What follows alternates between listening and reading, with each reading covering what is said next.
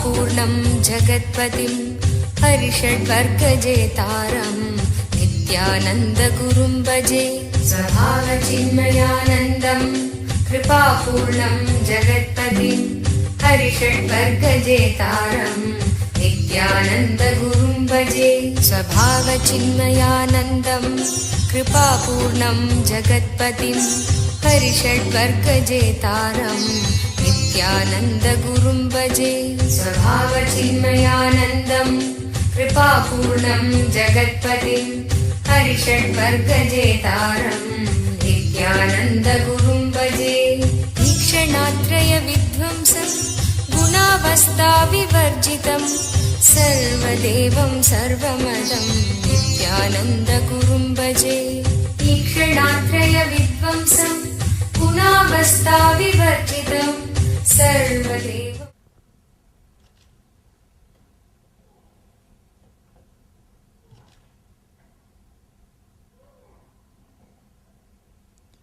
सदाशिवसमारम्भां शङ्कराचार्यमध्यमाम् अस्मदाचार्यपर्यन्तं वन्दे गुरुपरम्पराम्.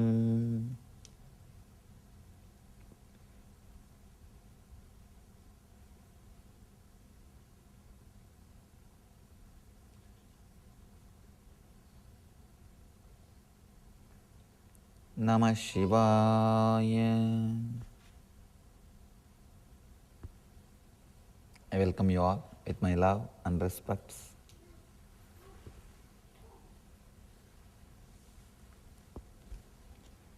Today we will enter into the next sutra, next meditation technique.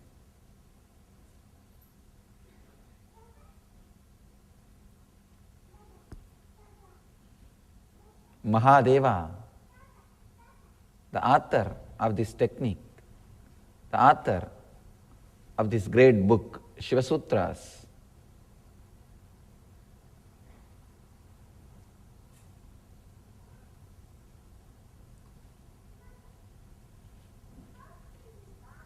his inner space is so vast, so intelligent, so powerful.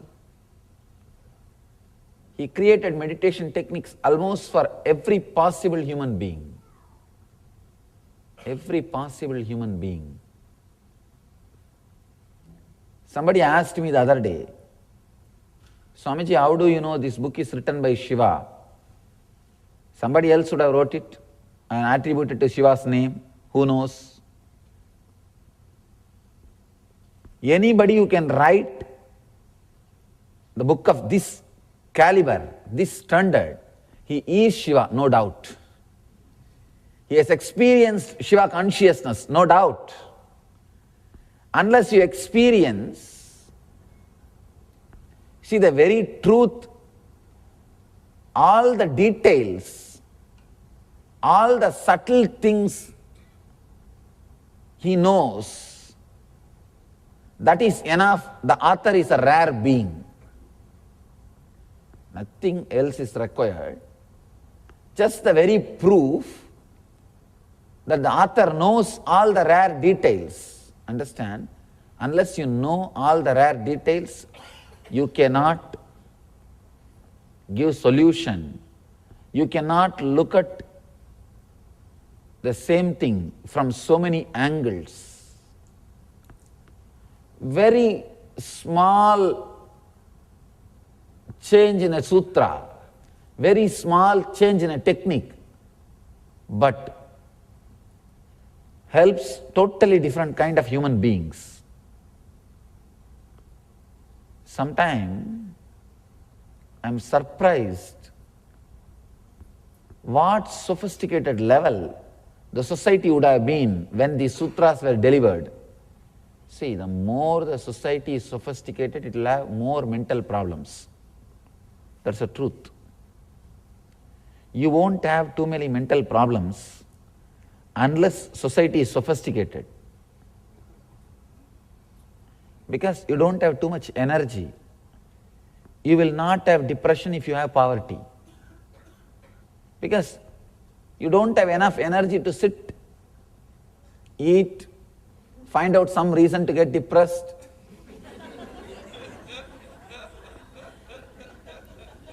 With poverty, your whole energy and time is demanded. See, actually, I always tell people, depression is a luxury. Now, unless your basic needs are fulfilled, you can't have depression. Unless it is fulfilled, and you have enough time and energy, which is not directly required to be productive, then you create something. You just sit and create some reason to get depressed. I've never heard the word depression in the Indian villages because they have enough of things to do. You can't, there's no time to get depressed. Depression is a luxury. I was surprised when I read the solution for all the problems which he talks about. Then 10,000 years ago, there must have been such a high sophisticated society with all the luxury. That is why he is giving solution for all these problems. See, if Buddha is teaching, don't steal, means in his time the stealing was there. Thieves were there. Otherwise, why should you teach? Nobody gives solution for the problem which does not exist except the psychiatrist. Nobody will give the solution for the problems which does not exist. Here, Shiva is talking amazing things. Means that society which existed 10,000 years ago is highly sophisticated, which was having all kinds of problems also. Because solution for all the problems which modern day men face are available just in this one book, Mahadeva's Shiva Sutras. Shiva Sutras has got so many books, so many volumes. This I selected from one part. The book which I am commenting, that part is called Vijnana Bhairava Tantra. Shiva taught 64 tantras. In one tantra he gives 112 meditation techniques. That is Vijnana Bhairava Tantra. We are working on that book. 35th Sutra. We are working on the 35th meditation technique. Day before yesterday, we saw one meditation technique. Yesterday we studied another one meditation technique. Today we are starting 35th meditation. Yesterday what we saw is 34th, but day before yesterday what we saw is not 33rd.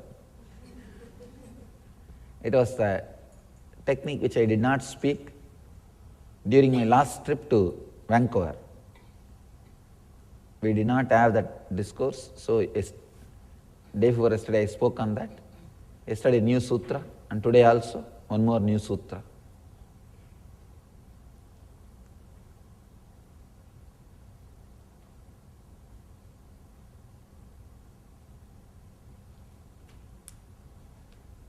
Giving clear solution means somebody who knows completely about their mind only can give solution so thoroughly, so clearly. Here, Mahadeva is giving solution for all the problems. If somebody can give solution to the problems so clearly, if somebody knows about the mind so thoroughly, I am sure he is Shiva, means he has achieved Shiva consciousness. In India, the Shiva, Vyasa, Buddha, all these words are not towards one person. Of course, those beings also existed, but in course of time, anybody who achieves that conscious state, they are given that title. Buddha does not mean only one Buddha, the Gautama the Buddha. Gautama the Buddha existed, but after his existence, anybody who achieves that state of consciousness, they are given that title. Still now, all Shankara's disciples are called Shankaracharyas. Anybody who achieves that state is called as a Shankaracharya. The original Shankaracharya is called Adi Shankaracharya, means first Shankaracharya. Anybody who achieves that state is called Adi Shankara, the Shankaracharya. Sometimes you will get confused whether the book is written by Shankaracharya or Adi Shankaracharya. So here people ask me, how do you know this book is written by Shiva? Understand, a person who can penetrate into human consciousness so deeply is Shiva. He has achieved the state of Shiva, no doubt. So forget about doubting the book, let us doubt your mind and start working on it. Let me read the sutra.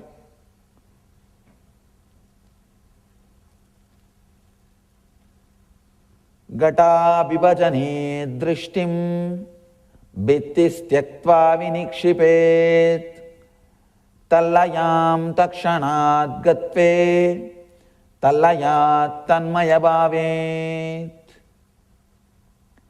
At the edge of the deep well, look steadily into its depths until the wondrousness happens to you.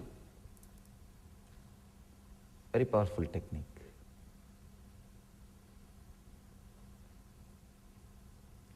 Just a slight, small difference between yesterday's technique and today's technique. But there are different kinds of minds. For all kinds of minds, Shiva is teaching.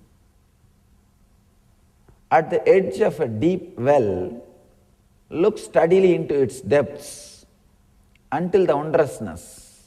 Understand? Again, this technique is also about falling in love, falling in tune.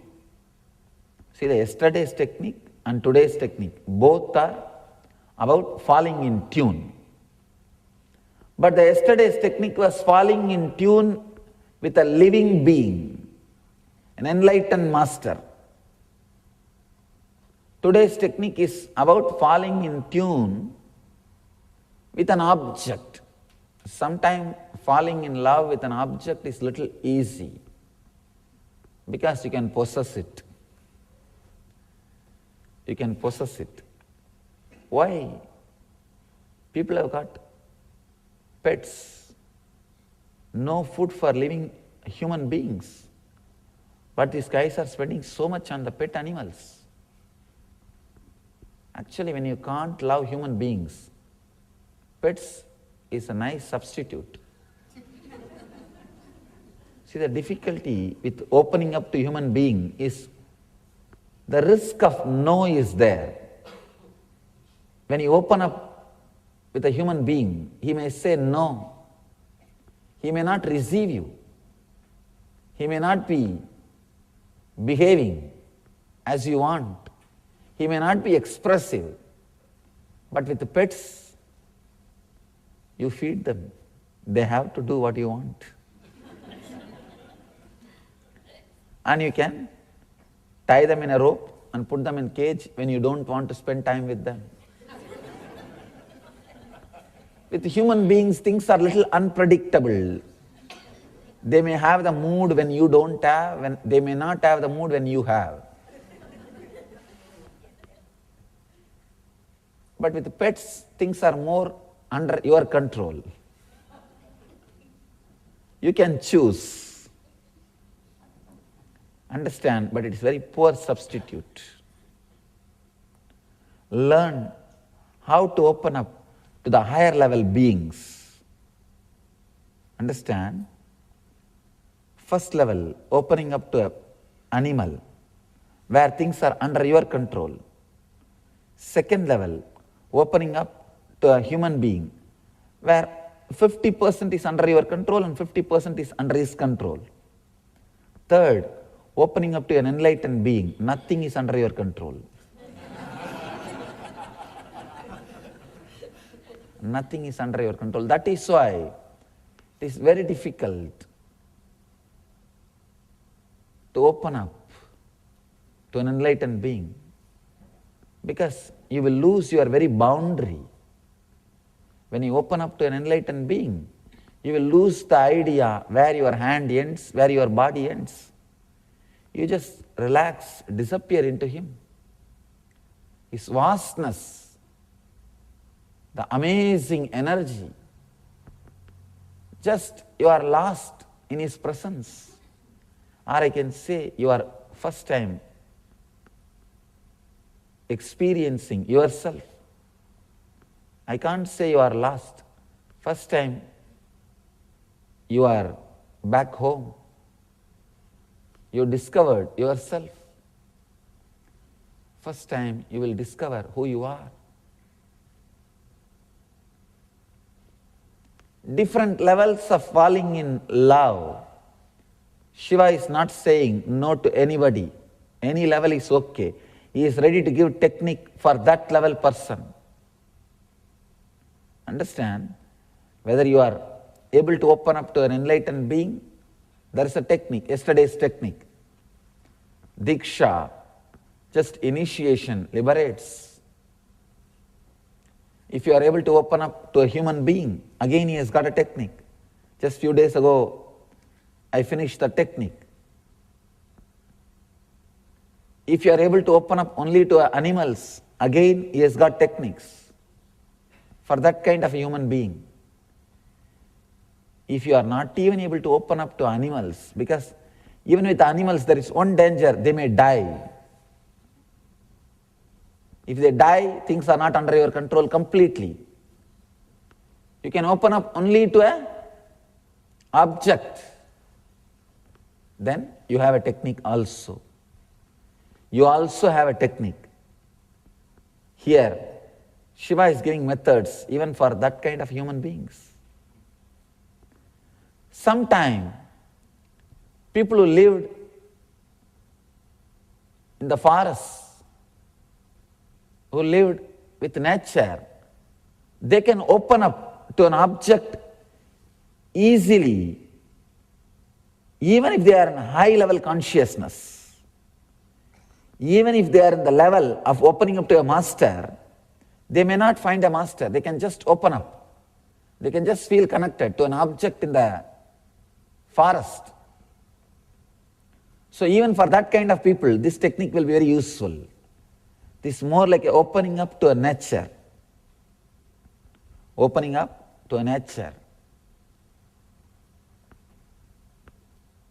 Even if you are intelligent enough, powerful enough, intense enough to open up to a master, if you have never seen a master, and if you are living in a forest, you may open up to an object with such a deep connection, and that object will serve as God or master. There is a beautiful story of a great devotee of Shiva. His name is called Kannappa, means the father who gave eyes to Shiva. Understand, the story says, Shiva has got 3 eyes. In the 3, one and a half belongs to Devi, because he has given his half to Devi. The remaining 1 and a half, one belongs to this devotee. Only half is his eye.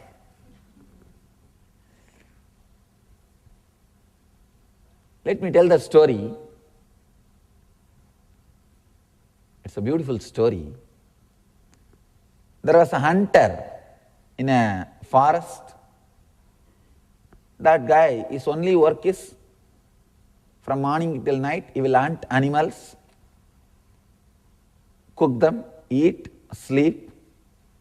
That's a life. Fortunately, did not get civilized. Sometimes civilization takes away some beautiful things in the human beings. Sometimes they are too costly than the civilization.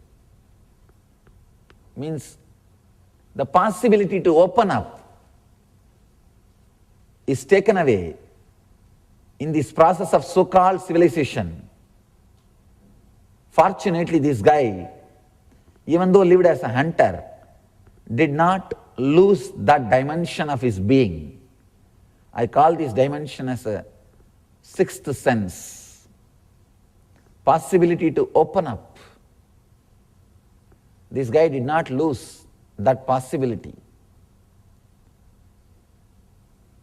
If you doubt constantly anything and everything you see, be very clear, you lost that sixth sense. Civilization has happened to you. You are now civilized. You can have a big board. I am completely civilized. Now you know how to find reason, how to justify things, how to do anything. Now you know logically how to find reasons, how to doubt, how to justify whatever you do. Small story. One day in late night, 10 o'clock, a guy saw behind his car, the cop's car with red light sign, is trying to chase him. This guy thought, I think I can outrun him. And it's a county road, remote road. He tried increasing the speed. This cop also did not leave. He also increased. In few minutes there was a big race. Went to 60, 70, 90, 100 miles. After half an hour, this guy realized he can't escape. So he stopped, pulled over. Cop came near him and said, officer came near him and said, hey, today I really had a lousy day. Just tell me some reason, I'll let you go. Just tell me some reason, I'll let you go. The guy thought for a moment and said, yes, I know the reason why I ran away, looking at you. He said, what? 3 weeks ago, my wife ran away with a police officer. When I saw your car, I thought you are the officer and you are trying to bring her back to me.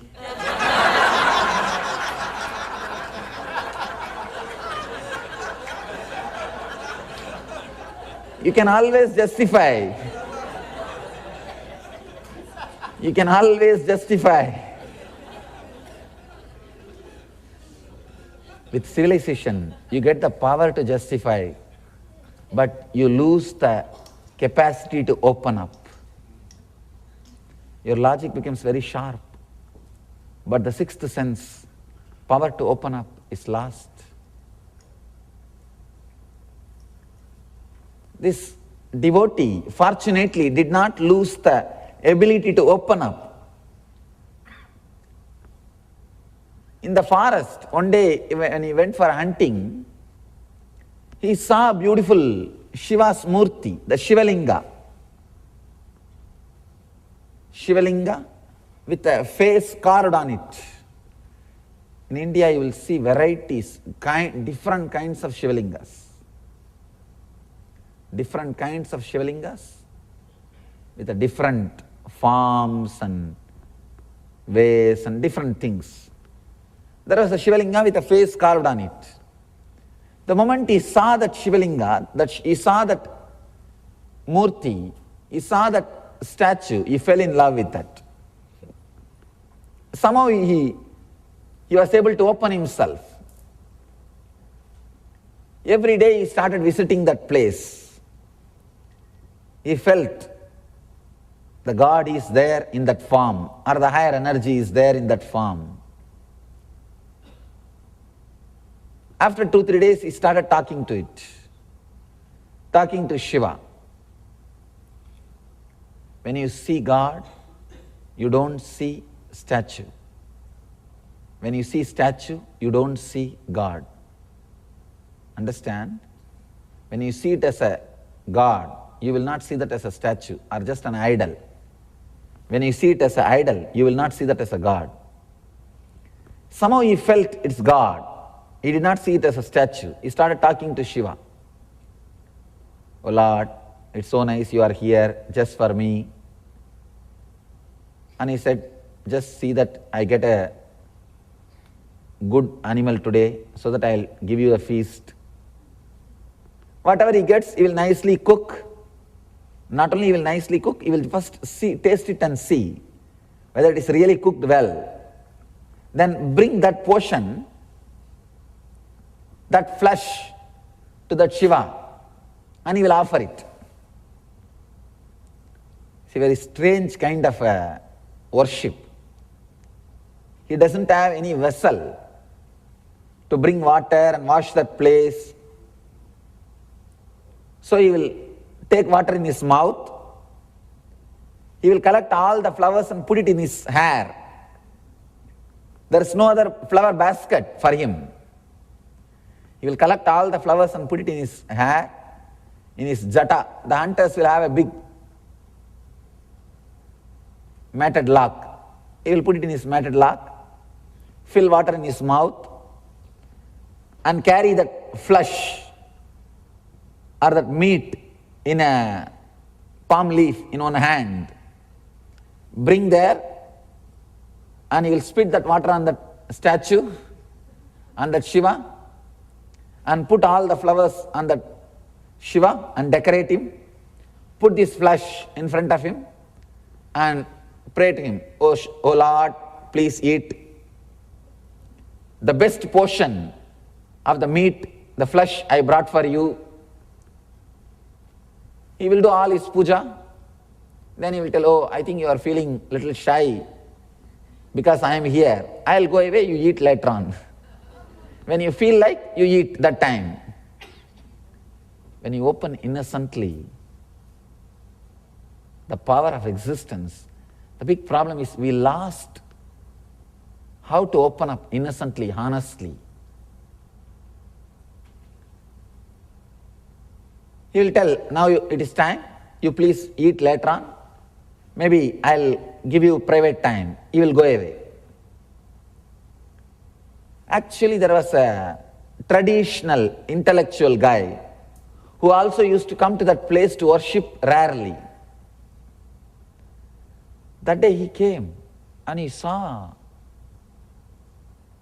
all that meat in front of Shiva, and these traditional intellectuals usually not only they are vegetarians, they are dead against non-veg. I always tell people, take vegetarian vow, nothing wrong, but don't hate non-vegetarian people. Let them have what they want. People come and ask me, how to convince others to take up vegetarian food? I tell them, why do you want to convince? You must be jealous of them enjoying. You must be feeling that saliva when they eat. Otherwise, why will you get interested in convincing them? If you know vegetarian is good, just enjoy, stop with it, over. Why do you want to convince? Because there must be in one corner of your mind a little, I think once in a while, okay. Or that saliva is there in the mouth. Otherwise, why will you try to convince somebody who is not bothered about convincing you? See, no non-veg person goes to convince others, eat non-veg. But all these vegetarian people goes to convince non-veg people, don't have non-veg, eat vegetarian. See the fun part of it. No non-vegetarian person goes to convince vegetarians. Please have non-vegetarian also. No. Please become non-vegetarian. No. But all these vegetarian guys, they go around and convince every non-vegetarian person. In our healing initiation, of course, that initiation can be taken or practiced only with vegetarian food. With a non-vegetarian food, you will have a little side effect. Your system will not be able to adjust, cope up with it. So when these guys become vegetarians, first thing they do is they will go around and start canvassing. Start preaching, you became vegetarian, it's good. Little jealous on corner. Here, this guy is a great intellectual who is doing the puja with all the vegetarian tradition way. He came and saw, God, what is this? All non-veg things are lying. How can this happen? He threw everything out, cleared the place, and he did formal worship of bringing water from in a proper pot and cleaning the spot and did everything, and then went away. After a few days, again this hunter devotee came. Again he did his own way of worship, pouring the water, spitting, not even pouring, because he has brought water in the mouth, and removing flowers from his hair and putting it, and that fresh meat, flesh, which he tasted, he offered it. Then he said, all right Shiva, now you can have a little private time. You can taste when you want. This the hunter devotee, he thought the earlier flesh which he kept, Shiva has eaten. He didn't know that some other guy came and removed it. He thought, oh, I think you enjoyed it. That's why there is nothing left. Even the leaf is not there. So again put the food and went away. Again, this traditional orthodox devotee, intellectually, this guy came and saw, God, once more this meat. Who is doing this sacrilegious act? Who is disturbing? I should stay here today and see who is the guy who is coming and doing these things, and I'll take him to task. He has hidden himself in one corner behind a tree, waiting. Who is coming and doing that job? After a few hours, as usual, our devotee came and he saw, oh God, you finished this meat also. That's nice, but I brought some more for you. So he came and did as usual, spitting the water, putting the flowers, and he put all the meat in front of the God and started his puja. That traditional orthodox intellectual guy, he was about to jump out and stop this guy. Suddenly he saw from that Shiva's one eye blood started coming. So this traditional guy got frightened. God, now I don't know what to do. Let me just see what will happen. I think now Shiva himself is going to punish this fellow. This guy will be punished by Shiva himself. Let me wait and see how Shiva punishes. When this hunter devotee, Kannappa, saw the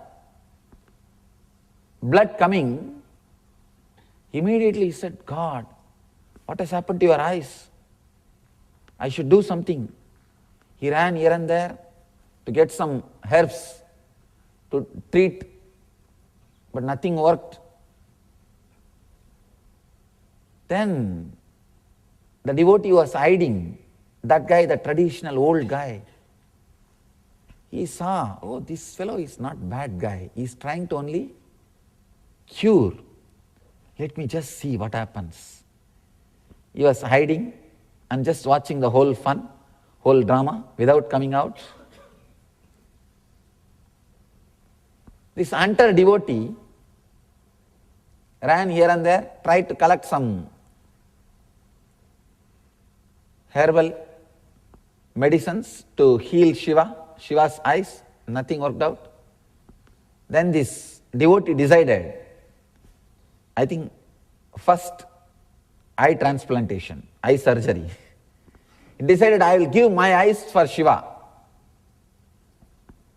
So he just removed one of his eyes and put at the spot of Shiva's eyes. First transplanting surgery. I don't know how many thousands of years ago. The story says that eye got healed, got cured. But the drama doesn't end there. Suddenly in the other eye also blood started coming. Now it is too much. This hunting devotee, actually the devotee is getting tested for his devotion. The devotee saw the blood coming in the other eye also. He decided, I'll give my other eye also.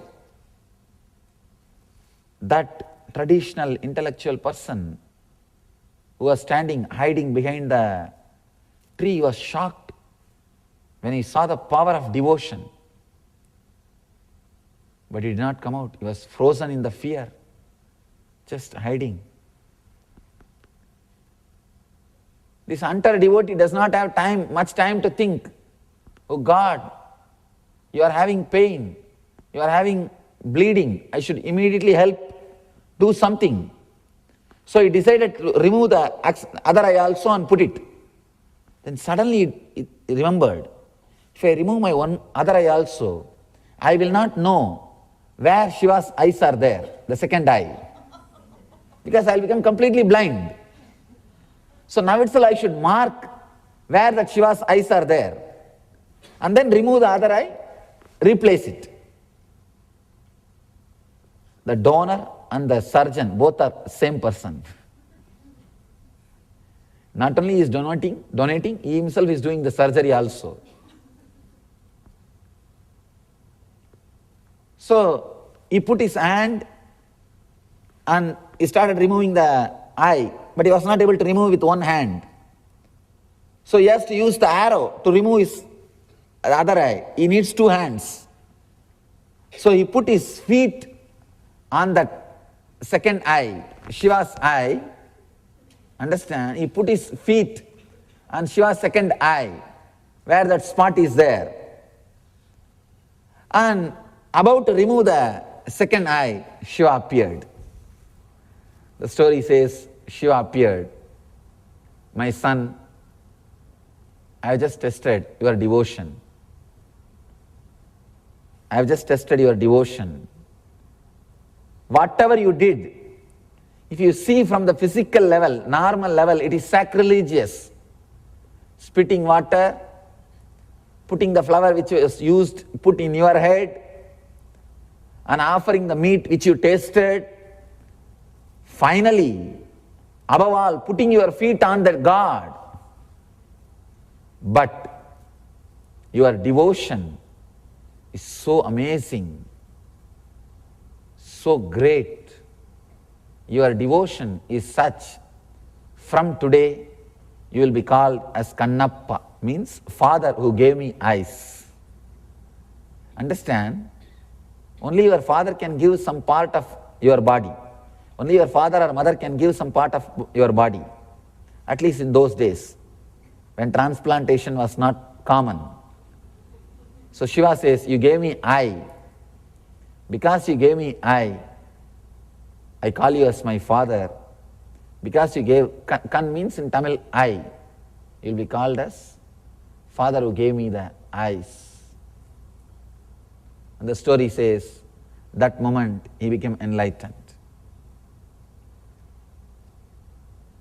That old guy who was hiding, he ran and fell at the feet of the hunter devotee and said, I have never seen this devotion. What you have done may be not according to the tradition, but even your devotion is beyond tradition. His devotion, feeling connected, opening up. Somehow he opened up to a statue, to an idol, just to one murti. And he felt Shiva is there. And he was running around like it is his responsibility to take care. His whole day, whole life, Shiva has become center. His whole being, he has become center. That is why he is able to go to the extreme of removing his both eyes, his two eyes. Feeling connected, opening yourself. Actually, if you open yourself to anything, that will become alive, because opening up is so powerful that will make you also alive. As I was telling you yesterday, whenever you feel life, energy in you, be very clear, you are opening up.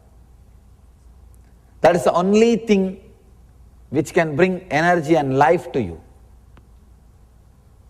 That is why when you are in love with somebody, you are so energetic, high, not after marriage.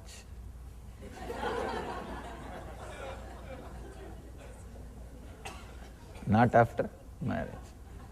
Somebody asked, one son is asking father, "Father, how much it costs to get married?" Father said, "I don't know, because still I am paying for it."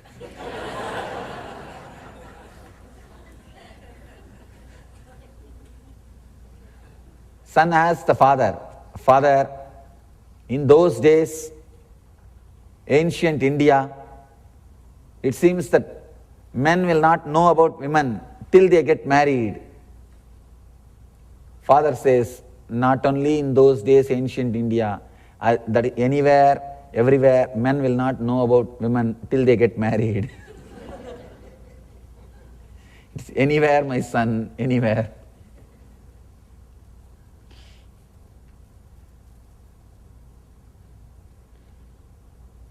When you are in love, your whole being is filled with energy, means you are open.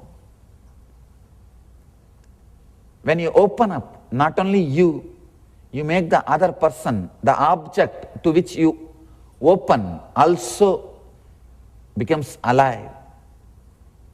When you open up, not only you, the object or the person to which you open up, that also becomes alive.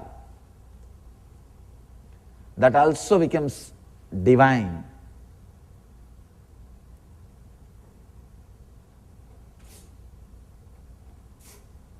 Shiva is giving us a technique. Here, fortunately,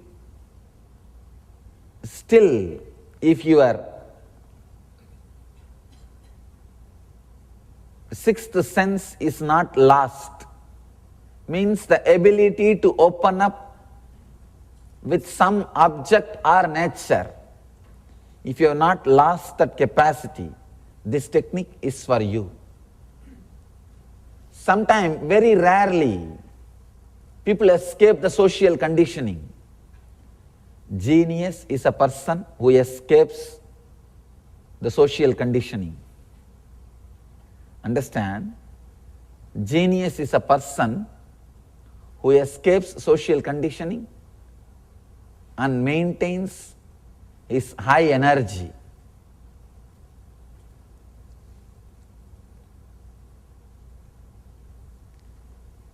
Fortunately, if you are able to maintain, if you are able to keep your sixth sense alive, this technique is for you. Sometime, suddenly, for some reason, You fall in love with some object, some murti, some statue, with something, nature. You can try this technique if you are in love with something. The basic philosophy of the technique is when you open up the whole thing, nature or the person or the object to which you open up becomes alive. Let me read the sutra once more. At the edge of a deep well, look steadily into its depths until the wondrousness happens. Understand? At the edge of the deep well, look steadily into its depths until the wondrousness happens. Means until your mind dissolves. You will be wondering.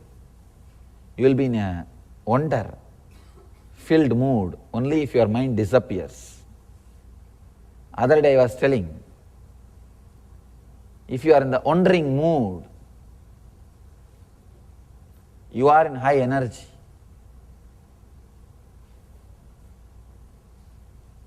Somebody asked me the question, what is the wandering thing in the life?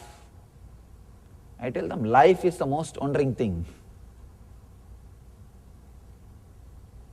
The other guy asked, I am wondering about what to do with my life. I told him, wonder about life, then you have done what has to be done. If you are wondering about the life, you have achieved what has to be achieved. Nothing else is required. You don't have to wonder about what to do with the life. Just wonder about life, that's enough.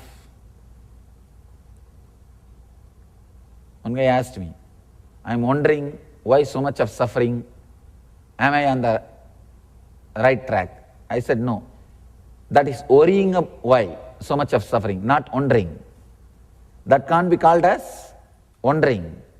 Wondering means filled with joy and ecstasy, overflowing. Here Shiva is telling, at the edge of the deep well, look steadily into its depths until the wondrousness, you are filled with wonder, the mind disappears. Understand, it's a very powerful technique. This technique is used by Lord Su. Understand, this book is book of all books. One technique from this book can create one religion. This book is a book, it's a manual for all the prophets to create religions. Manual for all enlightened masters to create their own religions. This book should be called as How to Create Enlightenment Traditions. How to create enlightenment traditions.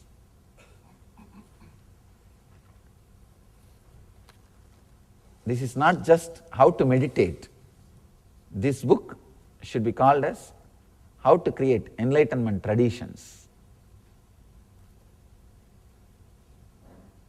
This book must have been manual for all the great enlightened masters to create a new kind of a tradition. I am always afraid of these how-to books because they don't give you the truth completely, because they themselves don't know. I always tell people, read from the source, learn from the source. In the initial level, if you are inspired by some how-to books, that is okay, nothing wrong.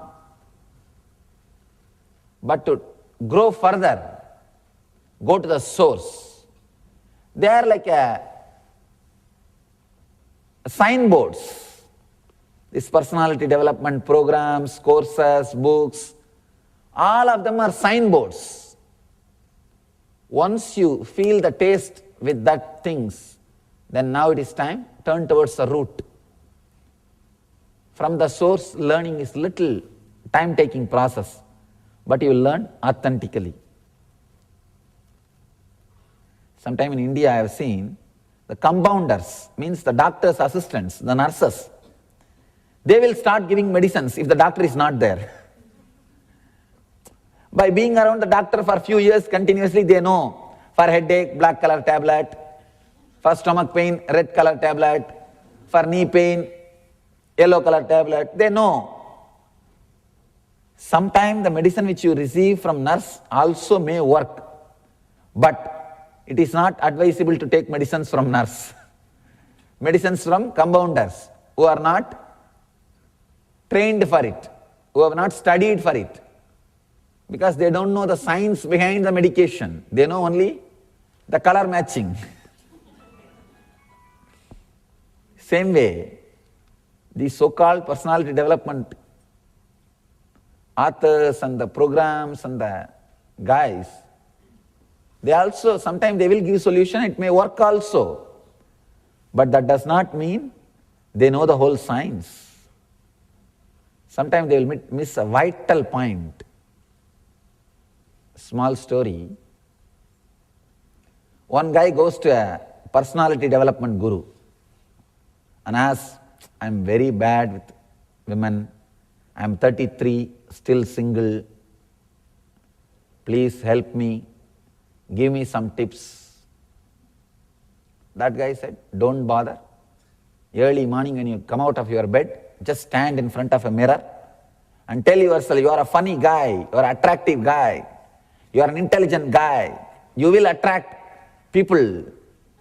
Just tell this 10 times to yourself. All these kind of funny suggestions they will give. And somehow this guy, because he paid the money, he has to follow the suggestion. He went and did. After 3 weeks, he came with the same low mood, same face hanging long. To that self-development guru, that guy asked, what happened? Technique did not work. No, it worked amazing. For within a week, I have seen the best women all over, the best women in this city. I am just having party every day. Then why are you disturbed? Then what is your problem? No, now I don't have any problem, but my wife has.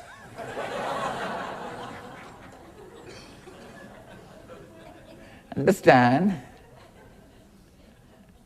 Sometime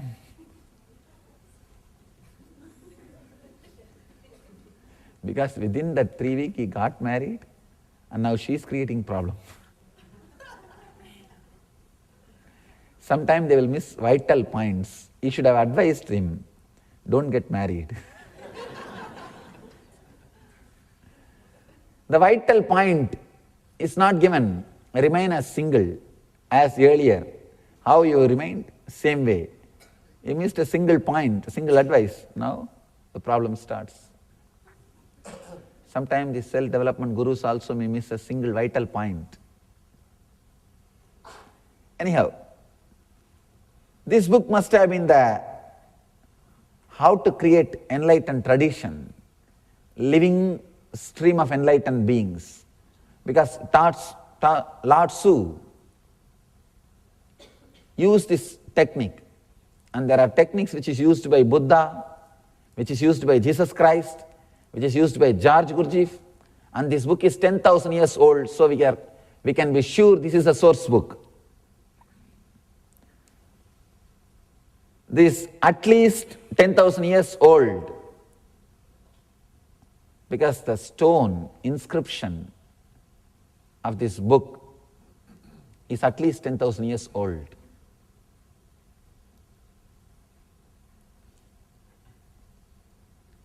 Lord Tzu and his disciple Chuang Tzu, both of them were walking on a bridge, on a river.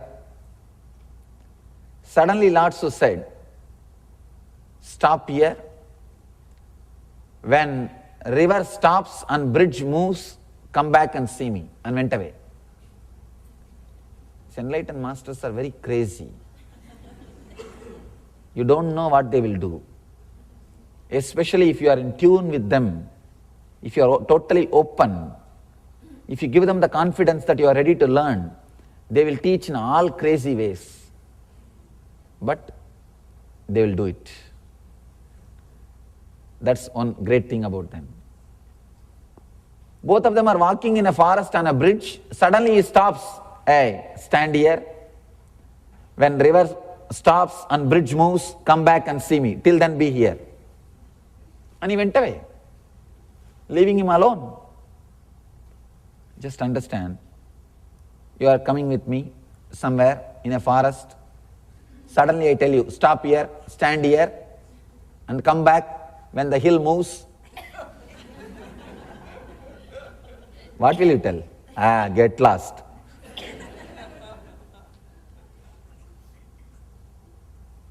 At least, if you are intelligent, no, I don't want to send you alone. At least for your sake I should come.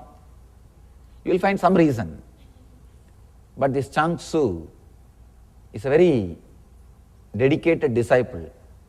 The story says he made a small hut on that bridge and sat. He was sitting, gazing down the bridge, continuously looking, decided, till the river stops and bridge flows, I will not go from here. Understand? Till the river stops and bridge flows, I will not go from here. Decided, just to sit. And now, the physicists are saying, even the wall which is static here is not static. The electrons are moving. The high speed the electrons are moving. Einstein says if if two vehicles are moving at same speed, you can't even say that they are moving. In space, if two vehicles are moving at same speed, you can't say that they are moving. See, you feel that something is moving only when you see something else is static. If you are going in train, you feel the train is moving because trees are static. If you feel that trees are moving, you will feel that train is static. Sometimes the train is very silent, no sound, no jerk. Children, they start thinking the trees are moving. They ask you, Father, why the trees are running so fast? Something is running because something else is static. But everything is flowing, everything is moving in its own way. This guy decided to sit, watching. He experienced the oneness with the bridge. He saw the particles in the bridge is moving so fast, the river became static and the bridge is flowing. Understand? If you sit and meditate on this wall, you will realize this wall is not static. It is flowing. It is nothing but a frequency, vibration. Same way, when he decided to sit with the bridge, he experienced that bridge is nothing but a frequency. It is not a matter. It is not just a dead matter. It is a frequency, energy. Chuang Tzu runs to the master. The moment Lord Tzu saw him, he said, enough, I am not interested in asking you what happened. I know it has happened. Because the bridge has become, I could see the intense frequency with which it is vibrating. So it is such an intense vibration, frequency. Bridge is flowing, river is static. It's nothing but the technique to fall in tune, opening up. Here, Mahadeva is giving at the edge of a deep well, look steadily into its depths until the wondrousness. You see, when you feel connected to a well, or when you are standing near a well, deep well, and looking into its depths, be very clear, make sure that well has got a wall,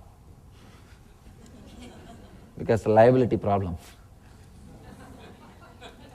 The well has got a wall and you are safe. Just look steadily into its depths. When you are completely connected, lost in the depths of the well, you will understand the depths of your being also is opening up. Slowly it will open up till you feel that you are filled, wondrous. One more thing, if you are height phobic, if you have that fear of the height, you will feel frightened. First your fears will come out. Nothing wrong, you can go through the fears.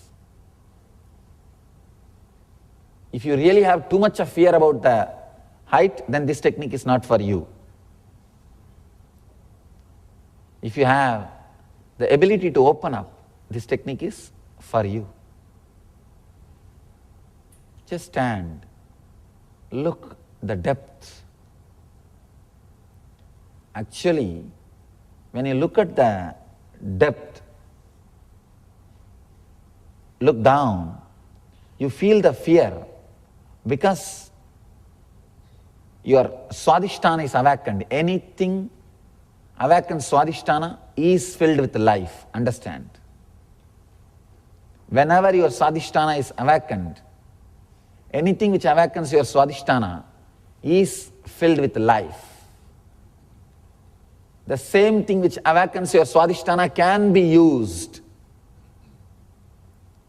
to go beyond the death, means achieving life. Life and death both are connected to Swadhisthana. Whether you are facing death or life, it will awaken.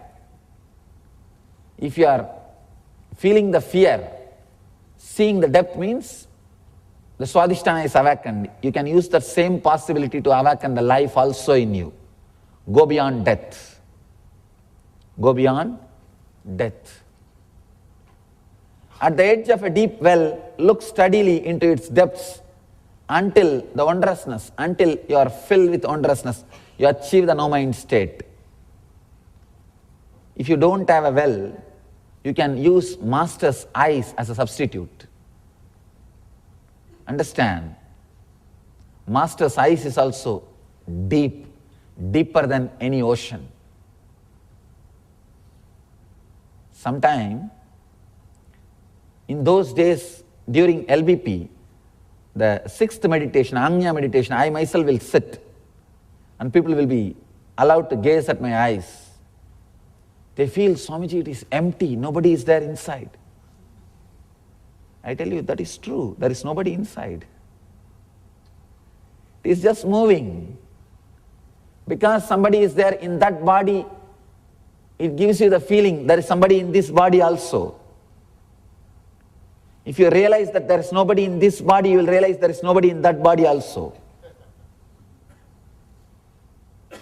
There is nobody in this body. Empty chair. But if empty chair speaks to you, it will be difficult for you to sit and listen. Just imagine, the empty chair is there and sound is coming. So that is the reason I have to create a body. I have to use a body. Just like using this kerchief, I have to use the body. Because I am talking to human beings, I have to create a human body.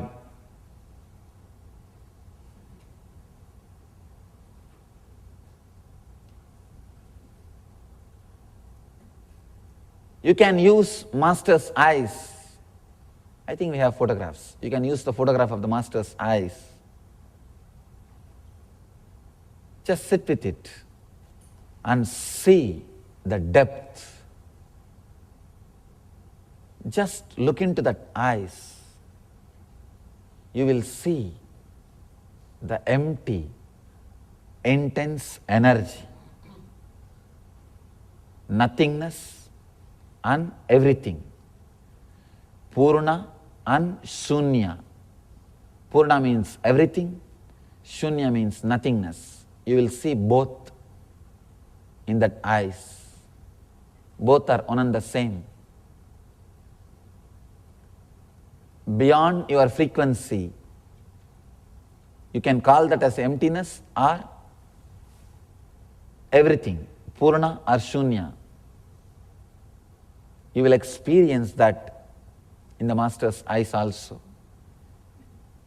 If you have a well, use the well. If you don't have a well, it's okay. Get at least the photograph of the Master. Sit with it.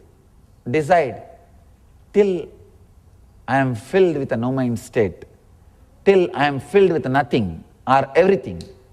Either I should be filled with nothing or I should be filling everything. Till that happens, I won't move. Understand? This strong sankalpa, will, is also necessary. Buddha, when he sat, when he decided that he will not get up till he becomes enlightened, story says he became enlightened that moment. Itam asanam, in this seat, let my flesh dry, let my bones dry, let my body dry, let me die, but I will not move unless I become enlightened.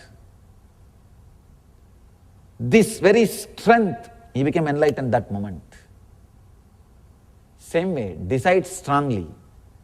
Unless I get at least one glimpse of that no-mind state, I will not get up from this meditation. If your mind knows that you will get up, mind will try to give suggestion. I think telephone is ringing. Please come, let's have breakfast, then we will continue the meditation. It is time to call your girlfriend. Later on we can do. It's time to call your boyfriend. Why not later on? You will find some reason. Your mind will find some reason to torture you. Tell you, get out. Mind is a very powerful, cunning enemy. He will take revenge. He will try his best to take revenge. He will not allow. Small story. One old farmer was dying, he's in the deathbed. He called his wife and said, please marry the neighbor after I die. Wife said, no, I can't marry after I lived with you. I can't marry anybody else. He said, no, you should marry him. She asked, why? Why you are forcing me? Because that fellow tortured me throughout my life. That fellow has cheated me in many ways. Your mind will find some reason to torture you, to threaten you. No, that's not life. Let you be very clear, that's not life. Decide very strongly, clearly, one sitting can transform your life. In the house, when you are alone, decide, I will not get up unless I get at least one glimpse. Sit with the well or with Master's eyes, which is far more deeper than any well. Look steadily into its depths until the wondrousness, the no-mind state happens to you. All you need to do, open yourself, be in tune, look into it, steadily, decide very clearly, I am going to do it. Mind will always postpone. I have seen people come and ask me, Swamiji, tomorrow 2 days workshop, shall I attend next weekend? I'll come to Seattle. I tell them, you are seeing me now, there is an inspiration and mood. If you can't make it next week, If you can't make it this weekend, you think you will make it next weekend. By the time I will be in one corner of your memory. So naturally your mind, it's okay, all right. What am I going to do? Meditating and all unnecessarily. It's okay, I'm already all right. I always tell people, don't postpone. Mind is such a cunning mechanism, no postponing. Do it now. Do it now, otherwise never. There's a beautiful story. In Mahabharata, there was a great king called Karna. He is well known for his charitable nature. One day an elderly priest came to him and asked for alms. This guy was applying oil with the left hand. In a golden cup, oil was there. He was applying.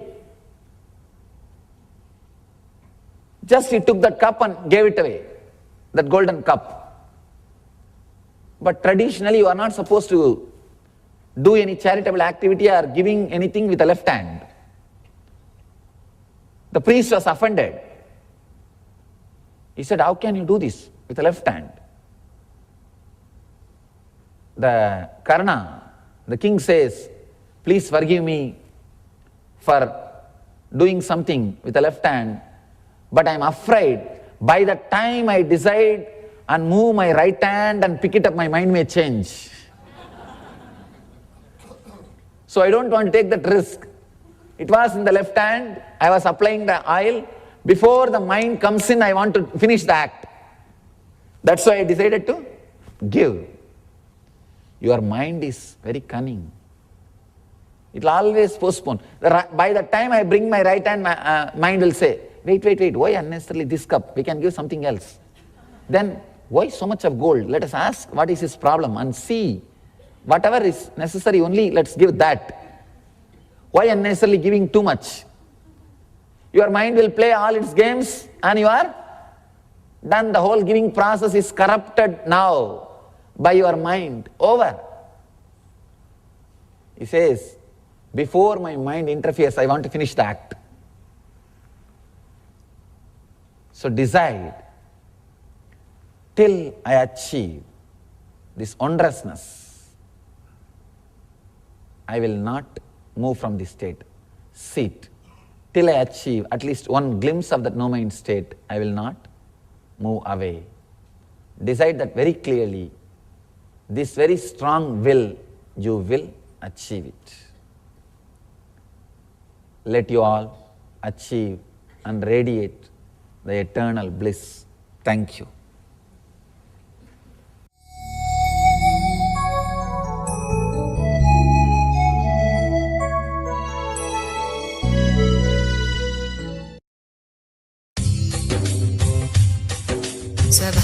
स्वभावचिन्मयानन्दं कृपापूर्णं जगत्पतिं हरिषड्वर्गजेतारं नित्यानन्दगुरुं भजे स्वभावचिन्मयानन्दं कृपापूर्णं जगत्पतिं हरिषड्वर्गजेतारं नित्यानन्दगुरुं भजे स्वभावचिन्मयानन्दं कृपापूर्णं जगत्पतिं हरिषड्वर्गजेतारं नित्यानन्दगुरुं भजे स्वभावचिन्मयानन्दं कृपापूर्णं जगत्पतिं हरिषड्वर्गजेतारं नित्यानन्दगुरुं भजे ईक्षणात्रयविध्वंसं गुणावस्थाविवर्जितं सर्वदेवं सर्वमदं नित्यानन्दगुरुं भजे ईक्षणात्रयविध्वंसं गुणावस्थाविवर्जितं सर्वदेव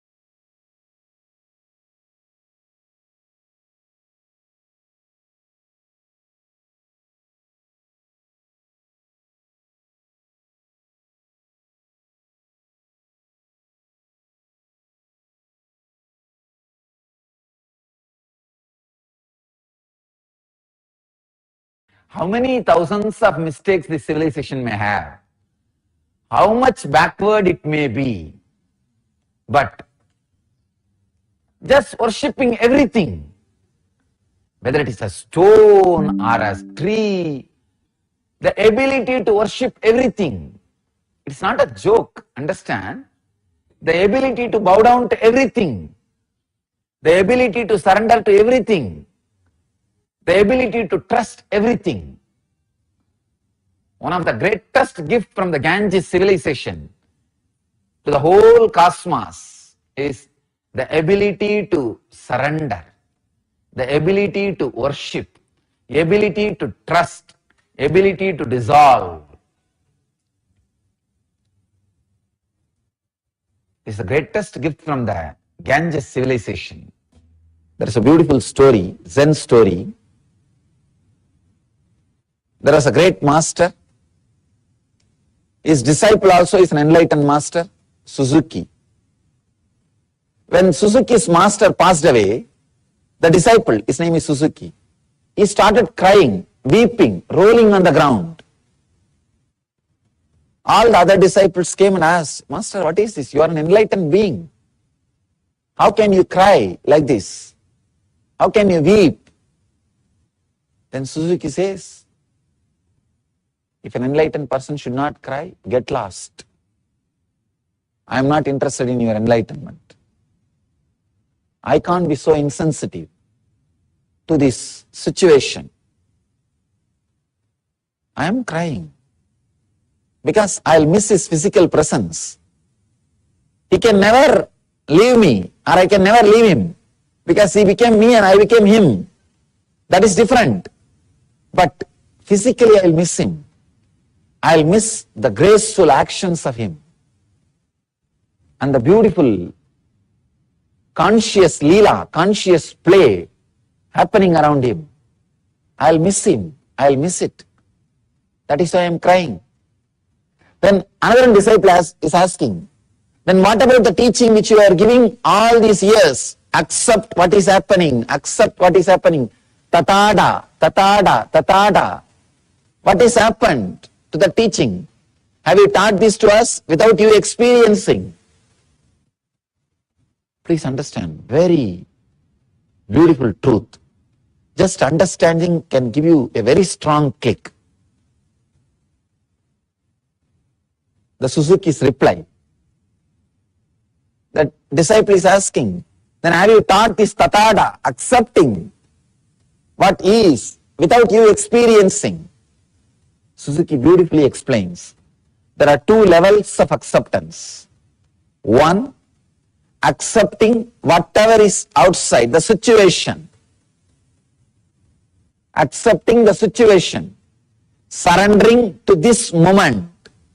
Surrendering to tathata, what is. Surrendering to the now.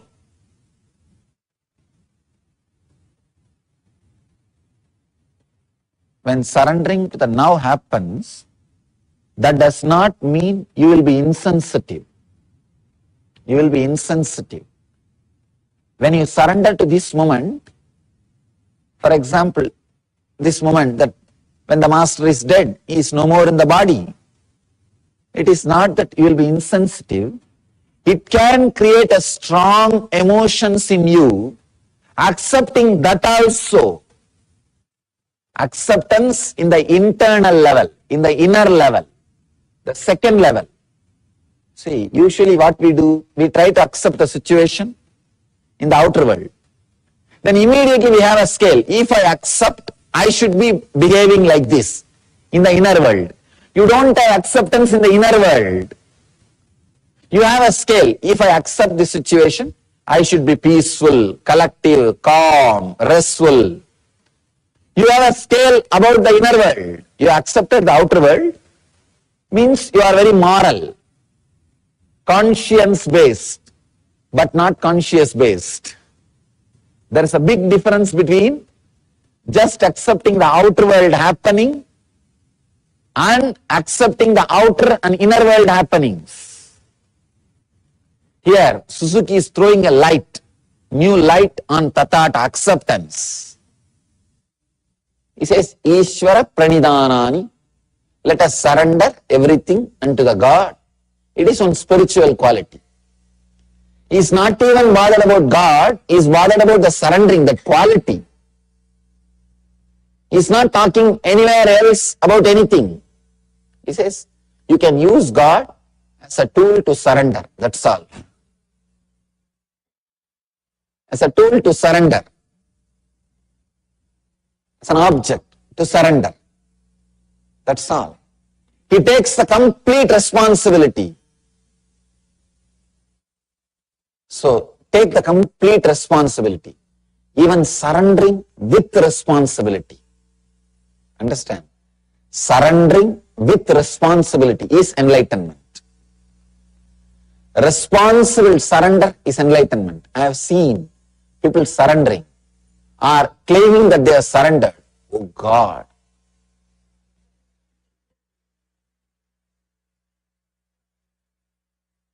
Even if you are caught by your enemies, you will not be tortured that much. By the pseudo-surrendering people. By this pseudo-surrendering people. They will claim that they are surrendered, and whatever right happens is their responsibility because of them. Whatever wrong happens, it is because of you. And they will not do anything more than saying word, I have surrendered, I have surrendered, I have surrendered. Many people come and tell me, Swamiji, what should I do further? I tell them, what do you mean? No, whatever you say, I will do. The moment I tell something, no, I have this difficulty, that problem, this problem. Then I tell them, then tell all your conditions first. Then I will tell you the solution. They say, no, whatever you do, I will do. Whatever you say, I will do. The moment I open my mouth, they will have 1001 condition, 1001 priorities, 1001 preferences, 1001 conditions. So, Patanjali says very beautifully, take the responsibility completely on your shoulder.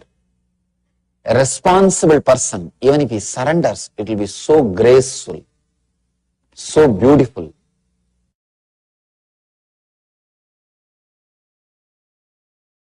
Conflict has no life. Anything which has life, don't have conflict. That's all. In you, whatever has conflict, body, mind, has no life. In you, whatever has life, has no conflict. Then, why are you feeling conflict-filled life?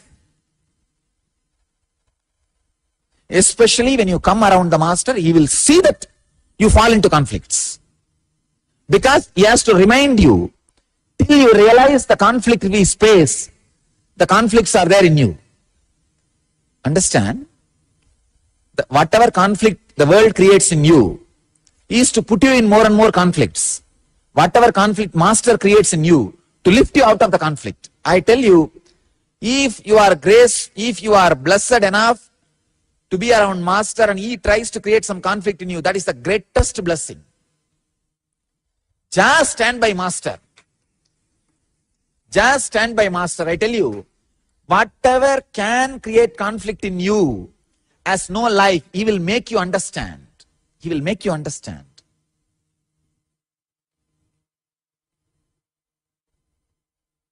Whatever is life in you has no conflict.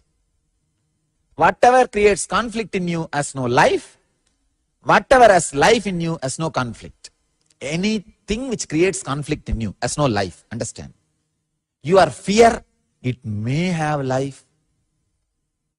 Maybe it is having few years of life. 1 year life. Nothing. It has no life. It has simply no life. Depression, insecurity, fear of your outer world wealth, or fear of your own image, everything. Those things has no life. I tell you, conflict has no life, life has no conflict. When you think conflict has life, you are doing the mistake of avidya, what Patanjali says here, taking anitya as nitya, asuchi as suchi, and anatma as atma, dukkha as sukha. Please understand, conflict-free life is not opposite to conflict-filled life. If you think the word conflict-filled life and conflict-free life are opposite to each other, then conflict-free life itself has one conflict. Is it not? Understand?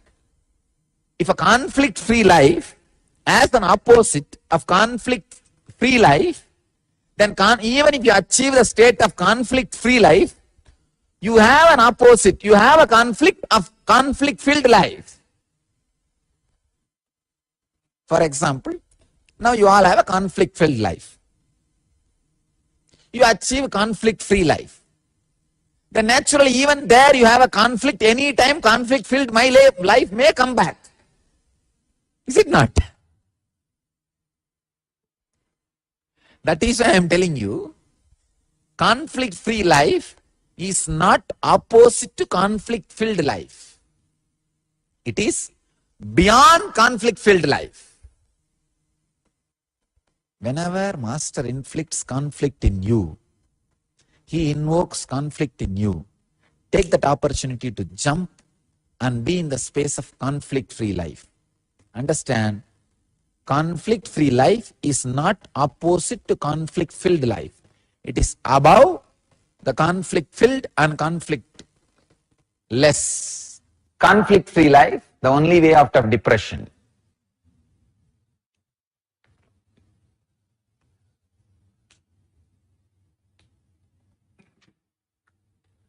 Learn the art of prana pratishta.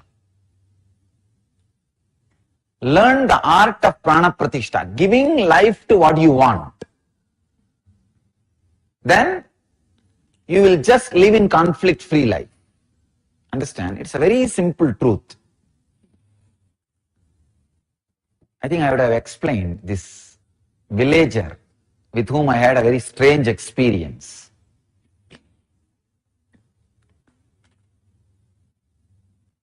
During my wandering, I was resting in the noon time under a tree, putting my head on a small stone, which had turmeric, all that little puja was done on that, but I did not expect it is worshipped by somebody as God.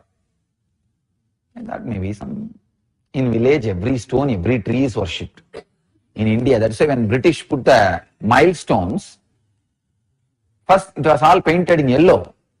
Suddenly they saw in 1 week all milestones have a fully dressed, decked with flowers, and people have started worshipping and everything has become temple. So they have to change the color. Now British had really tough time stopping the villagers worshipping the milestones, and it is perfectly shaped like a Shivalinga.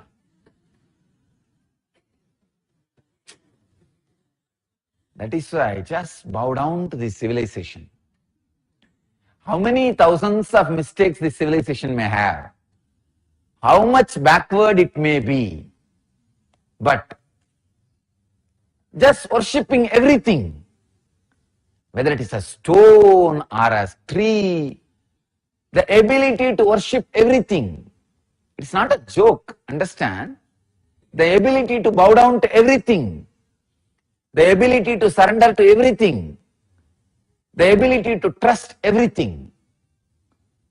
One of the greatest gifts from the Ganges civilization to the whole cosmos is the ability to surrender, the ability to worship, the ability to trust, ability to dissolve.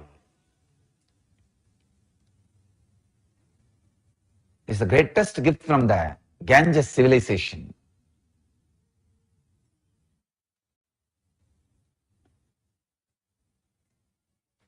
It is not a joke. when you feel an individuality, the ability to just relax, trust, ability to trust more than your boundary.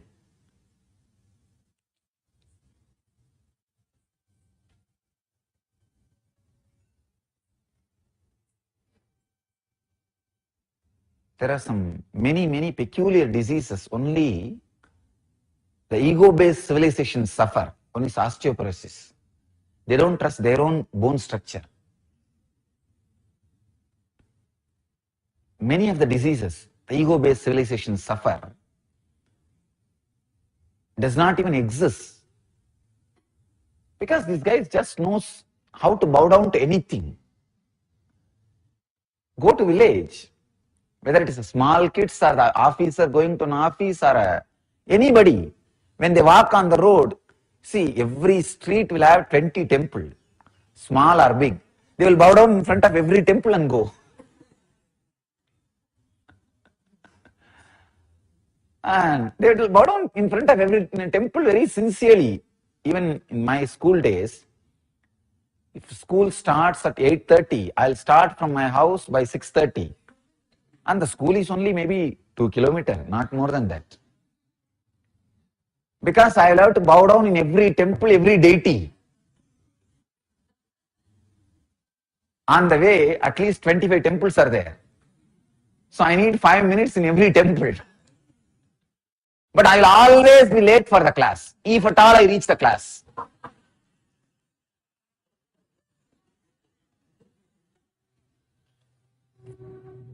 I put my head on this stone. I should not say stone. Deity for somebody.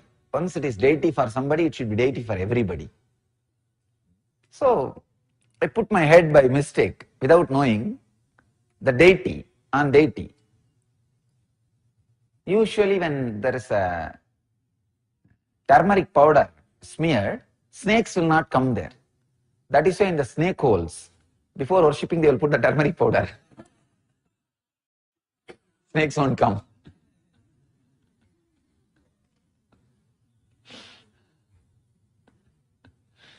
So I thought maybe that is the area where the snakes are too much. So somebody, before resting, they have put turmeric powder. They rested. So I put my head. Maybe in 1 hour, some villager from 2-3 kilometers apart, away, he was running towards me, shouting. When he came near me, he just said, "Because you are a sadhu, I am leaving you. Otherwise, I would have broken your head. How dare you put your head on my Shiva?" So he had a telepathy connection with the deity. He was sleeping in the house. Noon usually villages rest.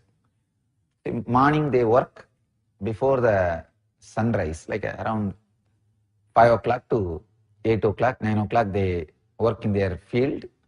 Then once it becomes very hot, especially Madhya Pradesh, too hot. They rest in the noon time. Evening again they come back and work in the field till maybe around 4 o'clock. They will start until 7 o'clock. Till it becomes completely dark, they will work. So this guy was sleeping in his house and he ran and came. And he said, "I saw in my dream somebody is disrespecting my deity, my Shiva. So anyhow, you are a sadhu, I am leaving you. Don't do this anymore." I really felt bad that I abused somebody's deity. So I apologized to him, but I was so happy that somebody could have a telepathy connection just with a stone. When you worship as a deity, he is so strong with his feeling connection, he was able to just connect with the deity, just with the trust. So I apologized, then I moved. There was a small temple in that village. I stayed in that village, in the temple. And I was talking about this incident to few people. Some foreigner came to that village like as a tourist. his guide, who can speak little English and little Hindi, English or Hindi, that guy was taking around that foreigner and he wanted to show that foreigner some Indian sadhu. So he brought that foreigner to me and he was telling him about Indian sadhus, few things. Then I also tried. Those days I can't speak fluent English. I can manage, but not fluently. Neither Hindi nor English, but somehow I manage my wandering. But broken Hindi words are enough. For sadhu, you don't need to speak much. Now in North India, they will give you food and they will take care of you, and great people. It's very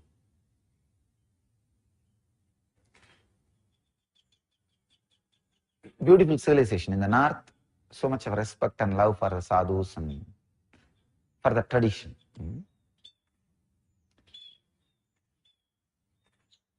So I was explaining that like this happened. I put my head on the deity and that guy came running. He had a telepathy experience with the deity that he felt like he should protect it, that somebody is abusing it. Then he came running. I apologized. I told the whole story. This foreigner was really, he got the curiosity. Wow. He wants to meet that villager. So anyhow, this local guide said, I'll get that villager, don't worry, because I described how that villager looks. Then this guide took that westerner to that villager. I also wanted to see the fun. I went there. I also went. And during the conversation, that westerner, he asked that villager what happened and all that. And that villager described, like this, I had a vision that my Shiva is being abused by somebody. I ran and I saw this sadhu was putting his head on that Shiva and I drove him out. He described all the story, and then that foreigner asked, that westerner asked,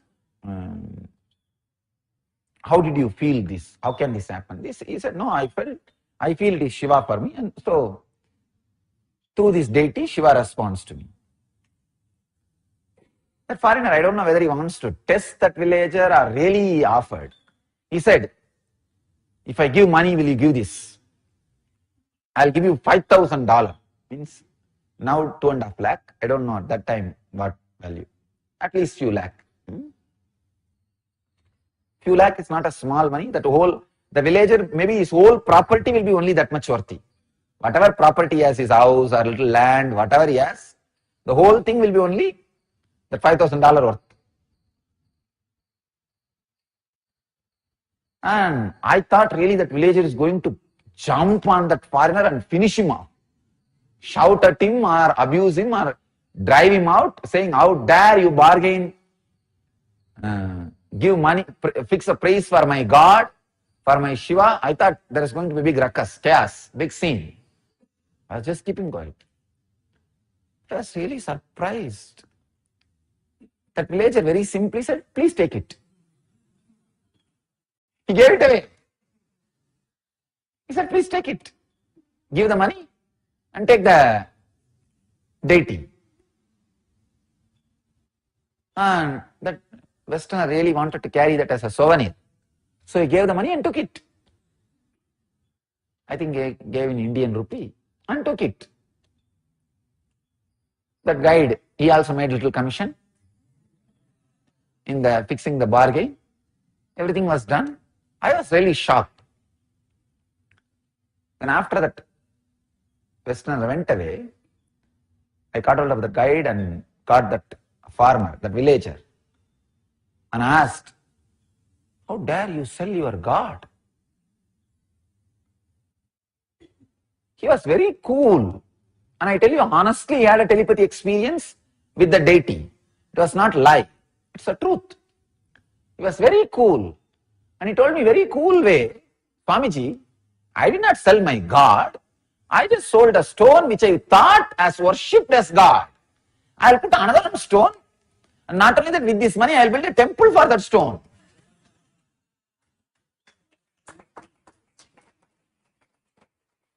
See, and he was very clear, I'll put another on stone and do prana pratishtha. And that will become God. Now I did two things. One, satisfied a Westerner and inspiring him in the tradition. You see, he will carry this. It will be a God for him. So in a way, I am responsible for spreading Vedic tradition to one person. True. See, he said, naturally he is going to carry it and worship. And I know the science of doing prana pratishtha. I'll put another on stone and worship it as a God. And this new stone is going to do the same work for me, which the old stone was doing. So I have the ability to do prana pratishtha. I was really shocked. Understand? See, especially when you have some extraordinary experience with a stone, it is not an easy joke to retain the clarity. I put energy into it. Even though it speaks to me, it is my own trust. It is my ability to do prana pratishtha. This is what I call, even if you have the Daiva Bhakti, you should ultimately know the truth. It is Atma Bhakti. Your own Atman, you are seeing it as God outside. So the Daiva Bhakti should lead you to the depth of Atma Bhakti. I was shocked, a villager can have so much of clarity. And that guy really did not spend that money on himself. And he put another one small deity, Shiva, and built a small temple. Not big, but small temple he built with that money. Still the temple is there. Ability to do prana pratishtha. The clarity to have prana pratishtha. Understand? Now, in your life also, because you gave life to the conflict, conflict appears as reality and you really perceive it. Because you perceive it, you forget you gave power to it. Don't forget, even if you perceive it as reality, you gave power to it. That villager, even if he is able to experience that stone as a God, he did not forget the truth, he gave power to it. He did prana pratishtha to it. But in your life, even though you gave power to all the conflicts, after you start perceiving it, you forget you gave power to those conflicts. Remember, retain the ability to do prana pratishtha. When you gave power, when you perceive conflict, take the power back. Put the power on life. It is you who is going to decide whether to give power to conflict or life.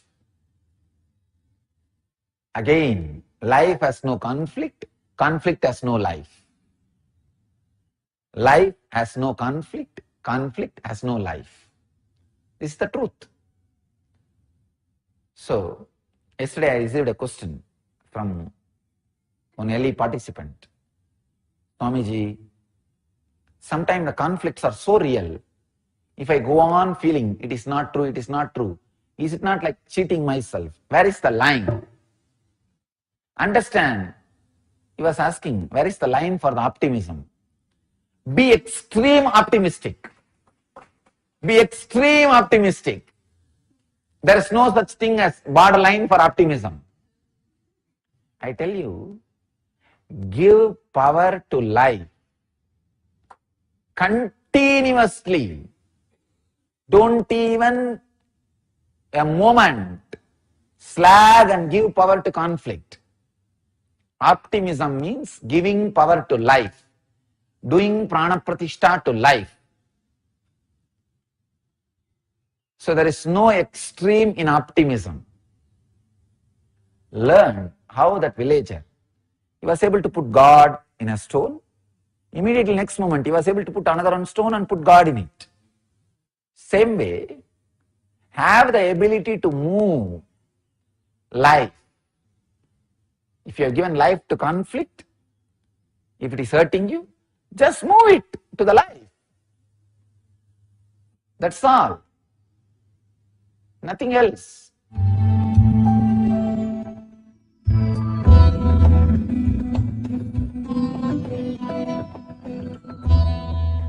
Today's subject, conflict-free life.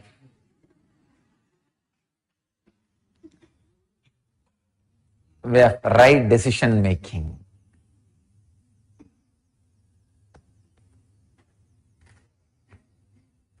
Again, the subject opens some of the deep important truths on decision making. What is right decision making?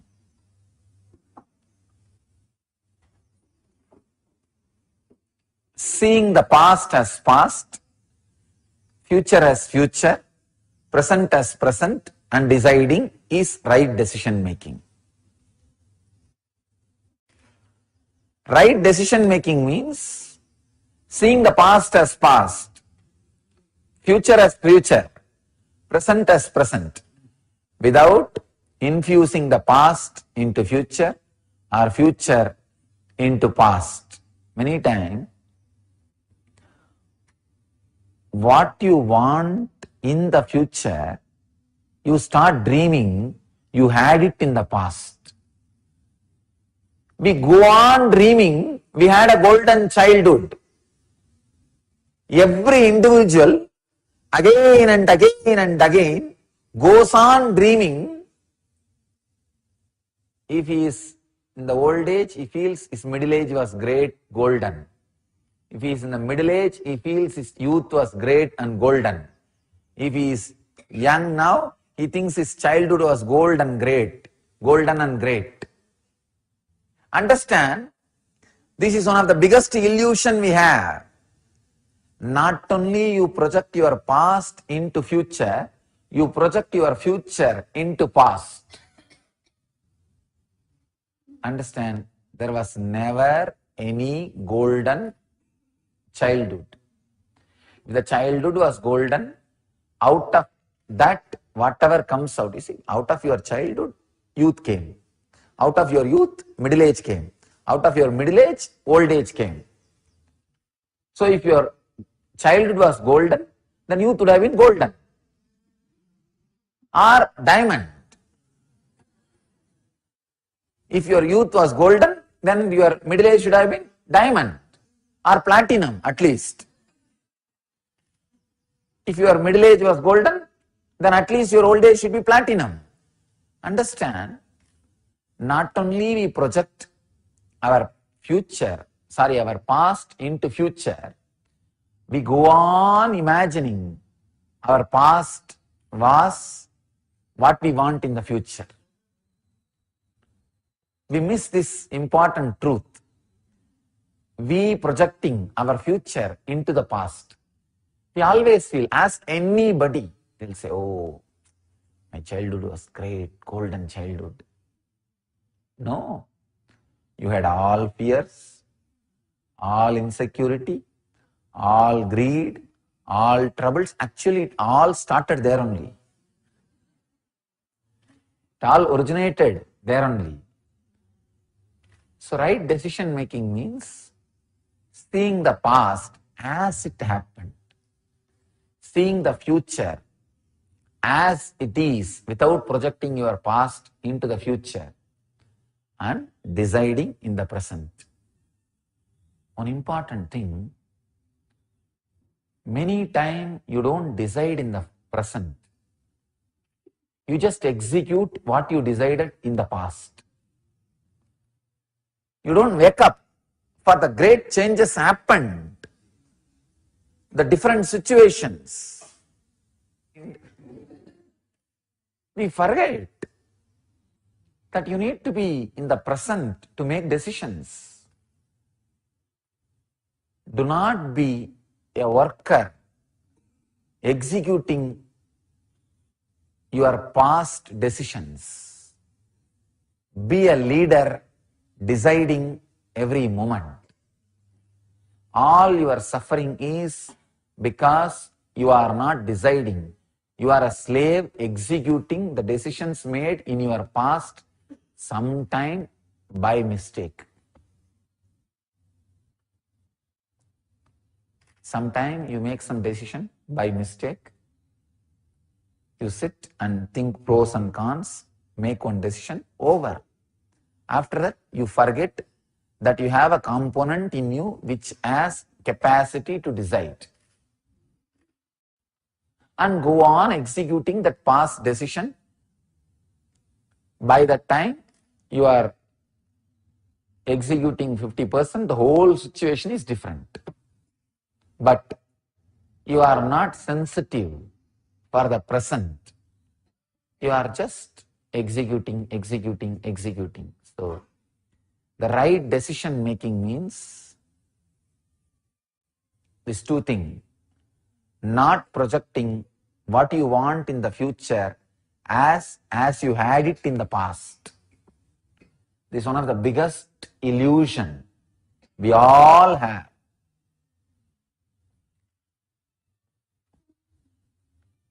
How do you want your relationship to be? How it was 3 years before. Look, 3 years before also you had enough suffering.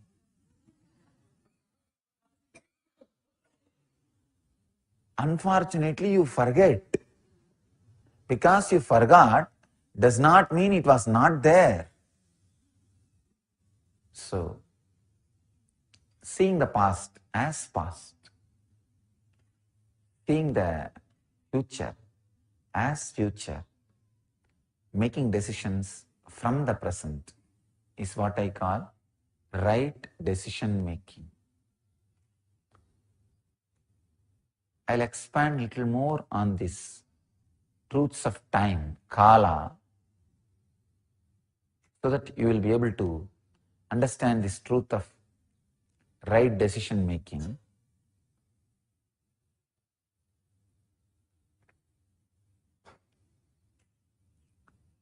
The psychological time and chronological time. Chronological time means the clock clicking.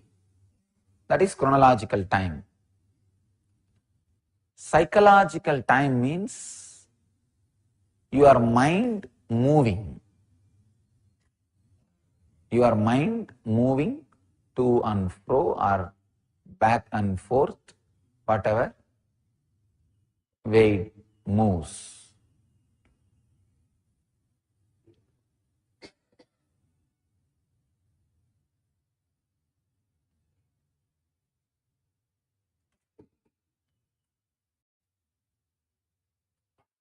Gap between one thought and the other thought is 1 unit of time in psychological field. In the field of inner space, psychology, the gap between one thought and the other thought is 1 unit of time, kshana. In the physical field, all of you know, there are so many definitions of 1 second, 1 unit of time. There are so many definitions. The physical field that you all know, I don't need to define. But in the psychological field, gap between one thought and the other thought is 1 unit of time. When there is more gap, means less number of thoughts. When there is more gap, each unit of time will be more clear, more available, more spacious, so all your 5 senses can perceive it. Please understand. If the psychological 1 unit of time is 4 times more than physical 1 unit of time, your senses will be purified. Because your senses will have sensitivity to perceive. If your psychological time unit is 5 times more than the physical unit of time, you will enter into the divine space means the extraordinary smell, extraordinary taste, extraordinary hearing, extraordinary touch will start happening. Understand? Till this equation you need to understand. The physical unit, one time, 1 unit time, and psychological 1 unit time. If the psychological unit is at least 4 unit of physical unit, means like a 4 second is gap between one thought and the other thought, means your body will get the sensitivity to sense things peacefully. Till then, any decision you make, you directly go to hell. No roundabout way. Please understand, basic need of a human being is 4 unit of physical time as 1 unit of psychological time. This is the basic need of a human being. Only then you are a human being. Only then you have a right to handle your brain. This is a owner's manual for brain. If you have not learnt how to make 4 unit of physical time as 1 unit of psychological time, you are sitting and driving a vehicle which has no brake. This should be the basic lesson taught to all the beings which has an independent, intelligent brain. When a child is able to think independently, the first lesson he need to learn is how to make 4 unit of physical time into 1 unit of his psychological time. Then simply he knows how to run his life. How to run his life.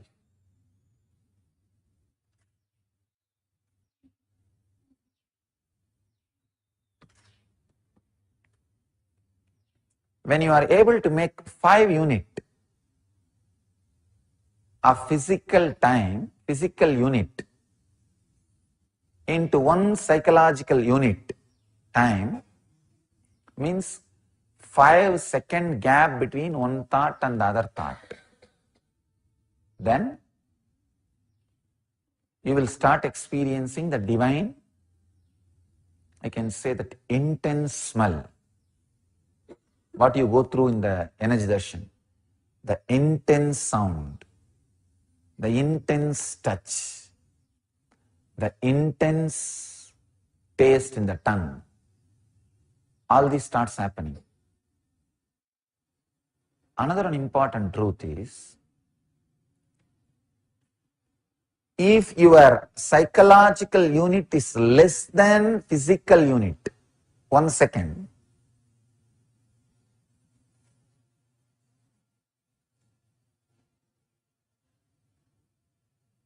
your time is not solid experience, it is a kind of a air, just disappears. That is what is called pralaya, black hole. Everything being sucked into it and nothing is delivered. That is what is black hole. Please understand. If your psychological time is less than 1 second, the gap between one thought and the other thought is less than 1 second, that thought acts as a black hole in you. That is what is death in you continuously. Continuously it sucks everything for no reason, destroys everything for no reason. The aging gets quickened. Any decision you make, you directly go to hell. And when more unit of physical time becomes psychological unit, your future becomes very solid, which you can perceive, use. I can say,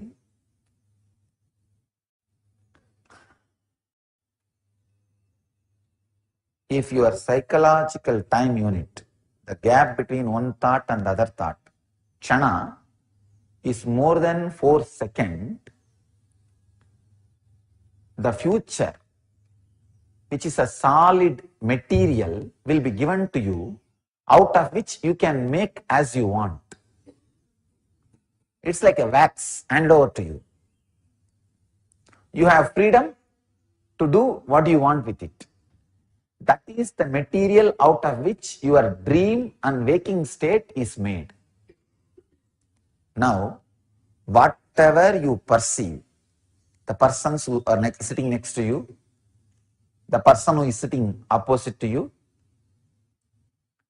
the place in which you are sitting, or in imagination, the places you are able to remember, all that are made out of wax,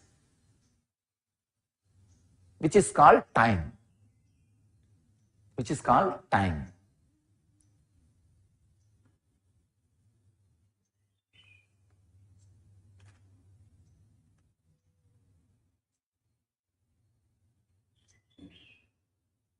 If you have a deep insecurity of melting this wax, you will hold on,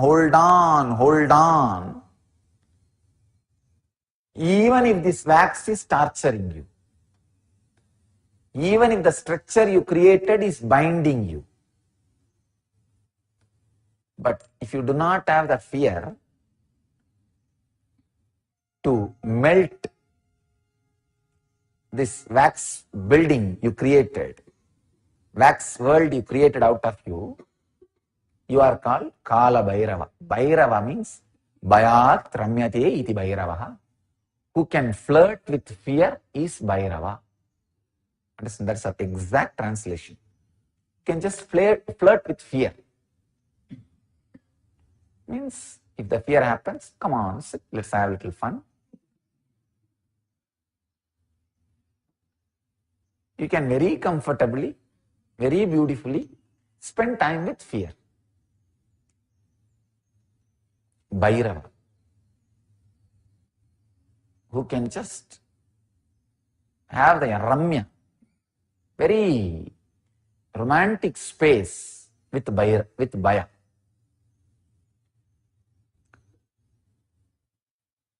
Person whose psychological unit of time, kshana, is more than 4 seconds, not only will have freedom to create his future, he will have healed emotion. Means he will just have a deep, complete centering on emotion. He can play it as he wants. He can put it on something or somebody and take it out immediately within a second.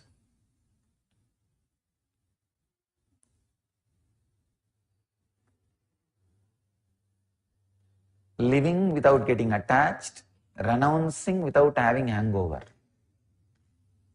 The complete conflict-free inner space.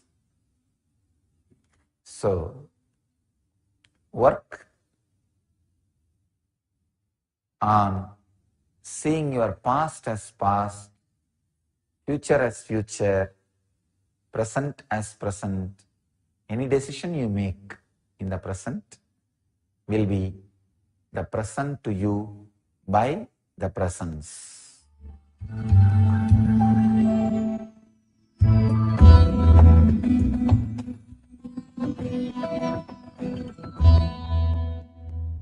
Today's truth. Live conflict-free and stay young forever.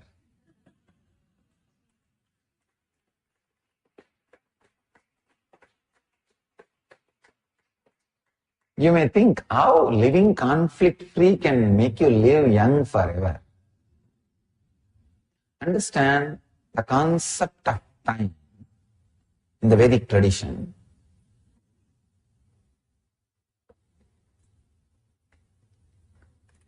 Because our rishis, our masters, know that time is a one more matter which can be handled, manipulated, used as we want. They have created a clear understanding about time. Please understand, time is a matter, just like a chair on which you are sitting. The chair on which you are sitting, you can move wherever you want. You can either sit on it or you can sit on the ground. You can use as you want. Same way, just like that, time is a matter. What is aging after all? Look deeply into this idea of time and idea of aging. See, your body is made out of biomemories. Means lot of thoughts and engraved memories, engrams, which inspires you, pushes you into actions.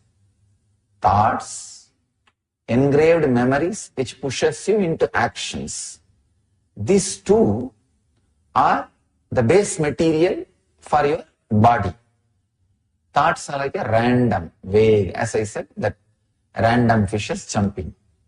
Engraved memories, the thoughts which you picked up again and again to work, those became engraved memory. These two are the base material. Please understand, I am revealing one of the important truth. The gap between one thought and the other thought is Shana, one unit of time in Vedic tradition. If you pick up more and more thoughts to make it into action, more and more engrams. Please understand, step by step. First, your body is made out of random thoughts and regularized engrams. Regularized engram means the thoughts which you again and again picked up to work, to make into reality. What for you are working. You are maybe even thinking is working. If you are thinking far in that particular direction again and again and again, it can be called as working. So, random thoughts like a fish is jumping in the lake, and specific thoughts which you again and again picked up, try to make into reality. Try to infuse reality. So engrams, these two are the base material for your body. This is one truth. The other truth, the gap between one thought and the other thought is a Kshana, means time. As long as there are only thoughts, there is no aging. Only when the engrams hit the thoughts or thoughts hit the engrams, the aging starts happening in your body. Please understand. When you pick up more and more thoughts and try to make them into reality, the conflict starts. 10 seconds before, you picked up the thought of being in silence and trying to make it reality. 10 minutes after, you are picking up the thought of going to the office and working wildly and making money. You want this thought to become reality. Then starts conflict. Aging starts happening when there is a fight between the engram and thoughts. If there is only thoughts, there is no aging. There is no aging. Only the fight between the engrams and thoughts in your muscles is responsible for aging. If you look little deeply, the time, which is a one more matter, itself has no power to destroy your consciousness. Then what is it that is adding so much of fear, insecurity, and sense of aging on us? Please understand. The time itself has no power over your consciousness. But your inner space, in which consciousness is also part, struggles constantly with fear and insecurity of aging and getting destroyed or being lost. What is that? Suffering. What is the reason for suffering? What is that which is suffering? Look both. The reason for suffering is your thoughts and engrams having conflict. What is that suffering? Is the biomemory, which is made out of these two, the thoughts and engraved memories. It's a very subtle, deep truth. I wanted you to understand this important fact. If you go and see the Kalabhairava in our ashram, in charge of security, is the Lord of Time, you will see he will be standing on the time shaft. Means he is the Lord of Time shaft, who is beyond time shaft. If you see, he will be having his left leg in the front and right leg in the back. Funny thing is, the right leg represents the future. Left leg represents the past. So he says, past comes before the future. Please understand. Now what I am going to utter is past. Please understand. What I am going to utter is past. What I am going to say is past. What I am going to do in next 1 hour is past. I am not saying what I did is past. What I am going to do is past. What? What is happening here? Anything which is going to happen, as you understand, is the conflict between the thought and engrams. I don't know whether you are able to catch. Anything which is going to happen is the fight and conflict between thought and engrams. Means time which is already defined. Anything already defined is past.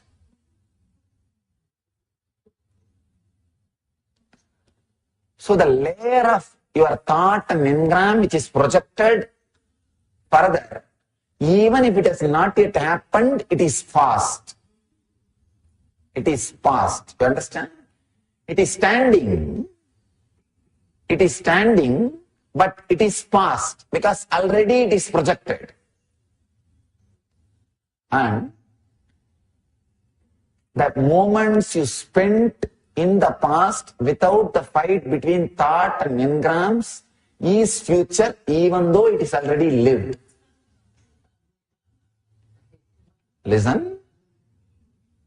The moments you are going to spend in conflict between the thoughts and biomemory, thoughts and engrams, even it is not lived, because it is already projected, it is past. The moments you spent without having fight between the thoughts and engrams, even if it is already spent, it is future. Emptiness.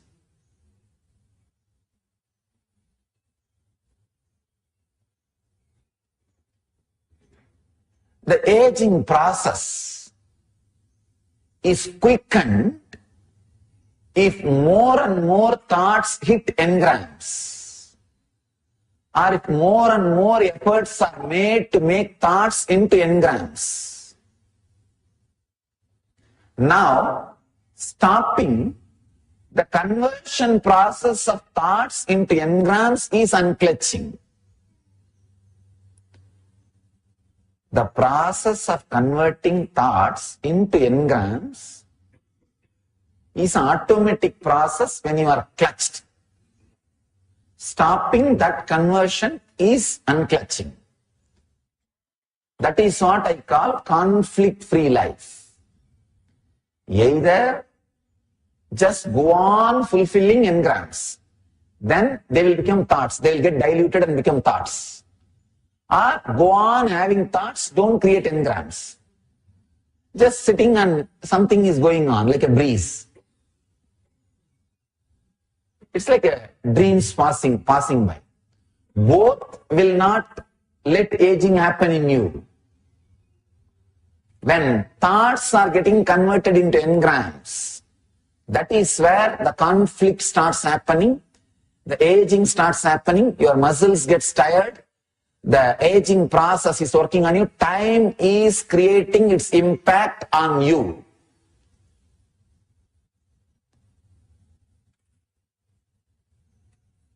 Your inner space, which is mixture of the pure consciousness and thoughts and engrams, will start experiencing chaos only when the thoughts and engrams hit each other. Try to overlap onto other space. Actually, if the engrams becoming thoughts will not have much difficulty, much problem. But thoughts becoming engrams will create deep tiredness in you.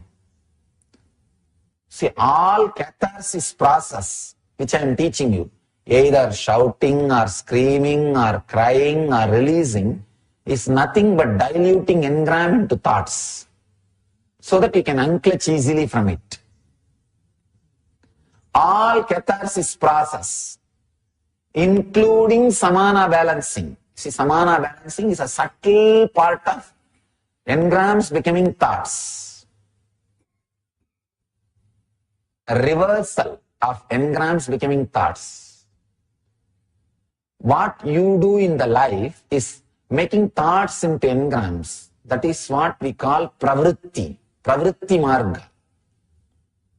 And converting engrams into thoughts is what we call nivritti marga in Sanskrit. Understand? If you are moving towards nivritti marga, you will stay young forever. If you are moving towards pravritti marga, you will get aged very quickly. Aging is directly related to your inner space. The idea which you carry about you in the inner space directly reflects on your body. You can see the Indian middle-aged women are more aged, I can say at least twice more aged than a Western middle-aged woman. Because for an Indian middle-aged woman, after 2 kids, her life is done. Nothing more to be done. Nothing more to be done. But in the West, it's not like that. There is a life. There is life. There is something more to do. So your inner space, what it feels about you, is going to reflect directly on the physical aging.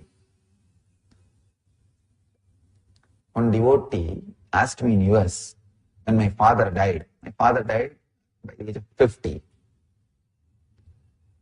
And he asked very innocently, will your mother not remarry? She can't imagine my mother is going to live without getting one more marriage. In India, you can't imagine after 40, a woman getting remarried. See the complete contra. She cannot imagine my mother is going to live without getting remarried. In India, you cannot imagine. Forget about planning or failing and all that. Even a thought will not cross in the mind of one more marriage. Because if you have 2 kids, your life is over. That is why quick aging means done, what next? But when there is, in the West, the idea is different. There is so much to be done. Means, understand. It may feel like so much to be done idea and converting thought into engrams are conflicting. Please understand, so much to be done means you are expecting the moments happened in your past which are future. As I said, there are moments happened in your past where there is no conflict between the thought and engram. That's what I call the space of excitement, happiness. When you wait for that, which is up, even though it has happened in the future, which is past, you are waiting for the past in the future. So there is a constant excitement, the aging does not happen. Today's subject is practicing conflict-free life. As long as you think there is something other than you,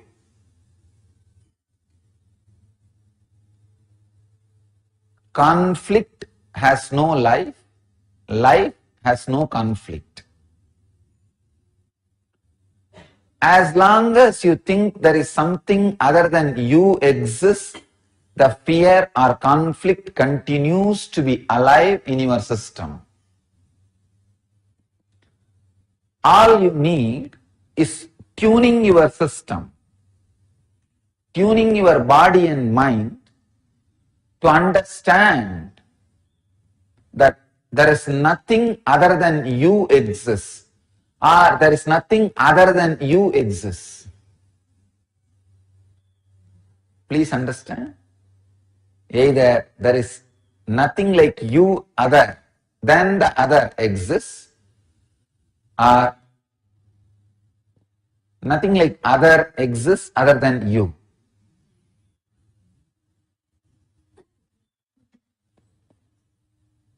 Very powerful process in Hatha Yoga called achapa japa, means chanting beyond chanting. Even the chanting word is not exact translation of japa. Japa means more like a flowing. Flowing without flowing. Chanting without chanting. Ajapa japa.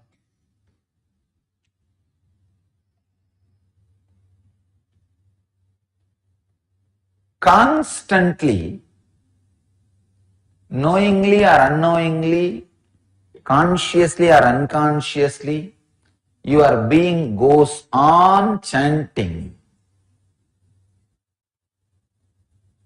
this Hamsa mantra. When you inhale, the tone hum. When you exhale, sam. When we verbalize, even this hum and sam gets shape. But if you don't verbalize and just observe, the subtle version of hum and sam will be happening. It will not be complete defined hum or defined sam. It's like a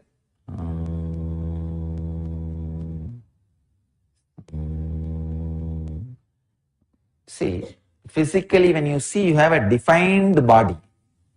When you close your eyes and try to visualize you will have an undefined version of you. It will not be a defined version. An undefined kind of a line drawing, caricature, cartoon, line sketch. Same way, when you sit and listen to this ajapa japa, flowing of non-flowing or beyond flowing, chanting of beyond chanting, if you observe, that happening, you will see the line drawing or caricatured version, cartoon version of this Hamsa mantra will be happening. Please do not add that hum or some sound with will. No. I am not asking you to add with will. When you add with will, it becomes japa, means chanting. No. I am not teaching you that. I am telling you to sit and try to find out the mantra. In the beginning, it will be the dull version or undefined version of hum and sam. Slowly, either hum or sam will disappear. Understand? Hum means the idea, me, I. Sam means the whole. You can call it cosmos, God, or anything other than you. Anything beyond you. When the strong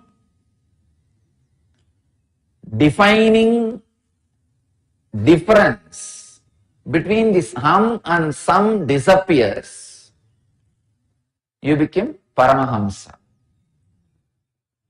As long as this hum and sam happens in you, you are a Hamsa.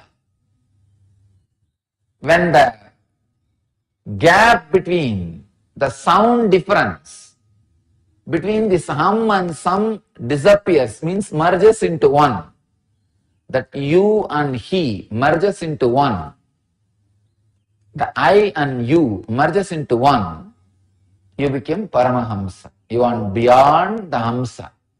Anybody who is beyond the Hamsa mantra is Paramahamsa. Constantly the Hamsa mantra is happening in you. First thing you need to do is become aware of it.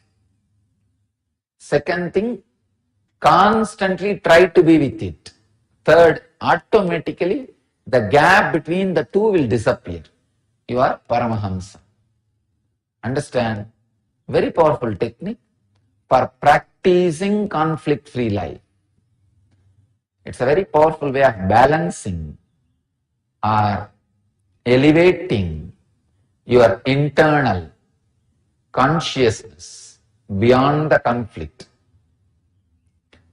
The teaching which I was sharing yesterday, life has no conflict, conflict has no life,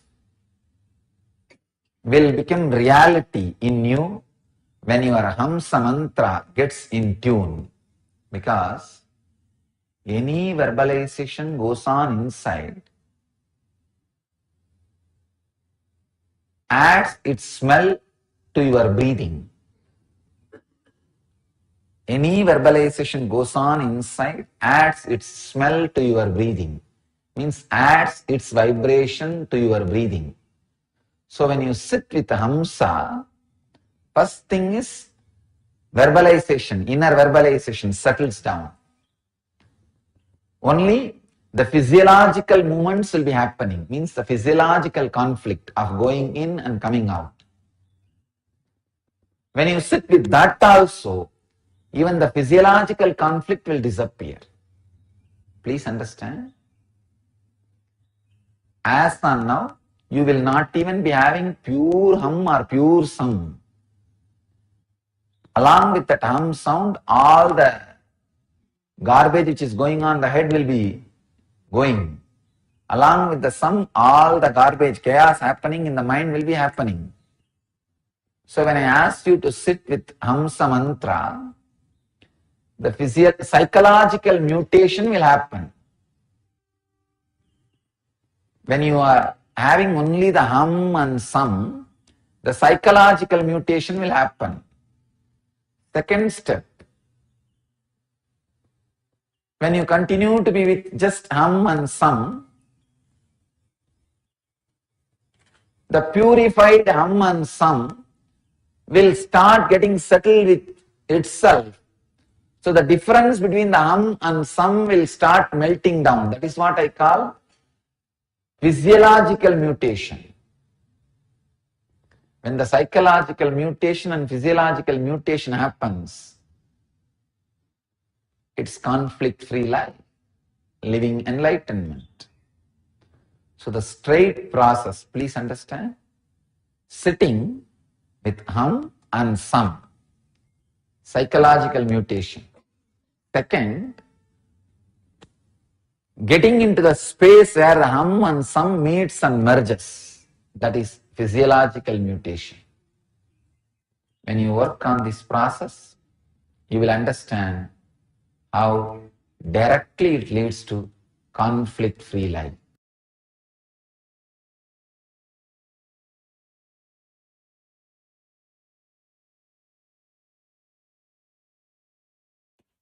Ramakrishna speaks about this great swan. Just day before yesterday, I saw a great swan flying in the Himalayas. Yesterday we went to Kerala. Day before yesterday we were in Sitapur. Traveling, evening, about to reach Sitapur that time. But by the time I turned and wanted to call this Swami who was sitting with me, call this our first number bus guy.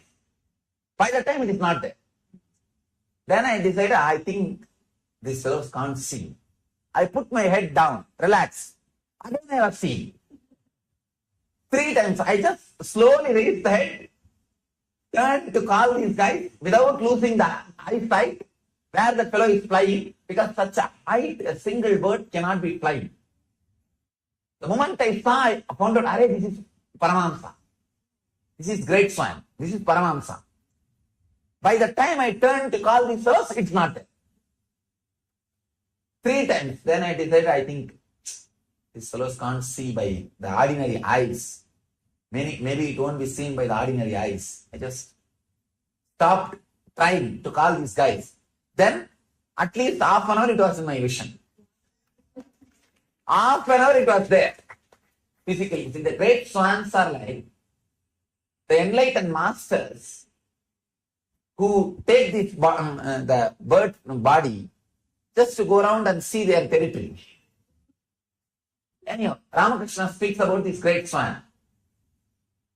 It is supposed to be the metaphysical bird, seen only by enlightened eyes, or the people who are living in the high consciousness. Of course, only if you are enlightened, you will be able to say the high consciousness. That is different. This bird, it will lay the egg. In 40% distance itself, it will hatch. 60% distance, it will grow wings. Before touching the ground, by 90% distance, it will just take off and fly back. It will never touch the ground. It will never touch the planet Earth.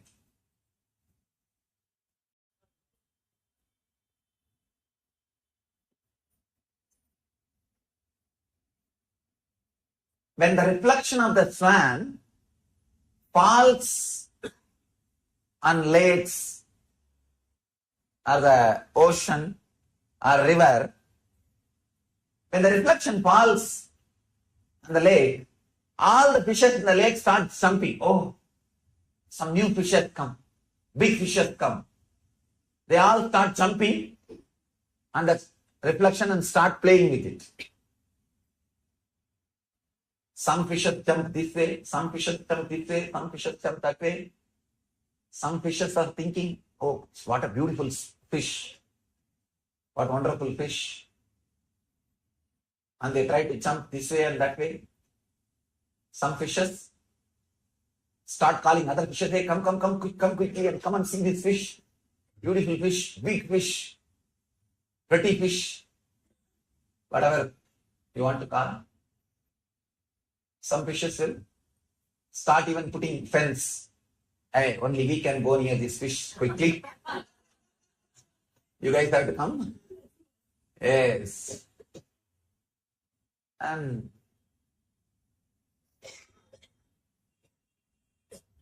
some fishes which jumps this way will feel that fish is hugging them.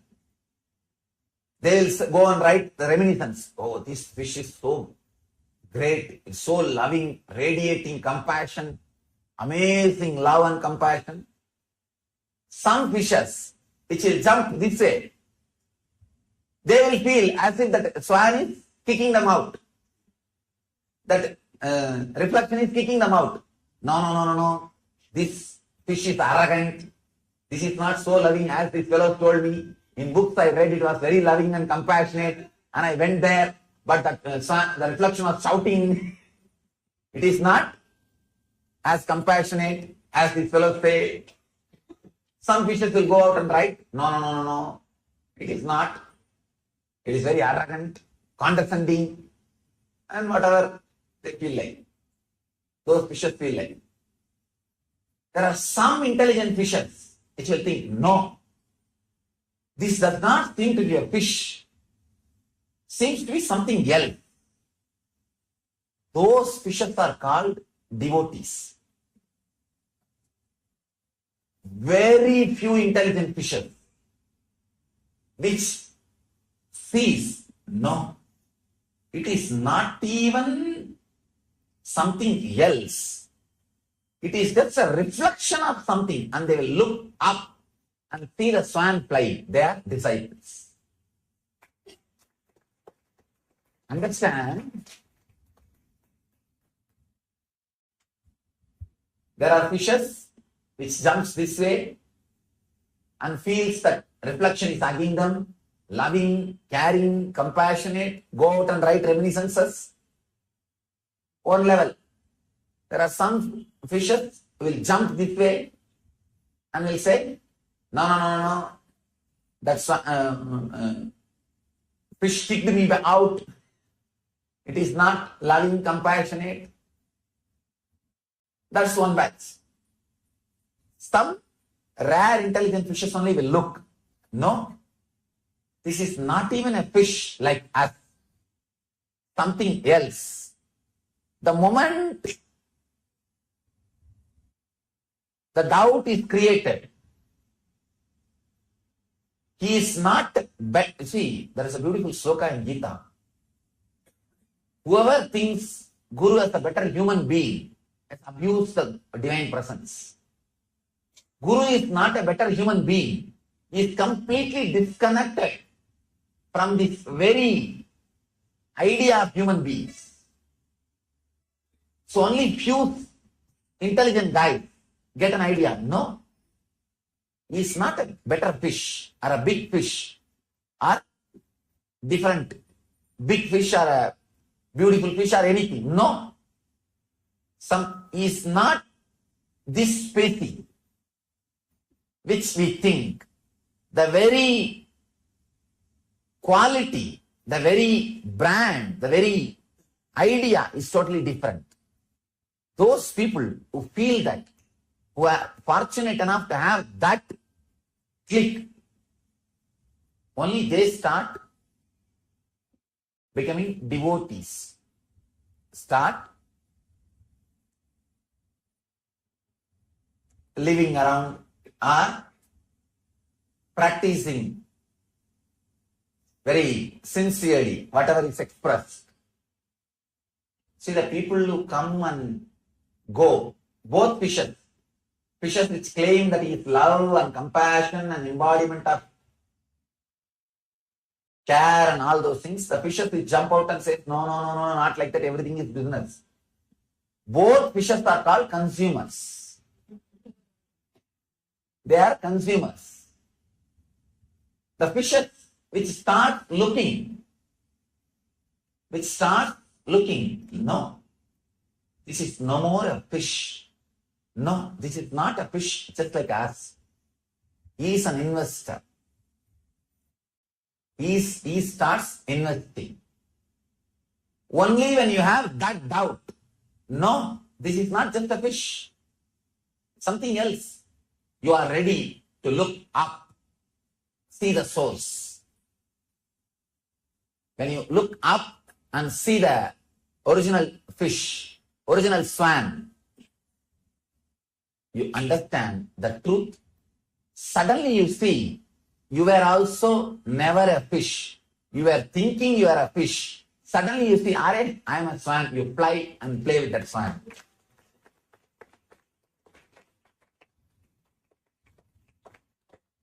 Till you see that swan flying, you do not realize you are a swan.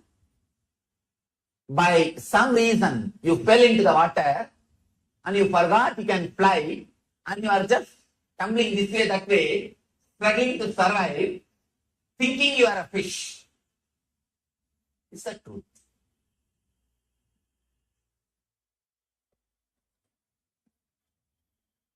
Different kinds of fishes come.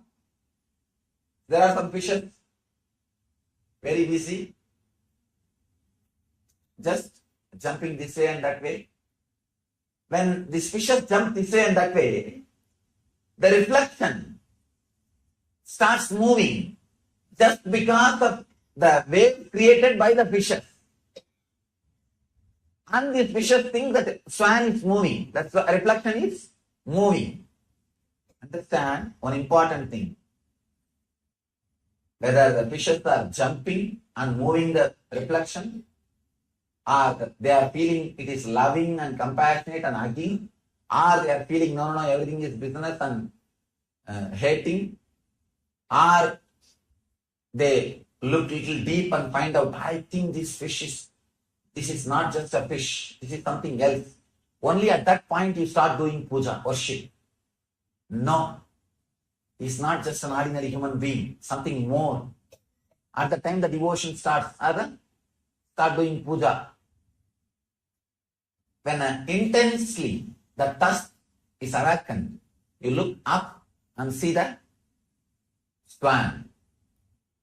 One important thing, whether you jump and say this swan is compassionate, this reflection is compassionate, or you jump out and say, no, this is not compassionate, it is arrogant, or you say, no, this is not even looking like a fish, it is something else, or you look up and find out the swan flying.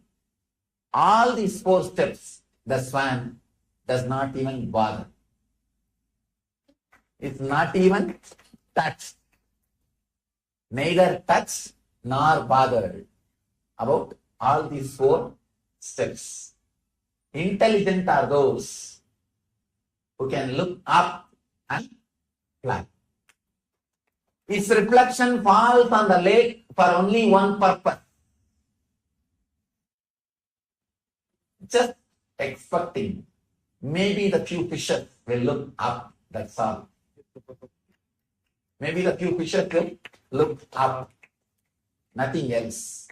Understand? The first level, when you jump and say, oh, he's a compassionate, you are a fish and the reflection also fish. Or you jump out and say, no, it is not as we think, not compassionate, just foolishness, just arrogant, selling himself, marketing, something. Again, you are a fish and this is just one more fish. Third level, you look and see, no, this is not some fish. Then you are also not fish and that is also not fish. That is reflection. You are also reflection of the reflection. That is so you are able to feel it is something else. Then the 4th level, when you look up, he is also swan, you are also swan. Along with your transformation, you will see the higher experiences of him. Along with higher experiences of him, your transformation will happen. Both are closely connected. When you see the divinity in the idol, that's the first level. When you see the divinity in the living human being, the human body, Guru Bhakti. Guru Bhakti suddenly leads to Atma Bhakti. Guru Bhakti leads to Atma Bhakti. He just turns that same devotion and says, what is inside this system is inside that system. Tattvamasi. Puts your and the true experience starts happening. The reflection of the swan is happening everywhere, just expecting some fishes will look up. And wherever the reflection falls, automatically the ashrams and communities and temples just stand up. They'll just stand up. You don't have to do anything. The reflection falls on Malaysia, all the Malaysian fishes will gather, temple will be built.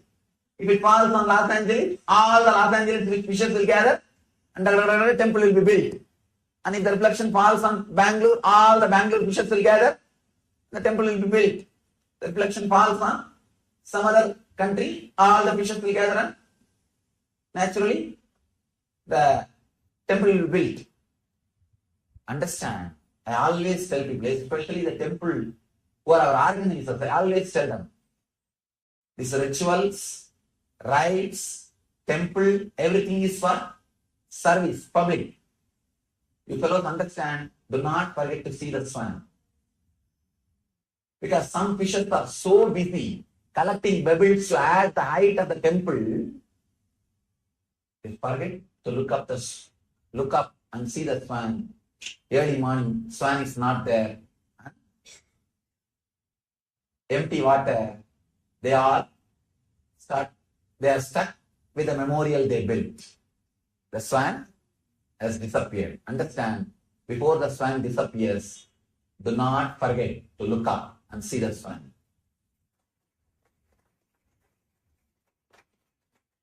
Sometimes people just play around and miss to look up and see the swan, thinking that it is going to be there forever.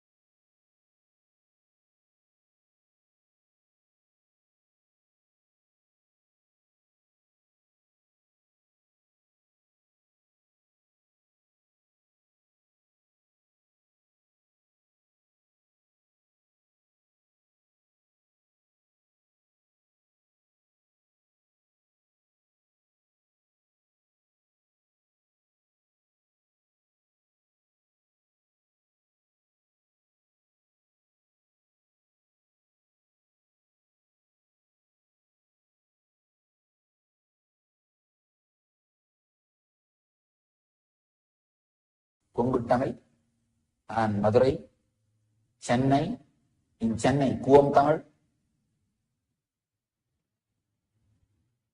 and North Arcot district Tamil. In that, there are different languages, Mugaliyar Tamil, Counter Tamil, all kinds of dialects are seen. And in North, the different dialects of Bengali, different dialects of Hindi are seen. I tell you, from my experience I can tell you, the language, the standard of language a person speaks directly affects the way in which he thinks, the way in which he acts. It really affects. There may be exemptions, very few, like a person speaking very cultural language and behaving indecently, very rare exemption. But as a nature, it doesn't happen. As a rule, it's a rule. Exemptions does not break the rule. It only enforces the possibility of existence of the rule. Understand? When I say all these candies are sweet, there may be one or two which are not sweet. That does not mean that rule is broken or weakened. Those 2-3 exemptions ensures the existence of the rule. Look in the other side. Look from the other side. All exemptions ensure the existence of the greater possibility of the rule. So maybe 1 or 2 exemptions. But otherwise, I can say, the language they speak, the cultured, clear, syntax, semantics, grammar they use directly affects the alkalines of our DNA. That is why the neuro-linguistic programming, NLP, really does a big transformation. I can tell you. See, NLP is not all. It does not lead to enlightenment, but it surely awakens much more than what you are now. The neuro-linguistic programming surely makes you more alive than what you are now. The next important discovery, truth. Scientist Garge J says, our DNA can be reprogrammed by speech when words are modulated on correct carrier and frequencies, again and again and again. The Upanishads are chanted for so many different purposes. Not only your DNA can be altered, I tell you, the Upanishads came from such a high frequency. If a group of people whose DNAs are already altered by this chanting, if they chant, the cosmic DNA can be altered. That is why the chanting and Homa brings rain. It brings whatever we need, the natural positive effects. Why do you think such big tsunami did not touch single temple? See, all over, from Kanyakumari to Chennai, at least 2,000 temples are there, which compounds usually gets washed by the wave. At least 2,000. Please understand. From Kanyakumari to Chennai, first of all, let us start with Kanyakumari Devi Temple. From that to Chennai Tiruvattriyur, Kashi Vishwanath Temple, and Pattinattar Samadhi. At least 2,000 temples are there. Tiruchandur, Thoothukudi, just temples are there. Not a single temple was broken or damaged or disturbed. We may say, no, coincidence.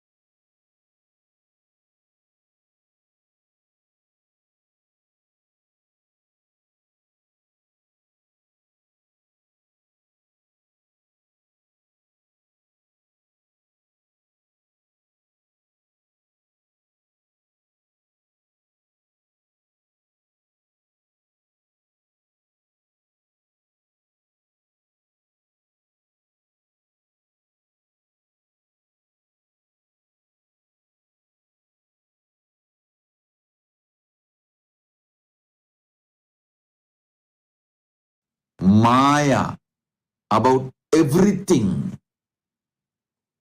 The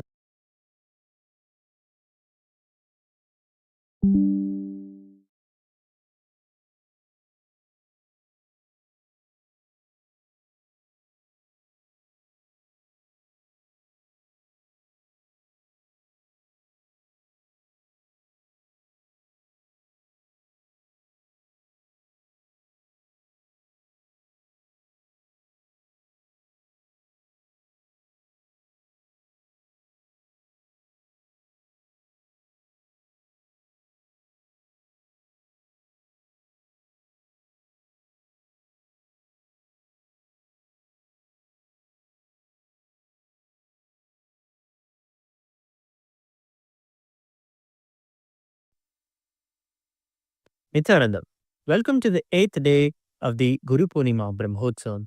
Today we celebrate the revival of the Kailasa Paramparagata Shri Pura Sarvajnapeetam.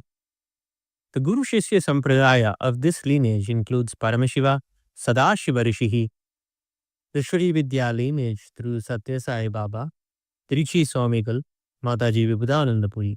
In the sacred Sri Vidya tradition, there exists 11 lineages of Devi Upasana, the worship of Parashakti, the cosmic mother. Among these, one was founded by Bhagavan Sadashiva Rishihi in the ancient Bhagyanadara, the present-day Hyderabad. He personally performed puja to Devi Rajarajeshwari, establishing the Sri Pura Sarvajnapita as a sacred seat of the Shakta Sampradaya. This holy site evolved into a powerful temple and spiritual ecosystem under the Satyavahana dynasty, followed by several other Hindu dynasties that upheld the sciences of Devi worship, arts, and spiritual rituals. The region flourished as a beacon of the cosmic feminine energy, the Devi-centric civilization. From the 14th century onwards, Islamic invasions devastated the land. The original temple of Devi Rajarajeshwari was completely annihilated, and the indigenous Hindu civilization was displaced. Despite the erasure of this sacred temple, the Sri Vidya lineage survived through divine visions, transmissions, and enlightened masters. The sacred silver deity, once worshipped by Bhagavan Sadashiva Rishihi, was hidden and later rematerialized by Bhagavan Sri Satyasai Baba, who personally directed its return to the land. Recognizing the supreme pontiff of Hinduism, Bhagavan Sri Nithyananda Paramashivoham, as an incarnation of Sadashiva, Sri Satyasai Baba declared him the rightful successor of the Sri Pura Sarvajnapita. After guiding a devotee to build a temple where Bhagavan Sadashiva had once worshipped Devi, Satyasai Baba later reappeared and instructed the devotee to offer the temple to the Supreme Pontiff of Hinduism. Upon receiving this divine vision, the Supreme Pontiff of Hinduism traveled to Kanchipuram and received confirmation from the 69th Kanchi Shankaracharya, Sri Jayendra Saraswati, who gifted a golden life-size Meru, a sacred heirloom of the Kamakshi temple, declaring the vision authentic and the Supreme Pontiff of Hinduism as an incarnation. In 2004, Sri Satyasai Baba's emissaries brought the golden crown, golden padukas, and framed photo of Baba himself to ceremonially coronate the Supreme Pontiff of Hinduism as the king of Sripura. Sripura Sarvajña Pita stands as one of the oldest and most esoteric Devi worship lineages in Sanatana Hindu Dharma. Despite persecution, the divine command through Satyasai Baba and endorsement by Kanchi Shankaracharya has re-established his kingdom as the living seat of Sri Vidya and Devi Arulvak. It is here the Arulvaku, the divine oracles of Devi, flow through the supreme pontiff of Hinduism, guiding humanity through the cosmic truths and healing revelations. This kingdom is also the root of the Shakta revival movement led by the supreme pontiff of Hinduism, including Shri Vidya Puja and the Chandi Homa, and the installation of Rajarajeshwari deities across the globe, making the most mystical tradition of Devi worship available to the modern day seekers. Let us now worship the Nityasai, the inheritor and king of Kailasa Paramparagata, Shri Pura Sarvajnapita, the supreme pontiff of Hinduism, Bhagavan Sri Nithyananda Parameshwaran, and his deities in Kailasa's temples around the world.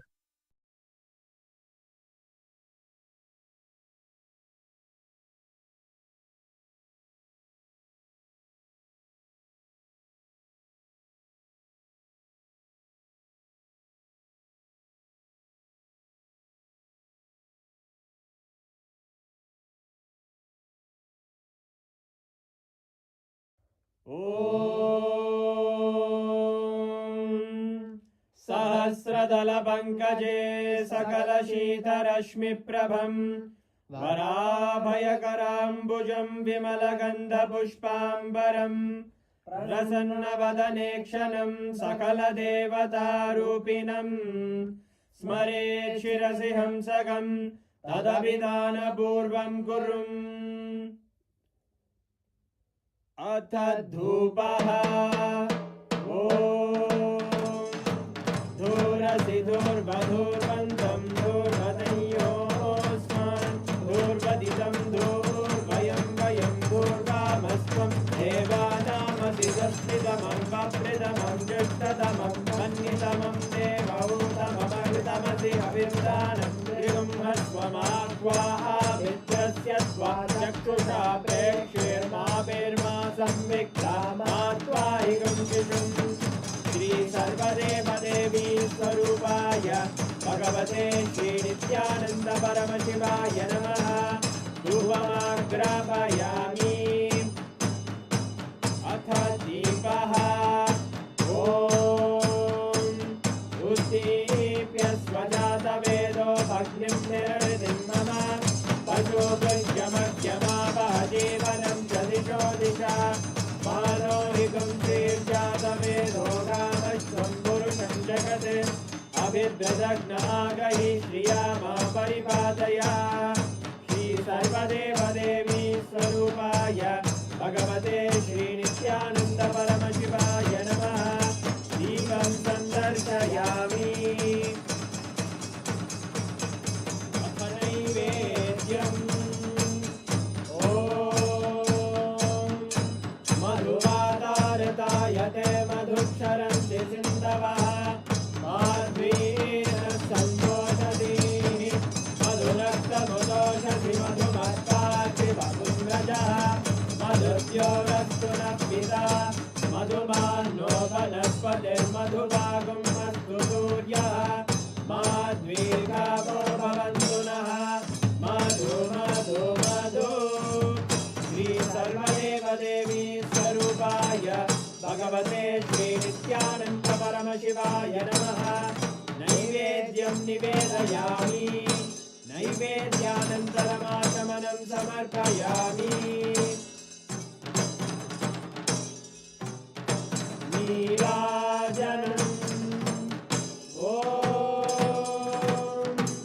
साङ्ग्रहण्येष्ट्यायतते इमां जनतागुं सङ्ग्रहाणीति द्वादशारक्तिरजना भवति द्वादशमासाः संवत्सरः संवत्सरमेवावरुन्धे मौञ्जी भवति ऊर्वैमुञ्जाः ऊर्जमेवावरुन्धे चित्रानक्षत्रं भवति चित्रं वा एतत्कर्म कर्पूरगौरं करुणावतारं संसारसारं भुजगेन्द्रहारं सदा वसन्तं हृदयारविन्दे भवं भवानी सहितं नमामि भवं भवानी सहितं नमामि भवं भवानी सहितं नमामि।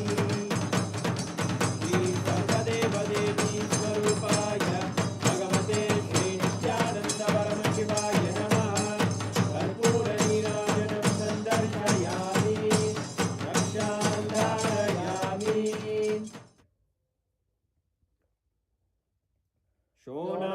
शोणाद्रीशावताराय ज्योतिस्तम्भस्वरूपिणे श्रीकैलासप्रधानाय नित्यानन्दाय मङ्गलम्।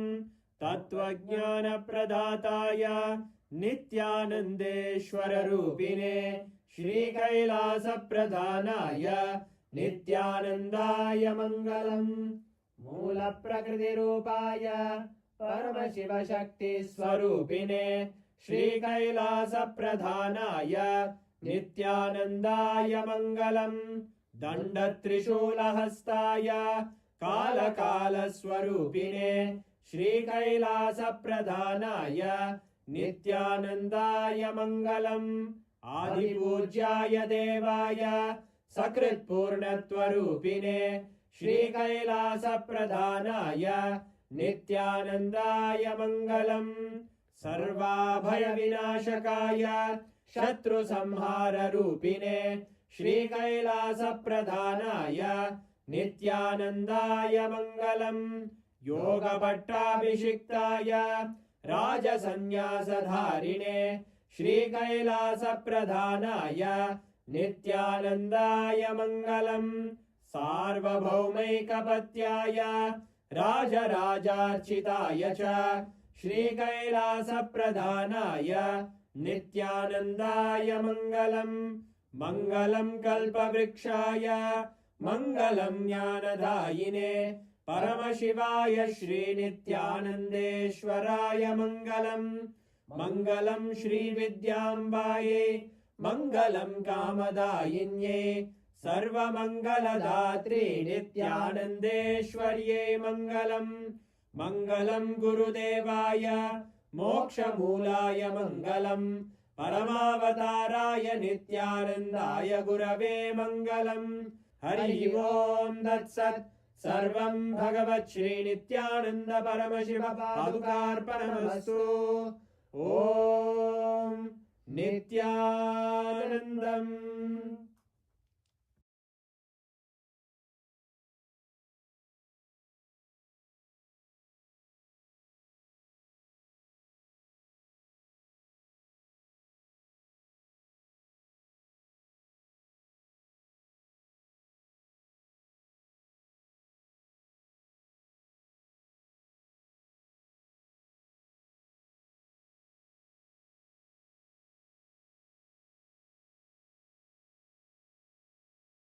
And Paramasatyas are eternally unchangeable.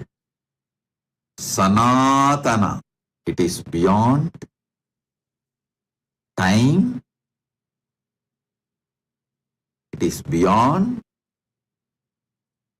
place or space, it is beyond form and formlessness, it's beyond everything.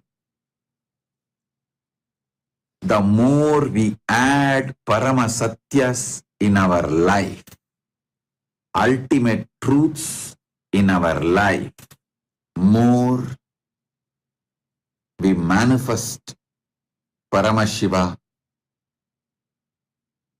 more we manifest liberation, more we manifest the ultimate reality.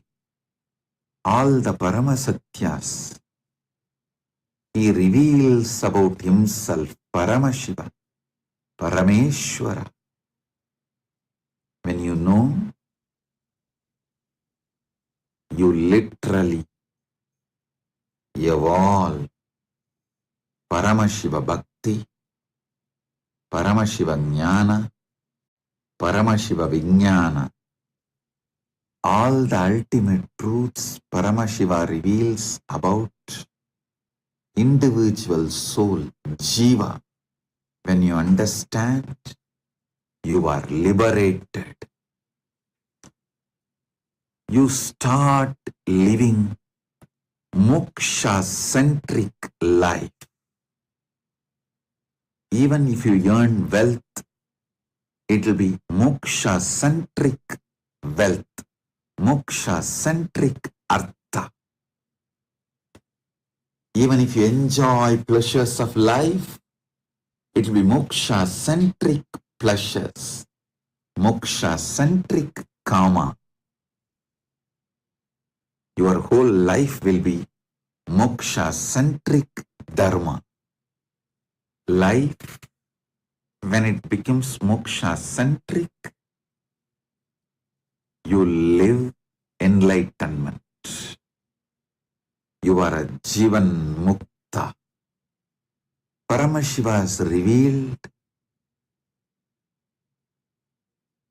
many of the ultimate truths, Paramasatyas, in Vedas agamas.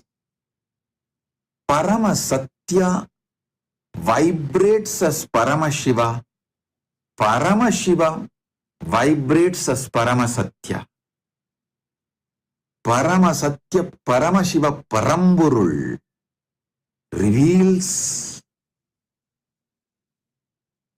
ultimate truths in Vedas and Agamas. Many ultimate truths revealed in Vedas, compiled as Upanishads, presented to us by Sri Ramachandra.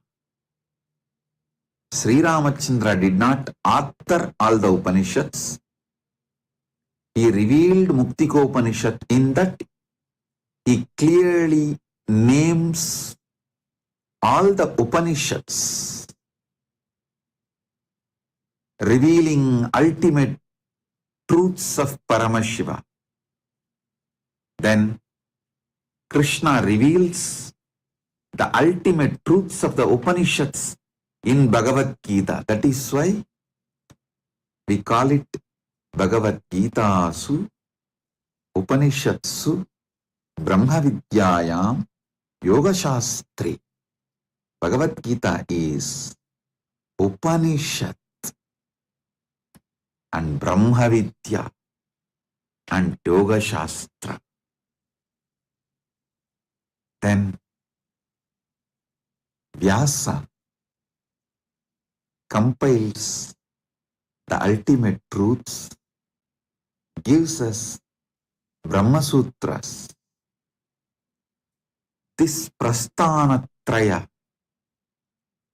and the Acharyas of Prasthanatraya, Rama, Krishna, Vyasa,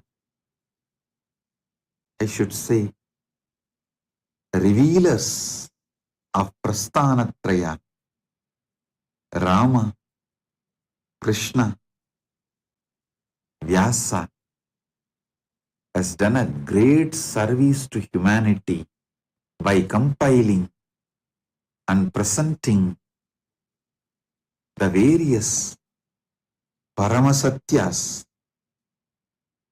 ultimate truths revealed by Paramashiva. First, prepare yourself to receive these Paramasatyas. Paramasatyas, Paramashiva reveals about how to prepare yourself to receive the Paramasatyas. I'll reveal now. Dharma. First, make yourself authentic.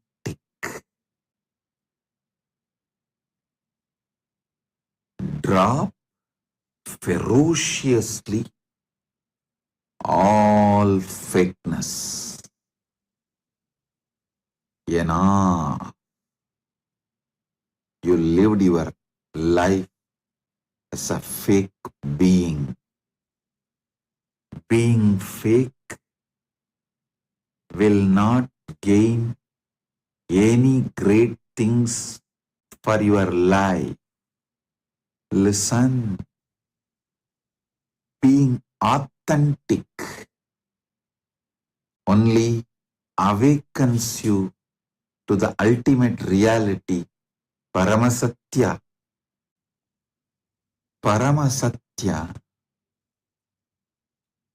when it vibrates in you, it manifests the ultimate Paramasatya in you.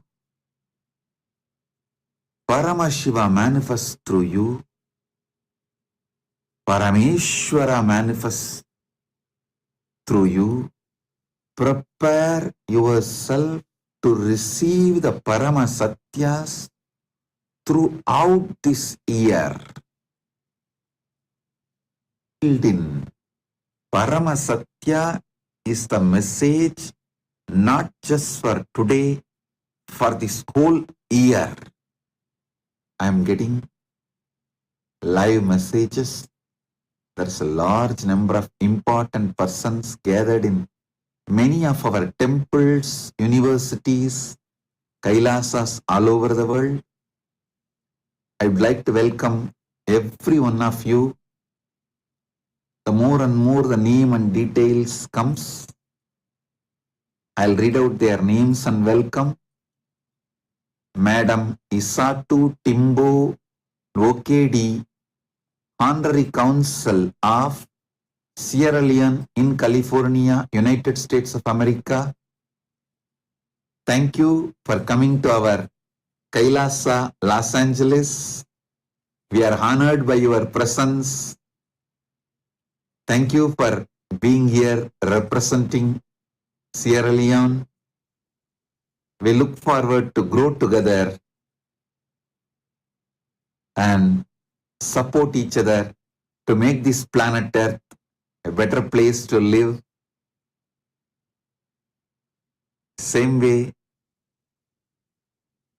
Honorable Marcelo from Bolivia, representing various indigenous nations.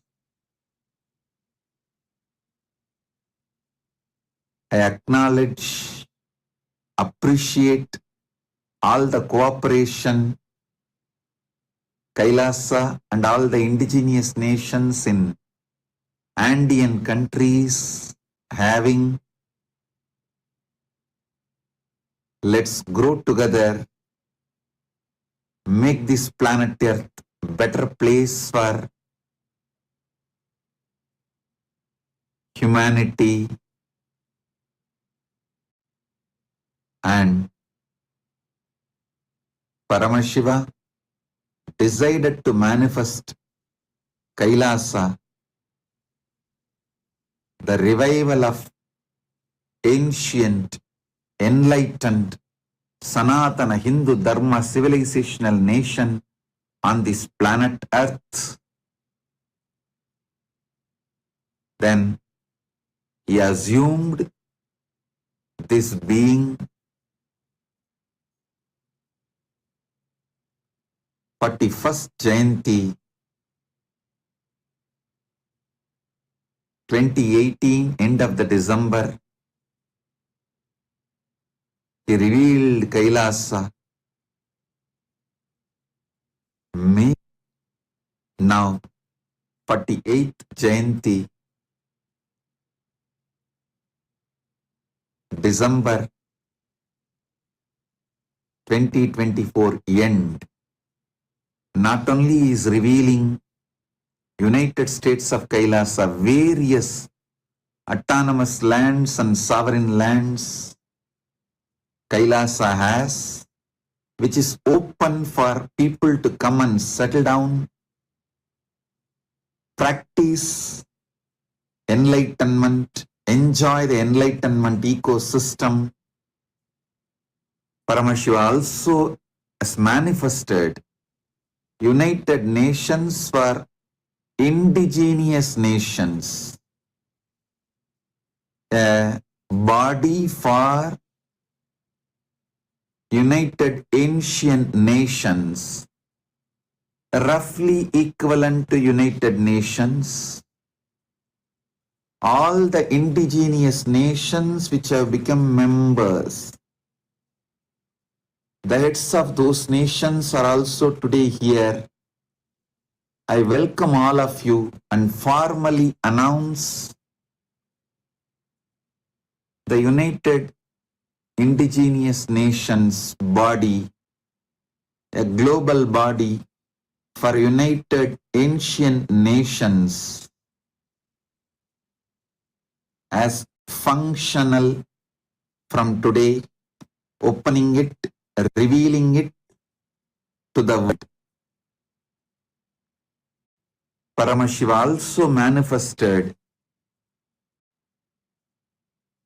World Health Organization for Indigenous Nations, World Bank for Indigenous Nations, many organizational structures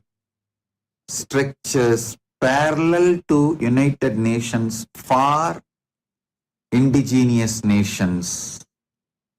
So, I welcome all the indigenous nation heads here today from Africa, Asia,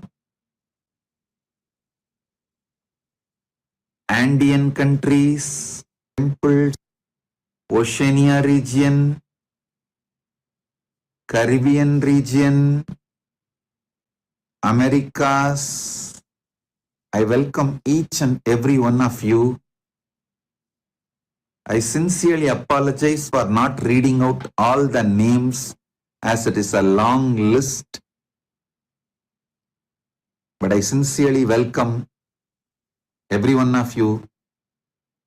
We are honored by having all of you here. And also all the heads of various Kailasas. All the Devasabha members, Nithyananda Sabha members, Rajasabha members, Kanaka Sabha members, Jnana Sabha members, Ananda Sabha members, and all the various wings of Kailasas, Hindu parliament members. I welcome each and every one of you for being here. Let's all work together to make the planet Earth a better place to live with the foundation of non-violence, ahimsa, and blissful coexistence. Let's all coexist, celebrate humanity, celebrate planet Earth, celebrate life, celebrate each one of us. Paramashiva's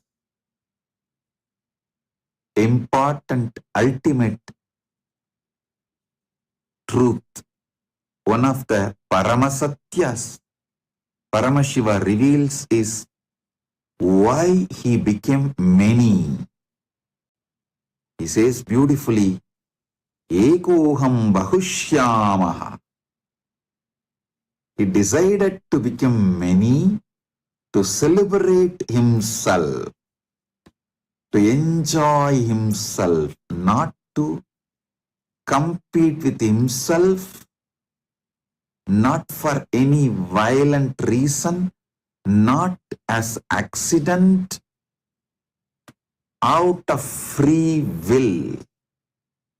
He decided to manifest, to celebrate himself as many, to enjoy himself as many.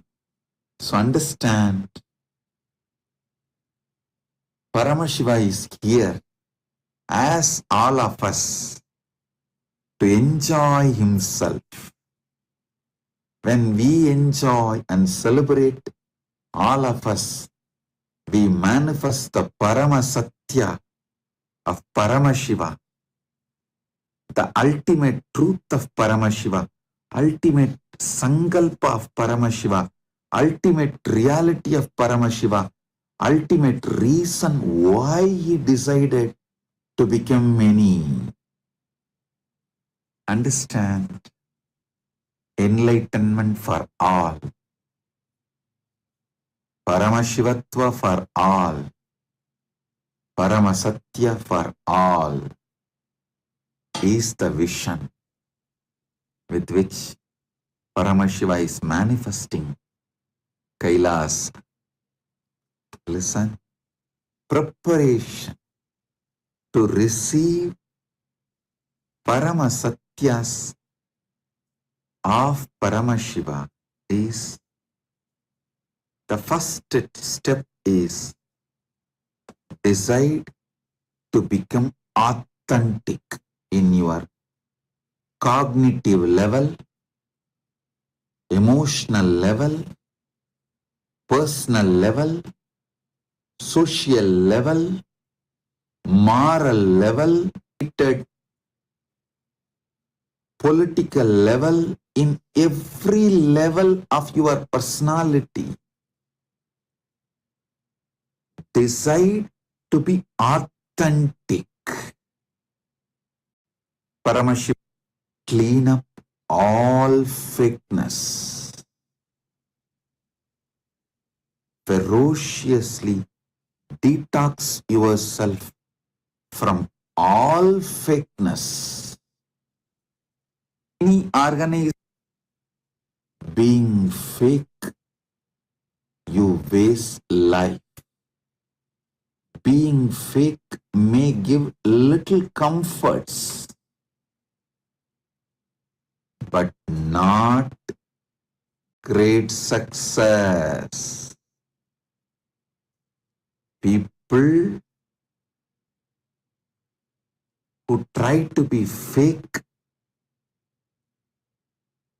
usually during some crisis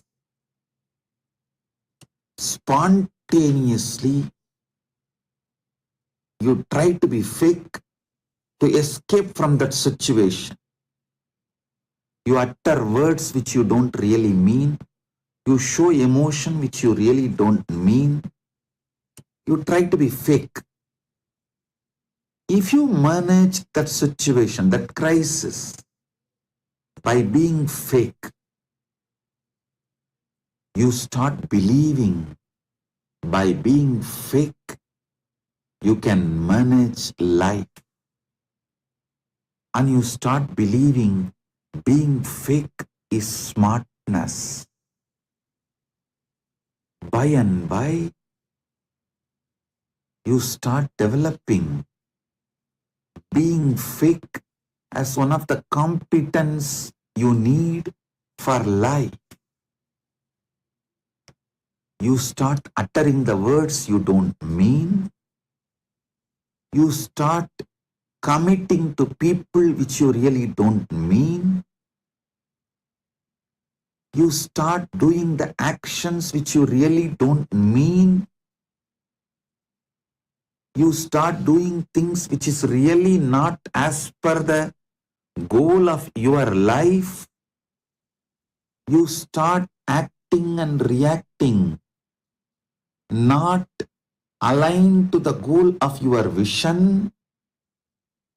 Slowly, slowly, you start faking yourself to people of your life, even to the most important relationship like Guru, God, and finally you start faking yourself to yourself.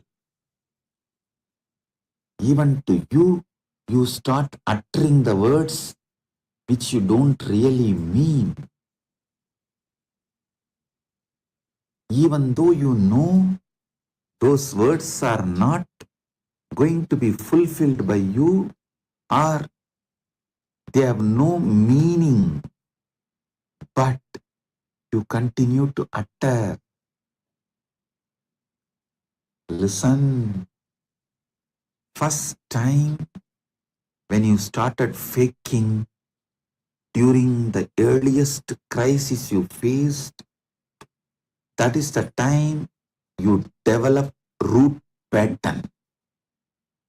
Then every time you fake yourself, you go through the same pattern and build fake personality in cognitive level, emotional level, personal level, social level, political level.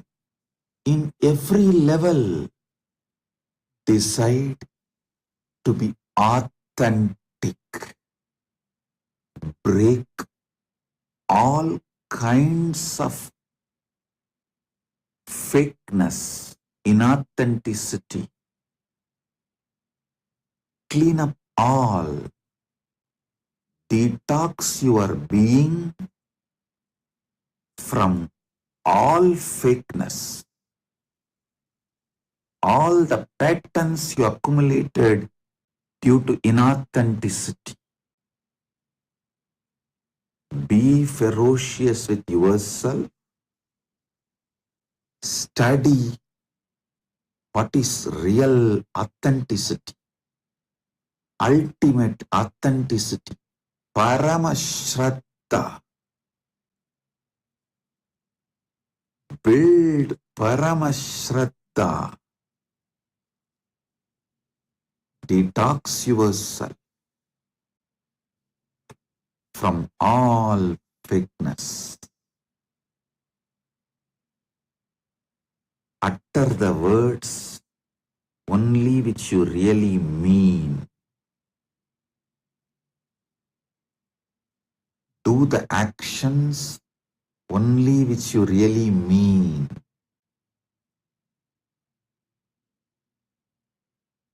From today, decide to be ferocious and align yourself to be authentic, Paramasatya.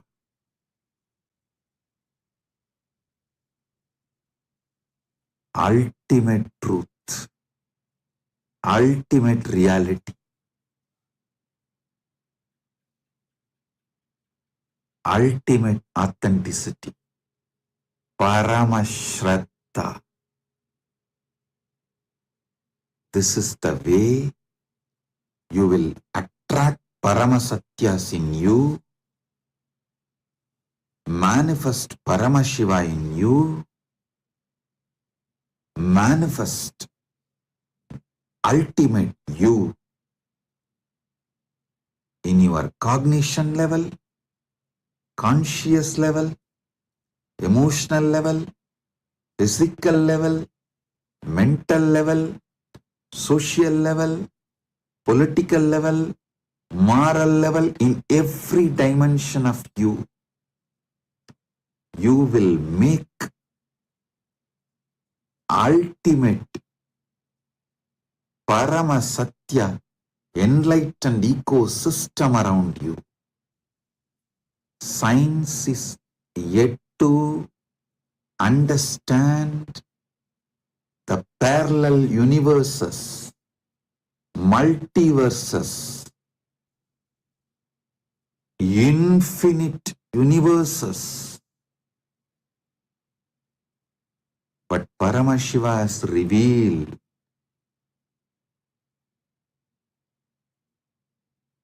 in Vedas and Agamas these great truths, ultimate truths. Understand?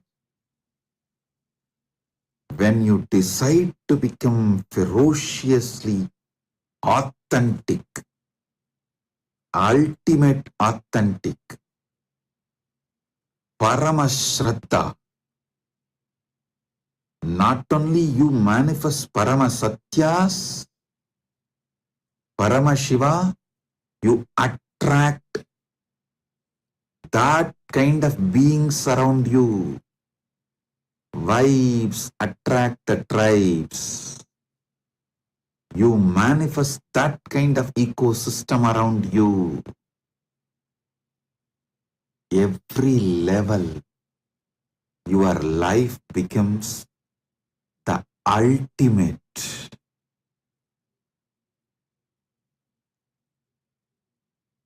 Joy comes out of Paramasatya.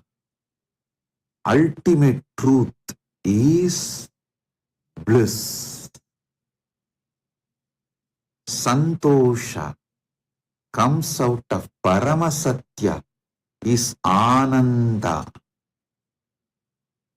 Joy comes out of Paramasatya manifesting in you is bliss. Understand? Becoming authentic is not difficult. Listen, I have seen tons and tons of fake people who utter what they don't mean, who commit really what they don't mean, who do the actions which is really not what they want. But I have also seen many drop their fakeness and become authentic by just making one decision. Let me be authentic, have ultimate Shraddha to my Guru, and my commitment to Guru, when they align to Guru, when they drop all the fakeness between their relationship with Guru, all fakeness leaves them. They become completely authentic because Guru can make you absolutely authentic, ultimate authentic, Paramasatya. If you decide to be authentic with Guru, if you decide to fake with Guru, which is the ultimate relationship, nobody can train you to become authentic. If you decide to become authentic with Guru, he makes you authentic in every level. He makes you Paramasatya and Paramashiva. Listen, just this one decision, you will be ferociously authentic to your Guru. The words you utter to your Guru, the commitments you give it to your Guru, the actions you do to your Guru, everything will be aligned with ultimate Shraddha, Paramasatya, ultimate authenticity, like Nachiketa, Shraddha Vivecha, possessed with Shraddha, authenticity. I have seen tons of fake people. I have also seen many becoming authentic just by one decision to become authentic to the Guru-disciple relationship, to drop all fakeness in the Guru-disciple relationship, and to become true to the Guru-disciple relationship. You just need the ferociousness to become authentic to the Guru-disciple relationship. Listen, all your fears is fake. From your fake identity, thousands of questions, insecurity, fears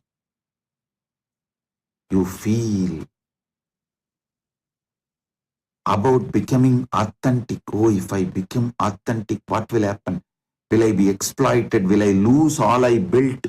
So many things. Everything is a fake fear oozing out of your fake identity. Break the fake identity itself, so all your fake fears will be irrelevant. They will just be irrelevant. I'll give you a very simple, ultimate, Paramasatya, ultimate technique, very simple. to drop all fake identity and align yourself to authenticity. I used to do this always. Listen to this truth. It's a very powerful truth. Before even I had any idea about my identity, Paramashiva started manifesting in me. So I never felt individual identity from the time I know me. So always when I talk in Tamil, wherever I need to tell about my first person, I always used to use Sami Solichi, Sami Pesuchi, Sami Vanduchi, Sami Pochi, Sami Ninnachi. I always used to use not the word I in Tamil language, but the word Sami wherever I need to use the first person. Listen. Only when I started using English language, because the word Sami is very new for English audience and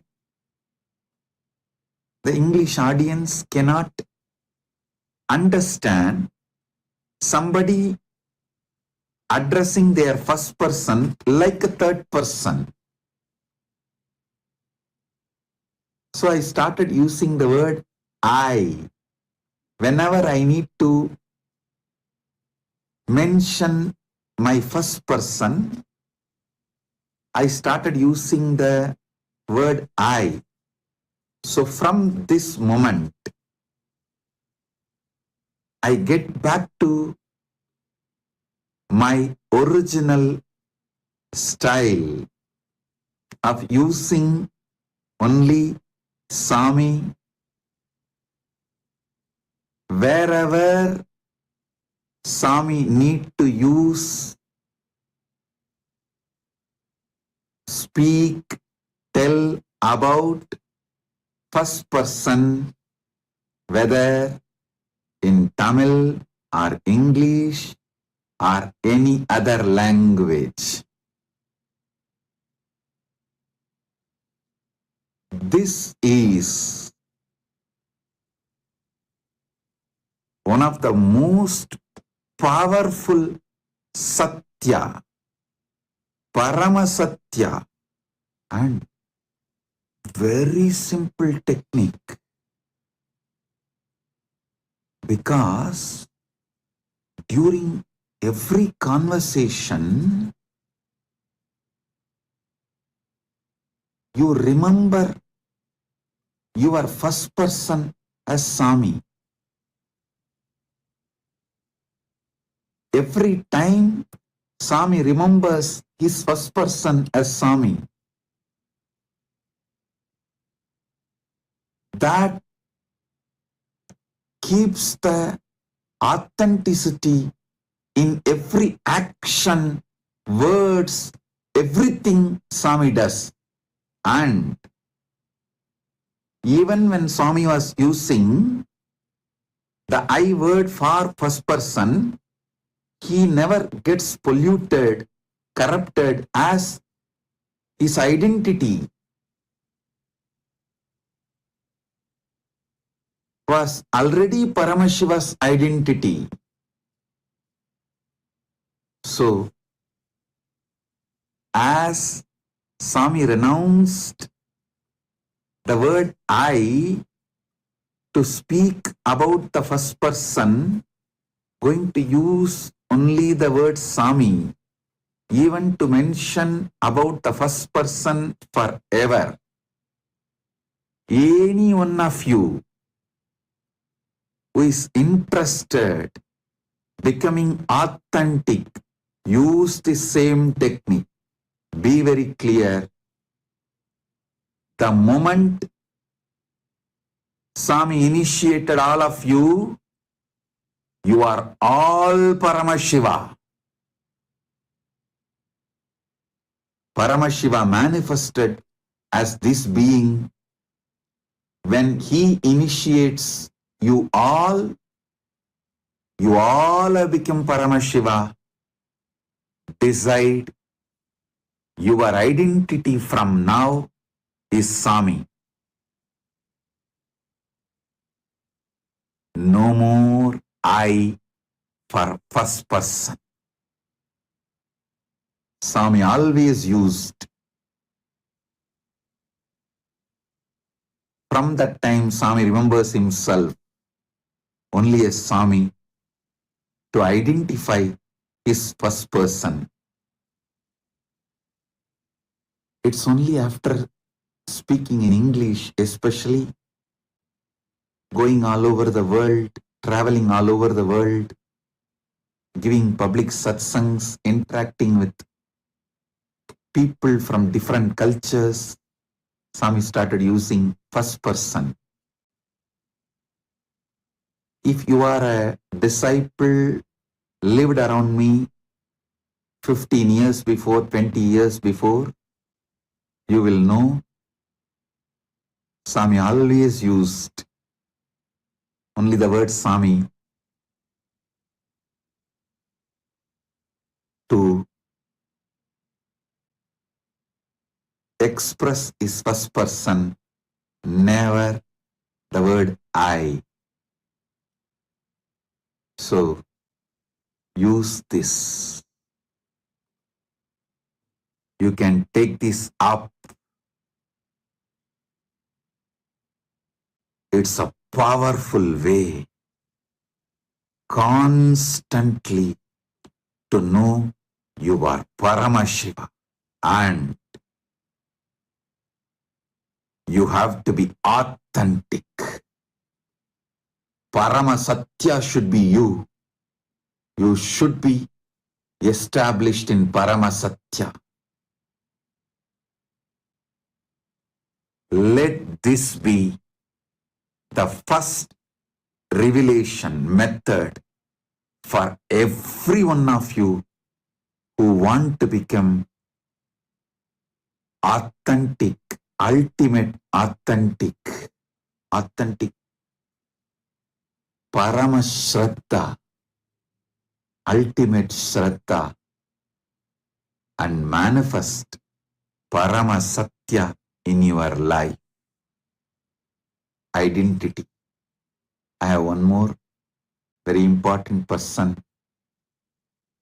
Rodney Alfonso Cabrera Espinal, President of the Tribunal Originaria Abya Elade Justicia from Republic of Peru, representing Republic of Peru.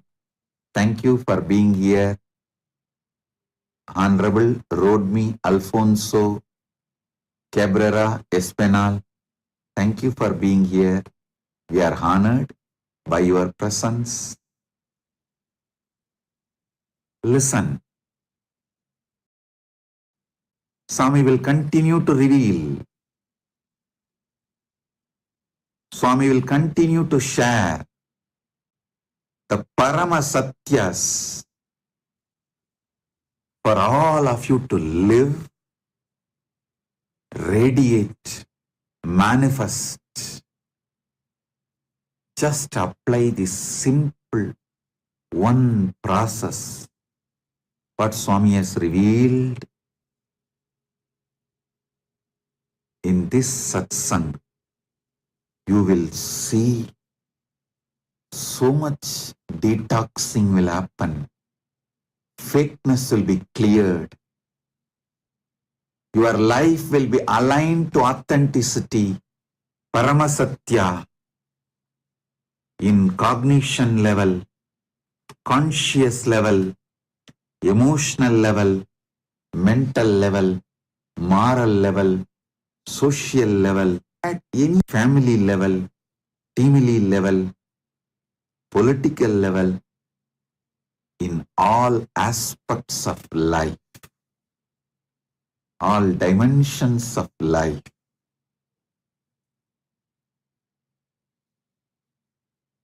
When I talk, so with this, Swami blesses you all. Let's all radiate with integrity, authenticity, responsibility, enriching, causing, living Shuddhadvaita Saivam Paramadvaitam. The state, space, being, powers, consciousness, superconsciousness, Paramasatya of the words ParamaShiva. English audience, the ultimate reality, Paramasatya, the Maha Kailasa of ParamaShiva. Om Paramashivoham, Nithyananda Paramashivoham, Om Nithyananda Paramashivoham. The ultimate Nithyanandam. Nithyananda. Be blissful.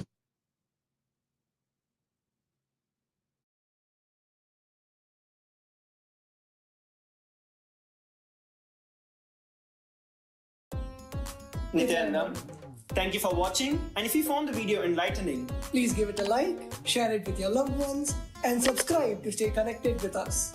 don't forget to click the bell icon to receive the notifications.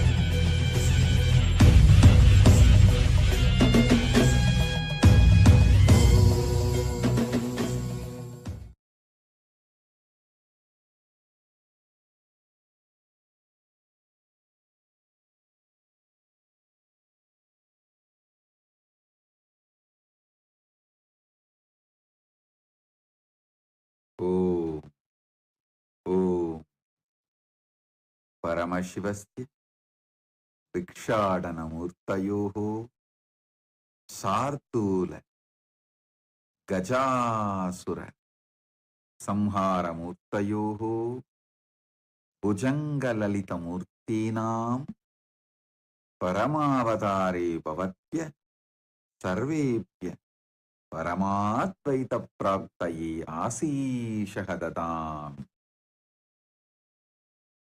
As the ultimate manifestation of Paramashiva's Vikshadhanamurti, Chardulaharamurti, Gajasura Samharamurti, Bhujangalalitamurti, I bless you all with Paramadvaita. Oh.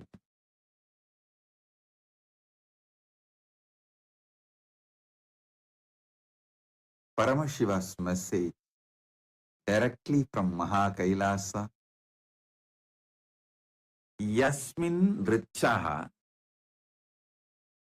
Sama Yajugumsi Yasmin Pratishta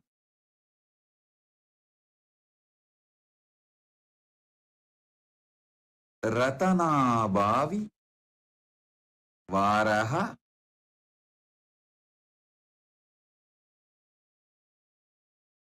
Yasmin Chittam Sarvamotam Prajnanam Tanme Mana Sama Yajugumsi Yasmin Pratishta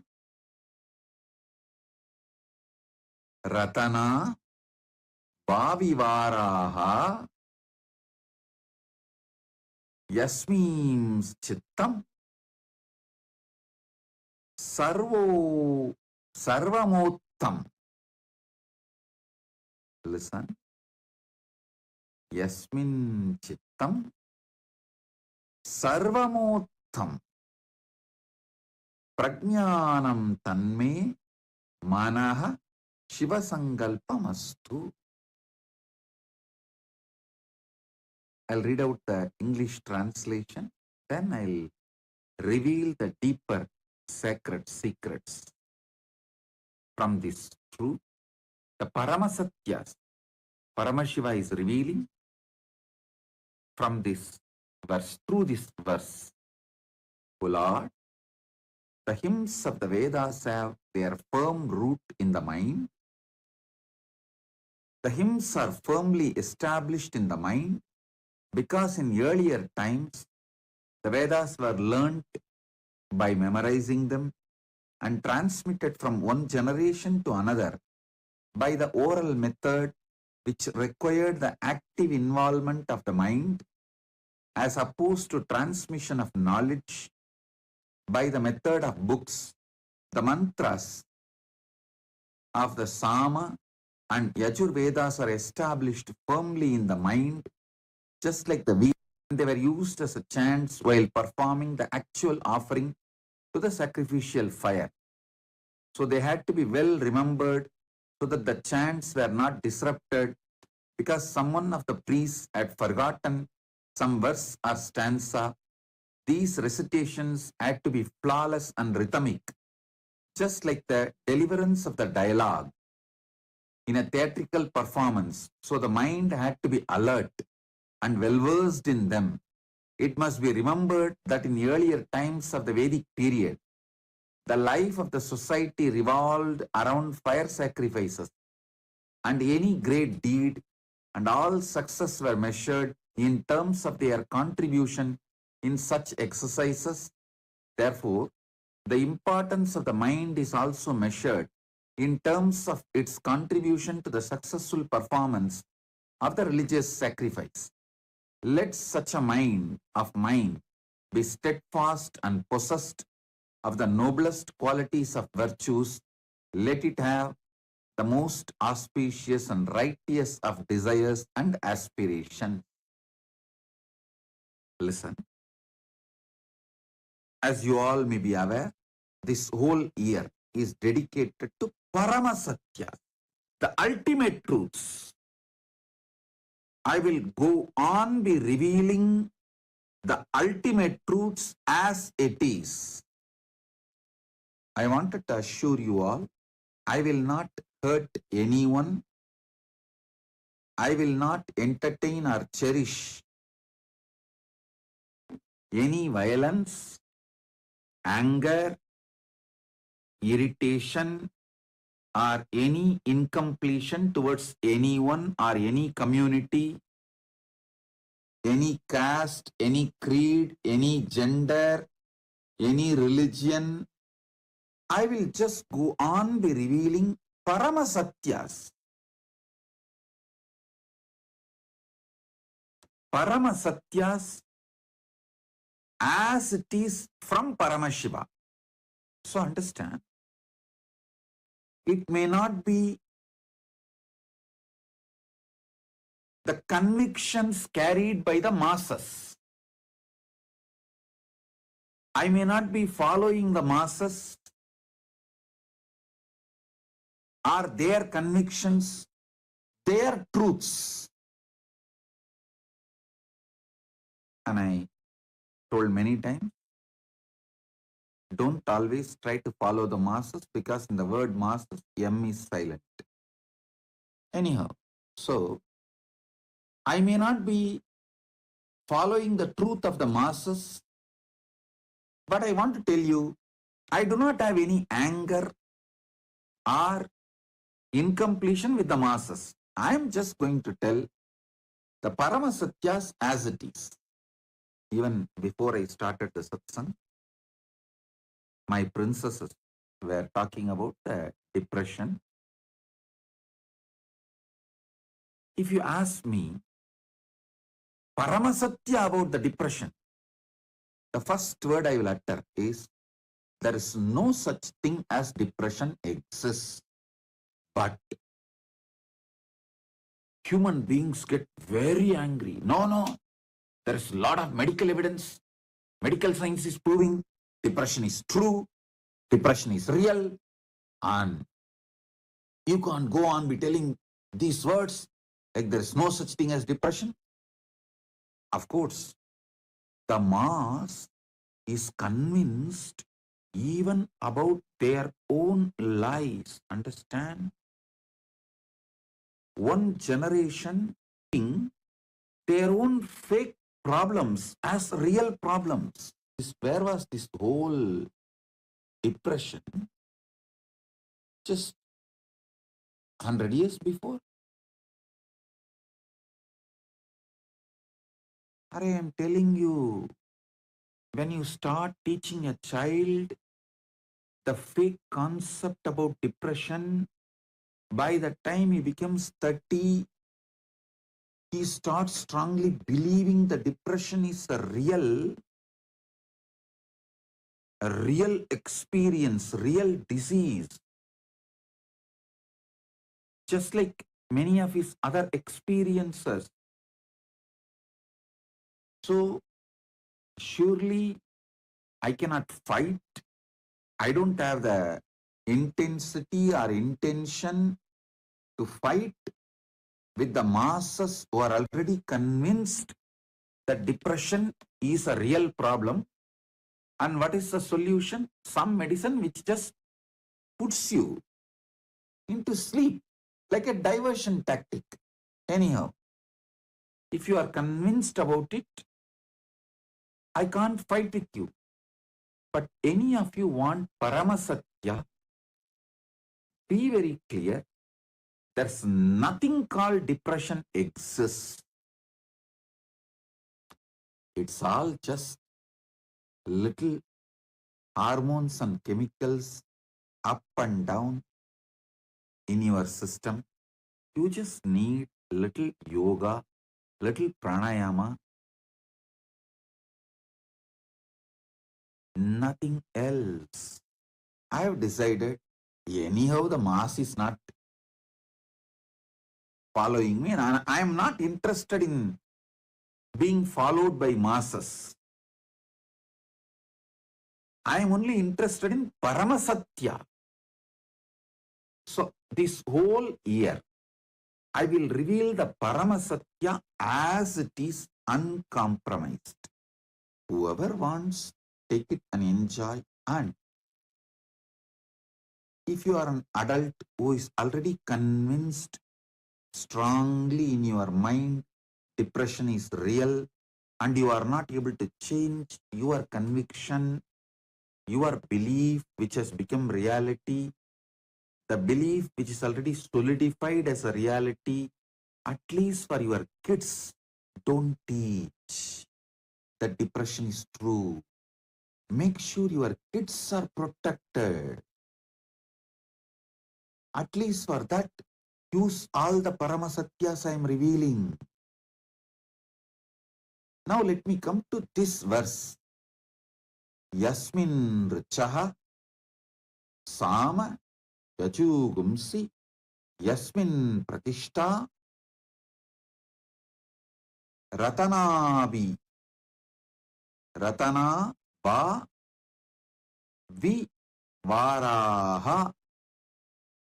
I'm just clearly spelling it out so you understand.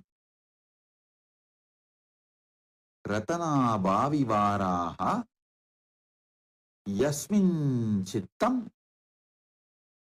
sarvamottam prajnanam tanme manaha shivasankalpamastu. Listen. This sutra is one of the most brilliant, intelligent, powerful sutra to build a conscious mind which can literally radiate superconscious powers. Listen carefully. All success is dependent on the capacity of your mind's ability to store information, process it, and give the conclusion to you for you to carry on. All success is dependent on your ability to store the information, grasp, make decision, and present it to you. Paramashiva reveals a very powerful secret to develop that power. The mind uses your brain and your body, but mind cannot be equated to brain. Mind, if it is programmed to handle your brain and the body to its optimal level, to its peak potential, the same brain can be made to perform million times more amazing things. The possibilities of the mind can be manifested through your body and brain. I'll tell you one by one. Your brain is not your mind. Your mind uses your brain. Your brain is like a hardware. Your mind is the program. From the Atma Pramana, personal experience, I tell you, and before giving my Atma Pramana, personal experience, I will want to reveal one more truth. Even the so-called haters, the people who hate me, who can't stand, people who cherish so much enmity towards me, even they accept one fact. Almost this fact is accepted non-controversially by my disciples, followers, media, and haters, and those who cherish so much enmity towards me, even those who try to deny any good I have done, even those people do not deny one fact. I have an extraordinary memory and I can process a large amount of information and make decisions. I can remember too many things. Even those who cherish enmity towards me accept this fact because they feel that was one of the important powers I have, due to which they are not able to break me. Anyhow, now I want to tell you, this ability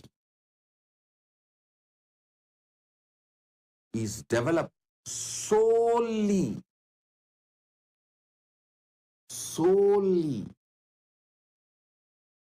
the mantras,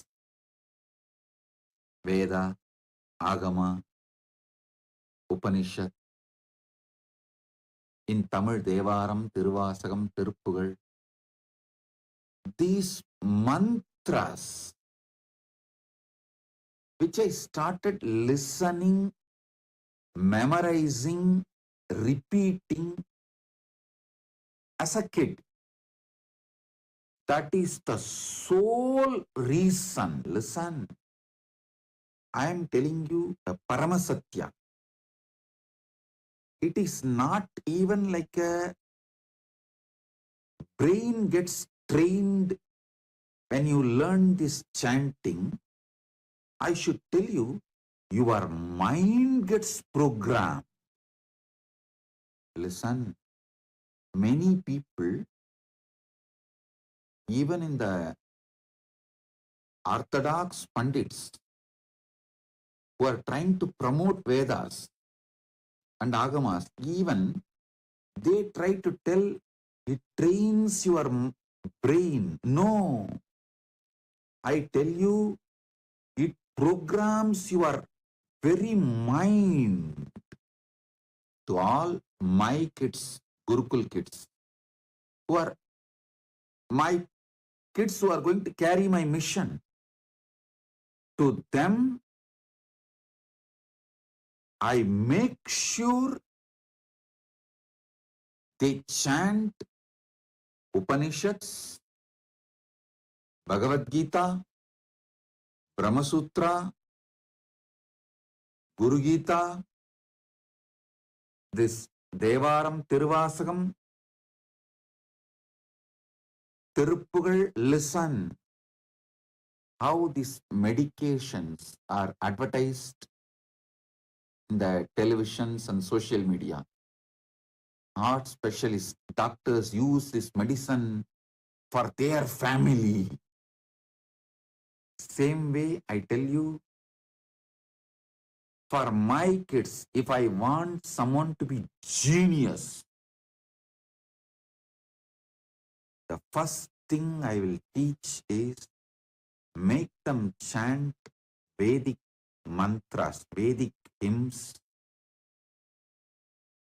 Upanishads, because the mind gets programmed to use the brain and its capacities to optimum, to manifest all possibilities due to the Vedic chanting. Even if you are an adult, try to spend little time every day listening to some of the Upanishad, Bhagavad Gita chanting, and try to memorize. If you have kids below 25, even if it is by force, make them memorize the Vedas. You don't need to make them memorize all the Vedas, the whole Vedas. At least the essence of Vedas is Upanishads. Even if you feel Upanishads are too much, 108, then okay, essence of the Upanishads is Bhagavad Gita. Bhagavad Gita is just 700 verses. At least Bhagavad Gita. I tell you, it does not just train your brain, it programs your mind for peak performance, for the highest possibility. Make your kids memorize Vedas, memorize Upanishad. If you are from the Tamil background, you can do even Devaram, Tiruvasagam. From my Atma Pramana, I tell you, this chanting, especially you should hear. By listening, you should memorize. In my life, by listening only, I memorized everything. By listening, if you memorize, the whole system system will be programmed, the attention span will increase, internally thoughts boiling during the listening will reduce.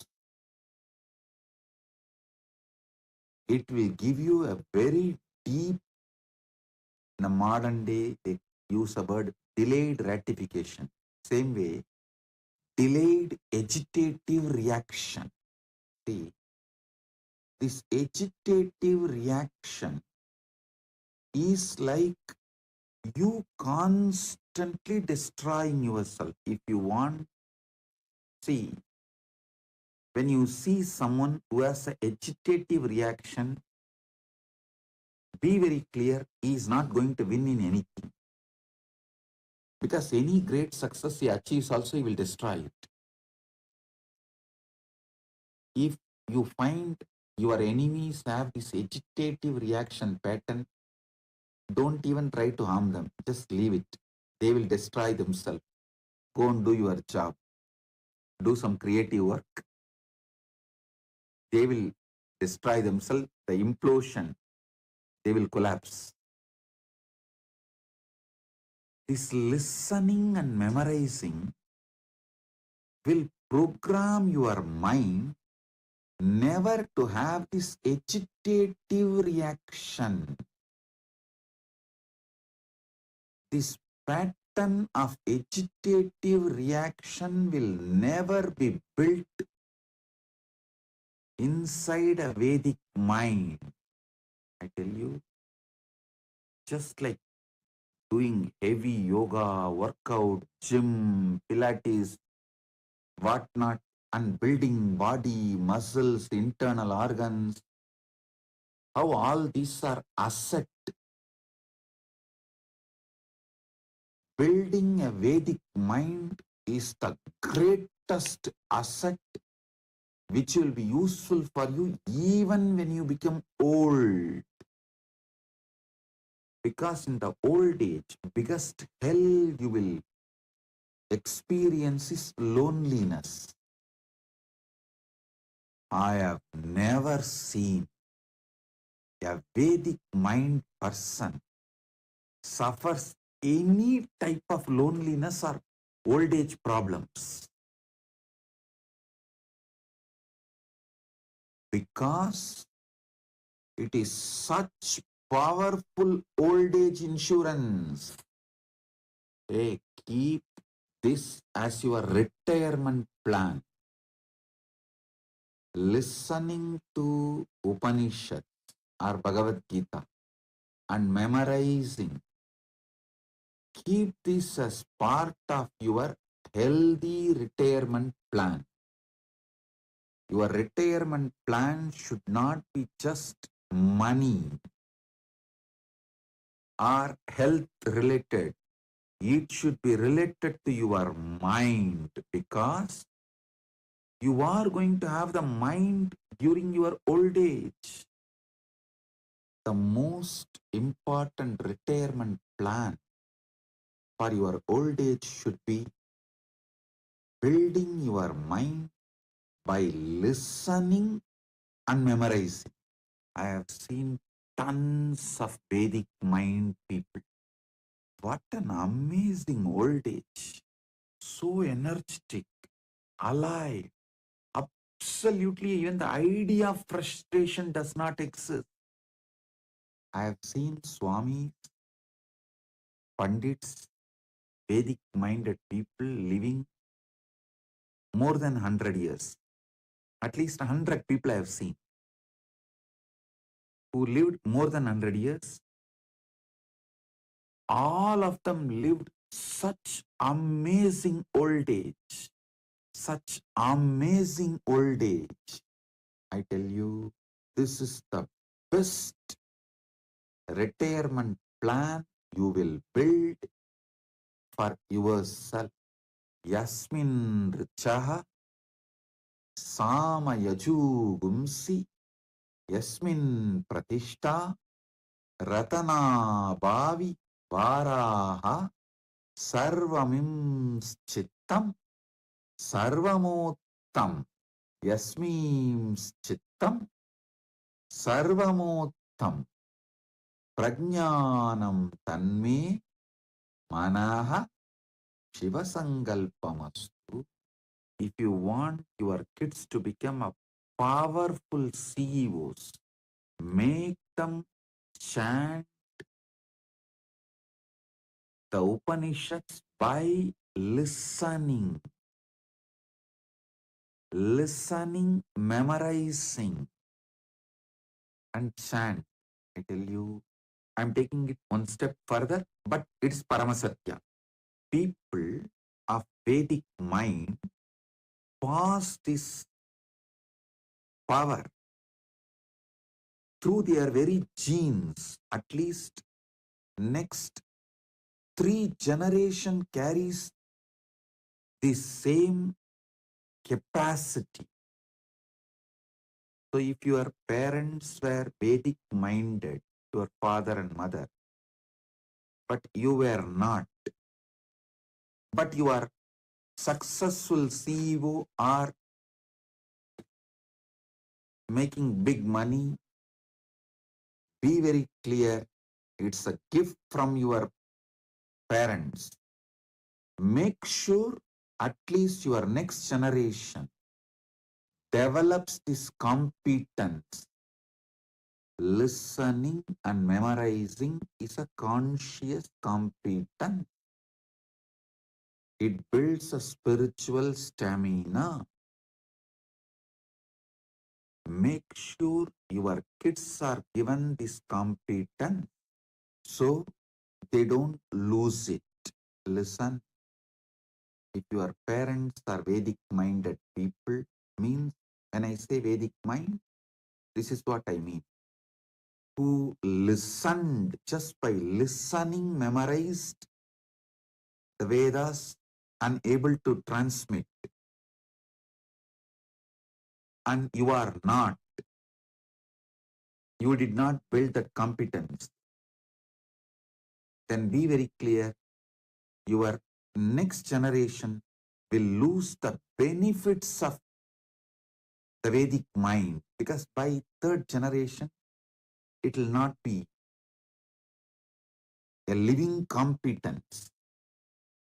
So don't try to tell me, oh, I don't have Vedic mind, my parents had, but see, I am successful CEO, I make millions and billions. So why should I bother to teach to my next generation? No. You are enjoying what is given by your parents. But if you don't build this competence for your children, their children or your grandchildren will not have this. So better give this competence to your children and grandchildren. I am not telling you put them in Veda Padashala, let them do only Vedic studies. I am not telling you that. If you can do that, that's great. That is the best. Even if you are not interested, every day make them sit for an hour in your home. After all, nowadays, all the Vedas are available in YouTube, in social media. Let them listen. By listening, make them repeat. It is an amazing conscious competence building exercise. It develops multiple capabilities and possibilities of the mind.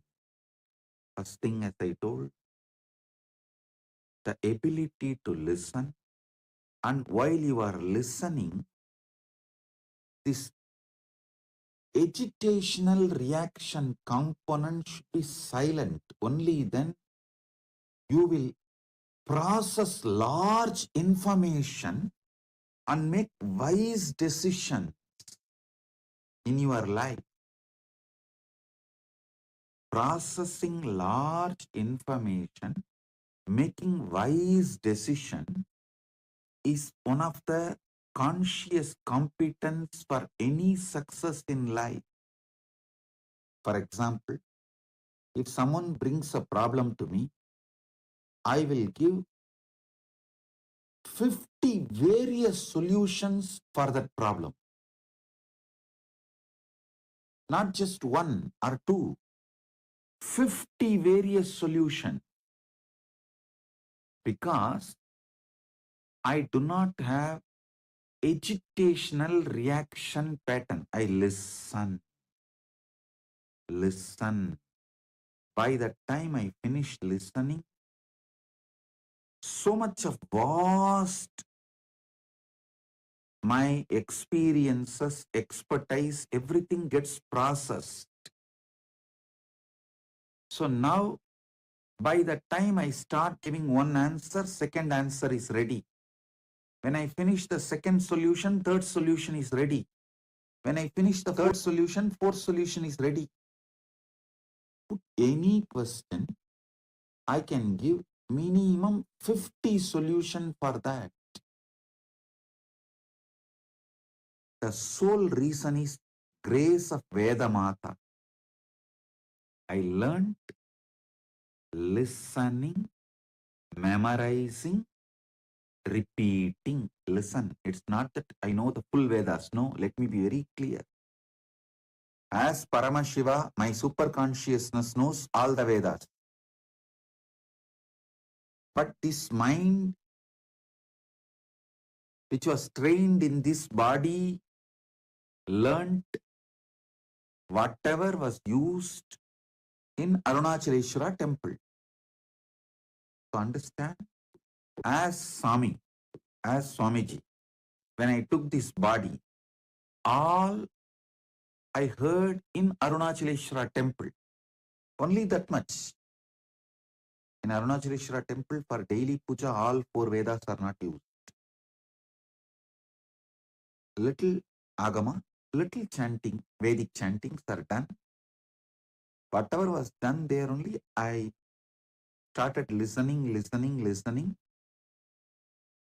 and repeating, memorizing and repeating. Then whatever was used during the rituals, the long rituals, during the Utsavas, those things I started listening and memorizing and started manifesting. So understand, that's all I also learned. And all the Devaram Tiruvasakam is chanted regularly every day.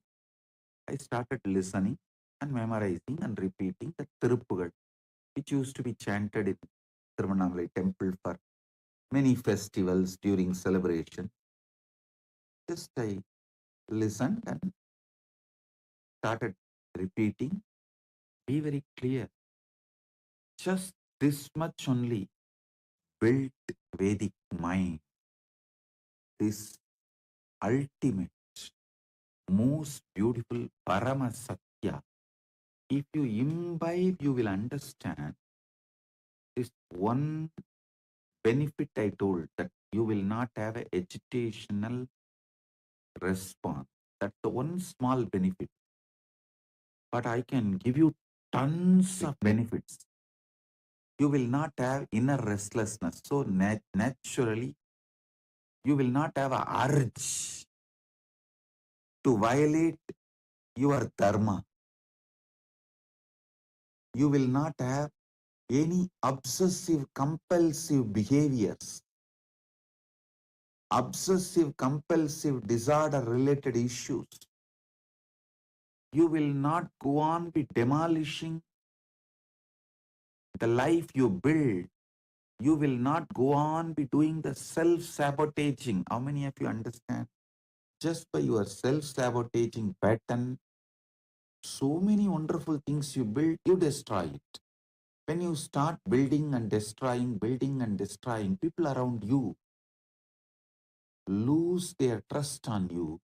When they lose their trust on you, you are left alone. You don't have people to support you.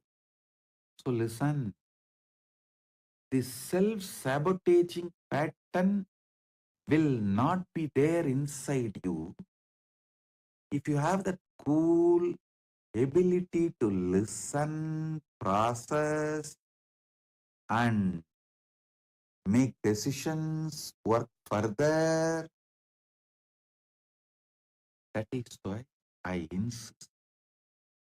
There are tons and tons of other benefits which I can't even verbalize in one satsang can happen to you by this one simple conscious competence. Listen to the Veda mantra.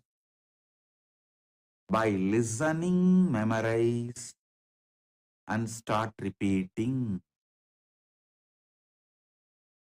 This should be given as a conscious competence to the kids.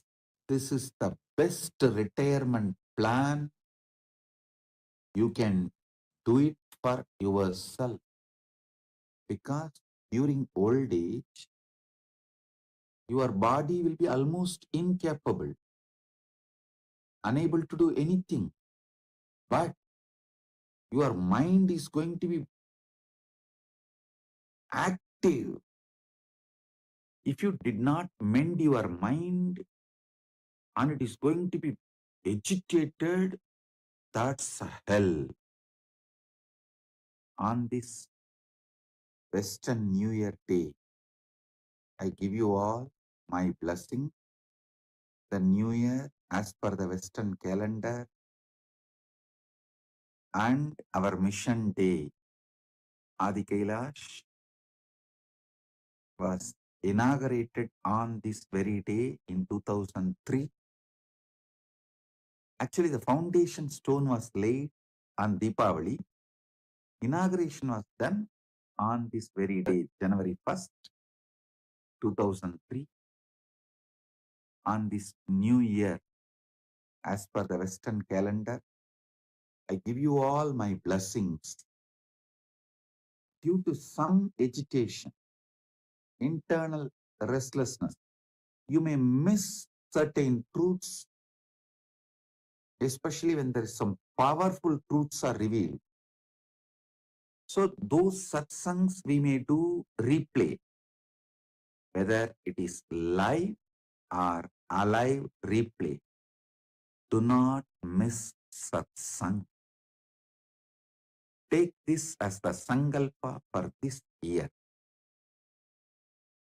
So the new year 2025, as per the Western calendar, is happening.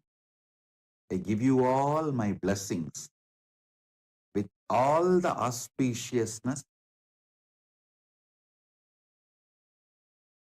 All of you will live with Paramashiva's grace. All the blessings be showered on all of you. Take this as New Year Sankalpa.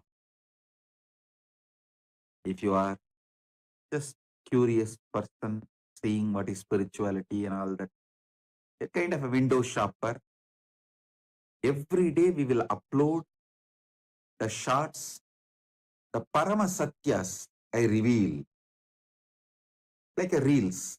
Don't miss seeing that reels and shots. If you are a sincere seeker, really interested in Paramasatyas, enlightenment, spirituality, then attend daily satsang without missing a single day. Take this as a New Year Sankalpa. And even if it is replay of the live satsang, don't miss daily satsang. So with this, I bless you all.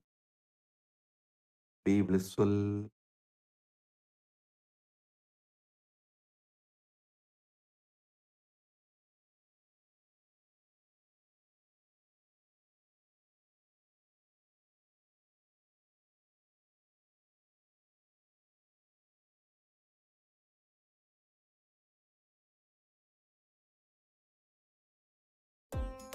Nithyanandam.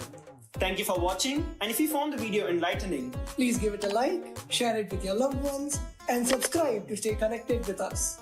don't forget to click the bell icon to receive the notifications.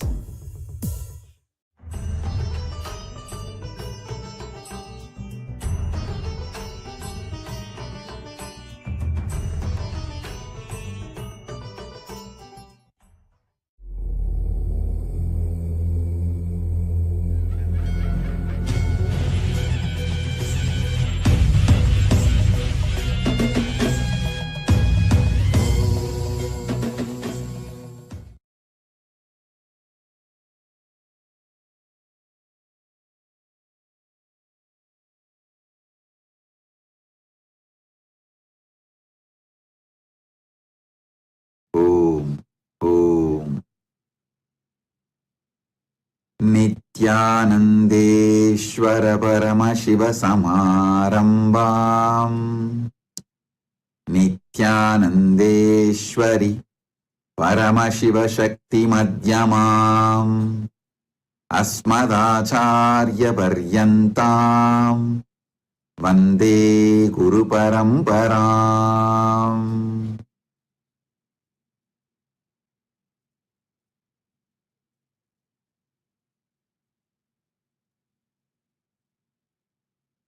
I welcome you all with my love,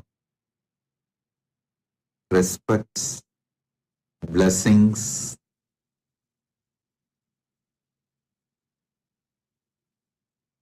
Paramashivasya Bhagavataha Sri Nithyananda Paramashiva Murte Paramavatare Paramatvaita Praptaye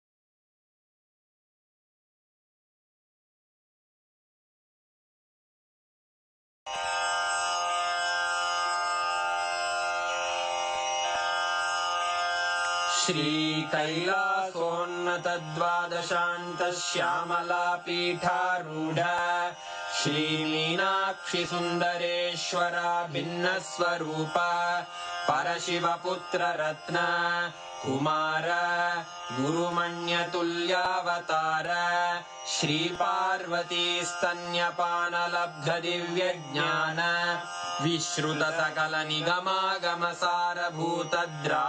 विश्रुतसकलनिगमागमसारभूतद्राविडवेदप्रवक्त्रे श्रीमत्परमशिवकरुणासमधिगतमुक्तामयचतुरश्रयान् गीयमान छत्रचामर श्रीचिह्नकाहलादिसमस्तबिरदावल्यलङ्कृत ज्ञानविज्ञानचक्रवर्ती सर्वजनसङ्घसद्यो निर्वाणदीक्षा व्ययापवर्गवर्ष विश्राण Jimuta परमतकलभकेसरी शैवसिद्धान्तस्थापनाचार्य श्रीराजाधिराजपाण्ड्यमहाराज गुरु क्षपणशाक्यादिमहान्धकारनिवारणज्ञानभानु वीक्षणानर्हार्हध्वजोच्छेदनपूर्वक श्रीमद्वृषभध्वजस्थापक शैवसमयकर्त्रे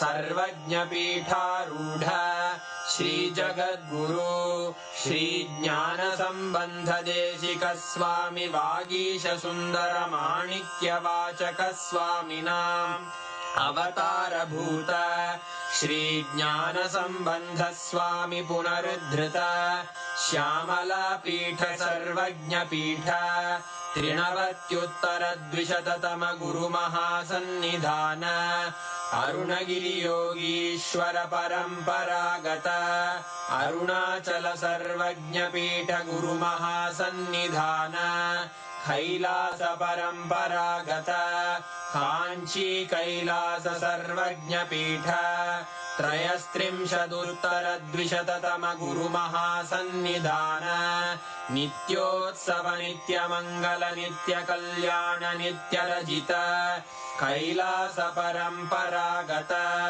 आदिकैलास नित्यानन्दपीठ महासंस्थान महासिंहासन पीठकर्तः साक्षात् श्री परमशिव समुद्भूत कैलास परम्परागत वैवस्वत मनु इक्ष्वाकु हरिश्चन्द्र भगीरथ श्रीरामचन्द्र शूरसेन इत्यादि अनवच्छिन्न सार्वभौम चक्रवर्ति परम्परागत चतुष्षष्टि योगिनी मण्डित चतुष्षष्टि सम्प्रदाय प्रवर्तक मनुधर्म शासन सूर्यवंश प्राप्त सर्वज्ञपीठ सुराङ्गी साम्राज्य मूर्धाभिषिक्त चूडामणे साक्षात् श्री परमशिव समुद्भूत कपिल महागुरु पुनरुद्धृत महानिर्वाणि पीठ अष्टोत्तर सहस्र श्री महामण्डलेश्वर साक्षात् श्री परमशिव सिंहासनाभिषिक्त समस्त गणनायक श्री महागणपति समारंभ अनवच्छिन्न पीठाधीश्वर गुरु परंपरा प्राप्त अटल पीठ अष्टोत्तर सहस्र श्री अटल पीठाधीश्वर धर्म मुक्ति स्वर्गपुर स्वर्ण पीठ त्रयोविंश गुरु महासन्निधान कैलास परम्परागत आदिपीठ सर्वज्ञ पीठ जगद्गुरो श्री कैलास पुनरुद्धारक श्री कैलास परमाचार्य श्रीमत् परमहंस परिव्राजकाचार्य वर्य सच्चिदानंद प्रणव स्वरूप श्रोत्रिय ब्रह्मनिष्ठ श्रीमज्जगद्गुरु श्रील श्री भगवत् श्री नित्यानंद परमशिव श्री ज्ञान संबंध देशिक परमाचार्य स्वामिन् अत्रागत्य परिपाल्य च अस्मान् विज्ञान वितरणेन विजयी भव जय जय।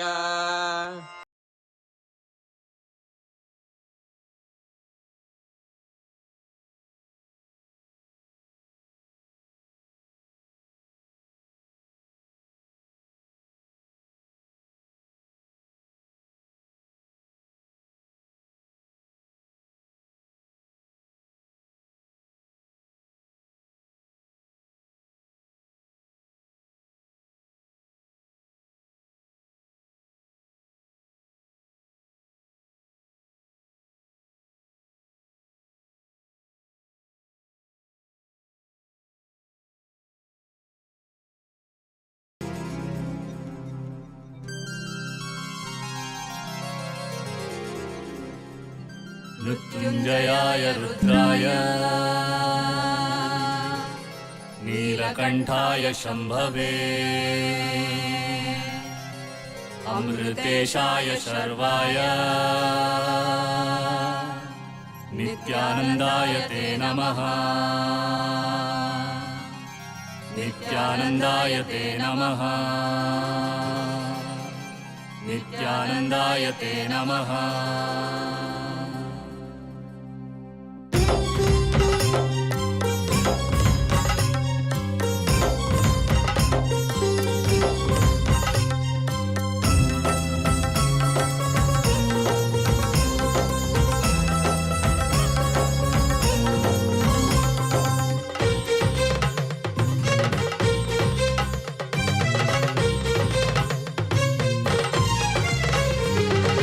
शम्भो शिव शम्भो हर शम्भो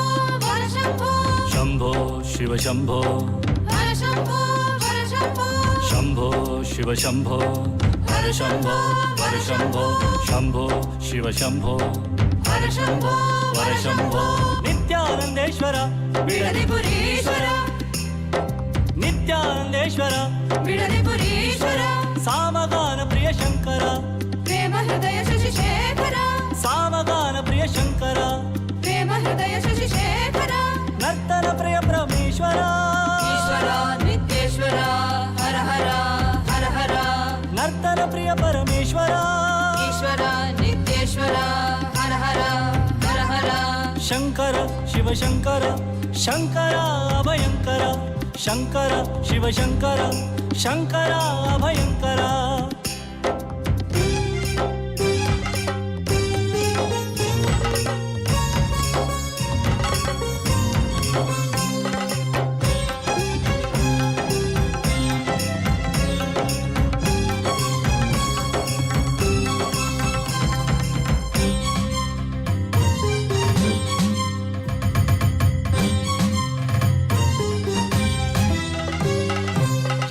ಶಂಕರ ಸಾಂಬ ಸದಾಶಿವ ಹರ ಹರ ಶಂಕರ ಸಾಂಬ ಸದಾಶಿವ ಜಯ ಜಯ ಶಂಕರ ಸಾಂಬ ಸದಾಶಿವ ಹರ ಹರ ಶಂಕರ ಸಾಂಬ ಸದಾಶಿವ ನಂದಿವಾಹನ ನಮಃ ಶಿವಾಯ ನಾಗಾಭರಣ ನಮಃ ಶಿವಾಯ ನಂದಿವಾಹನ ನಮಃ ಶಿವಾಯ ನಾಗಾಭರಣ ನಮಃ ಶಿವಾಯ ನರಜನ ಪಾಲಕ ನಮಃ ಶಿವಾಯ ನಮೋ ನಮೋ ನಿತ್ಯಾನಂದಾಯ ನರಜನ ಪಾಲಕ ನಮಃ ಶಿವಾಯ ನಮೋ ನಮೋ ನಿತ್ಯಾನಂದಾಯ ಶಂಕರ ಶಿವ ಶಂಕರ ಶಂಕರ ಅಭಯಂಕರ ಶಂಕರ ಶಿವ ಶಂಕರ ಶಂಕರ ಅಭಯಂಕರ ಶಂಭೋ ಶಿವ ಶಂಭೋ ಹರ ಶಂಭೋ ಹರ ಶಂಭೋ ಶಂಭೋ ಶಿವ ಶಂಭೋ ಹರ ಶಂಭೋ ಹರ ಶಂಭೋ ಶಂಭೋ ಶಿವ ಶಂಭೋ ಹರ ಶಂಭೋ ಹರ ಶಂಭೋ ಶಂಭೋ ಶಿವ ಶಂಭೋ ಹರ ಶಂಭೋ ಹರ ಶಂಭೋ ಶಂಭೋ ಶಿವ ಶಂಭೋ ಹರ ಶಂಭೋ ಹರ ಶಂಭೋ ಶಂಭೋ ಶಿವ ಶಂಭೋ ಹರ ಶಂಭೋ ಹರ ಶಂಭೋ ಶಂಭೋ ಶಿವ ಶಂಭೋ ಹರ ಶಂಭೋ ಹರ ಶಂಭೋ ಶಂಭೋ ಶಿವ ಶಂಭೋ ಹರ ಶಂಭೋ ಹರ ಶಂಭೋ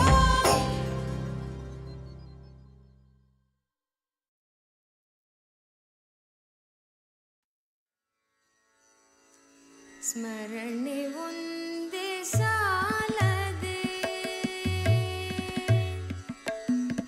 ಸ್ಮರಣೆ ಒಂದೇ ಸಾಲದೆ ನಾಮ ಸ್ಮರಣೆ ಒಂದೇ ಸಾಲದೆ ನಾಮ ಸ್ಮರಣೆ ಒಂದೇ ಸಾಲದೆ ನಿತ್ಯ ನಾಮ ಸ್ಮರಣೆ ಒಂದೇ ಸಾಲದೆ ನಿತ್ಯ ನಾಮ ಸ್ಮರಣೆ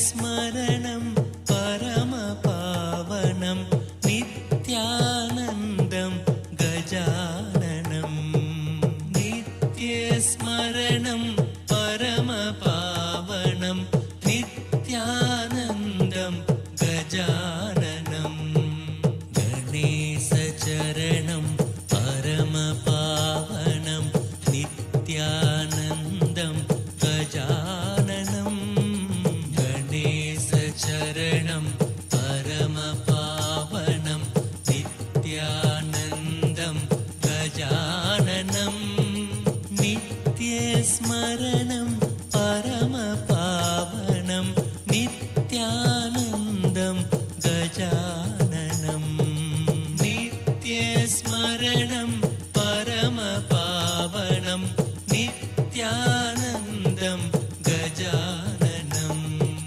सद्गुरु शरणं परमपावनं नित्यानन्दं गजाननं सद्गुरु शरणं परमपावनं नित्यानन्दं गजाननं भवभयहरणं परमपावनं नित्यानन्दं गजाननं भवभयहरणं परमपावनं नित्यानन्दं गजाननं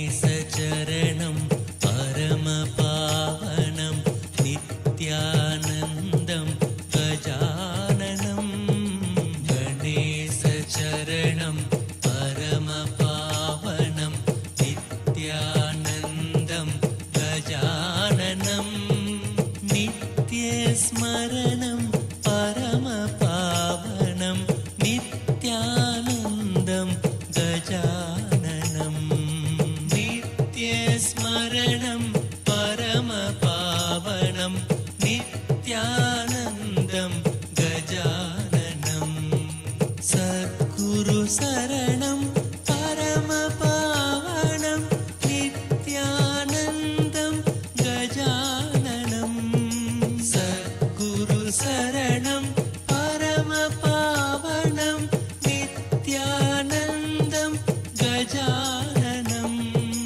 भवभयहरणं परमपावनं नित्यानन्दं गजाननं भवभयहरणं परमपावनं नित्यानन्दं गजाननं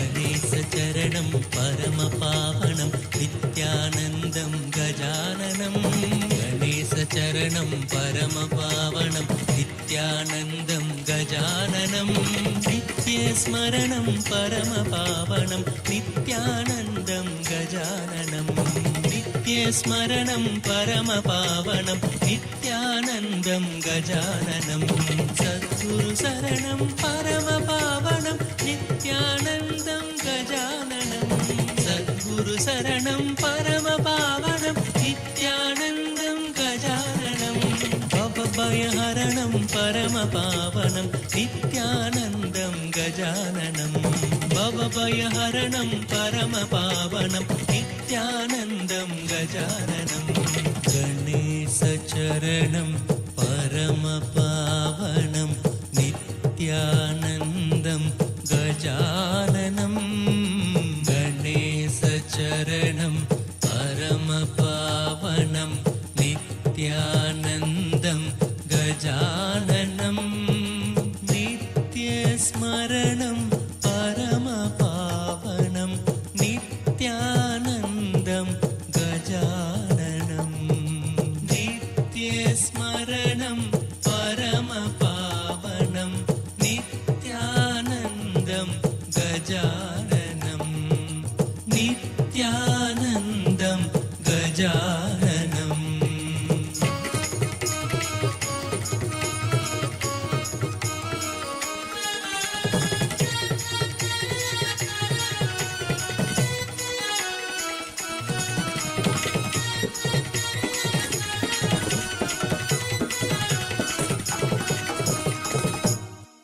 నిత్యానందం గజాననం.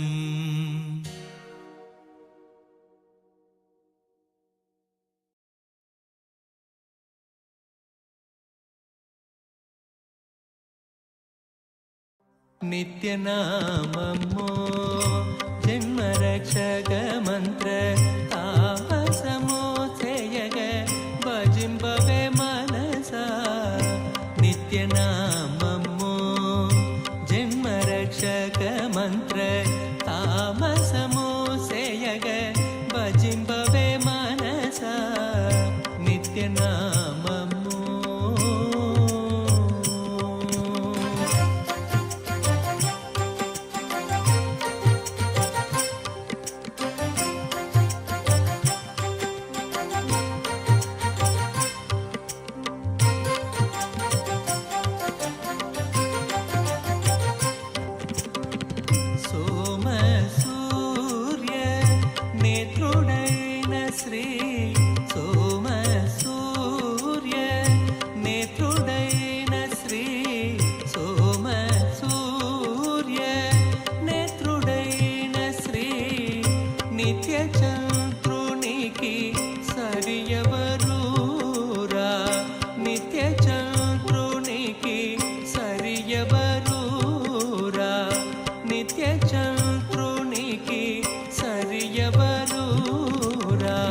నిత్యనామమో జన్మరక్షక మంత్ర తాపసమో చేయగ భజింపవే మనస.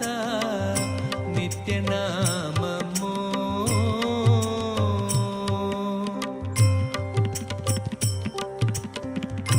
నిత్యనామ రూప నిత్యానంద. నిత్యనామ రూప నిత్యానంద. నిత్యనామ రూప నిత్యానంద. కామిత ఫలద నిత్యానంద. కామిత ఫలద నిత్యానంద. ధ్యాన స్వరూప నిత్యానంద. ధ్యాన స్వరూప నిత్యానంద. ధ్యాన స్వరూప నిత్యానంద. త్యాగరాజ చిత్త నిత్యానంద. త్యాగరాజ చిత్త నిత్యానంద. త్యాగరాజ చిత్త నిత్యానంద. నిత్యనామమో జన్మరక్షక మంత్ర తాపసమో చేయగ భజింపవే మనస.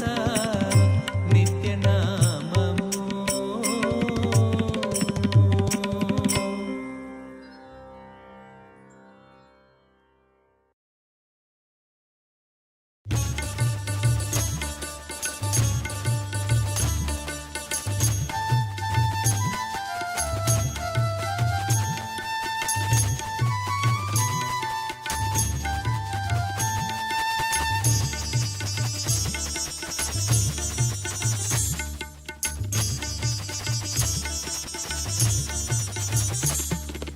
గురువాయూర్పుర శ్రీహరి నిత్యనారాయణ గోపాల్.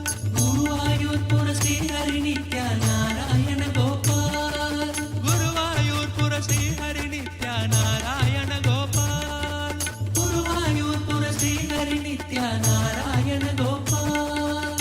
ముకుంతమాధవ మురళీధారి నిత్యానంద గోపాల్. ముకుంతమాధవ మురళీధారి నిత్యానంద గోపాల్.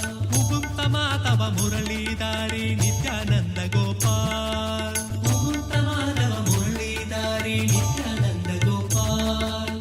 గురువాయూర్పుర శ్రీహరి నిత్యనారాయణ గోపాల్. గురువాయూర్పుర శ్రీహరి నిత్యనారాయణ గోపాల్.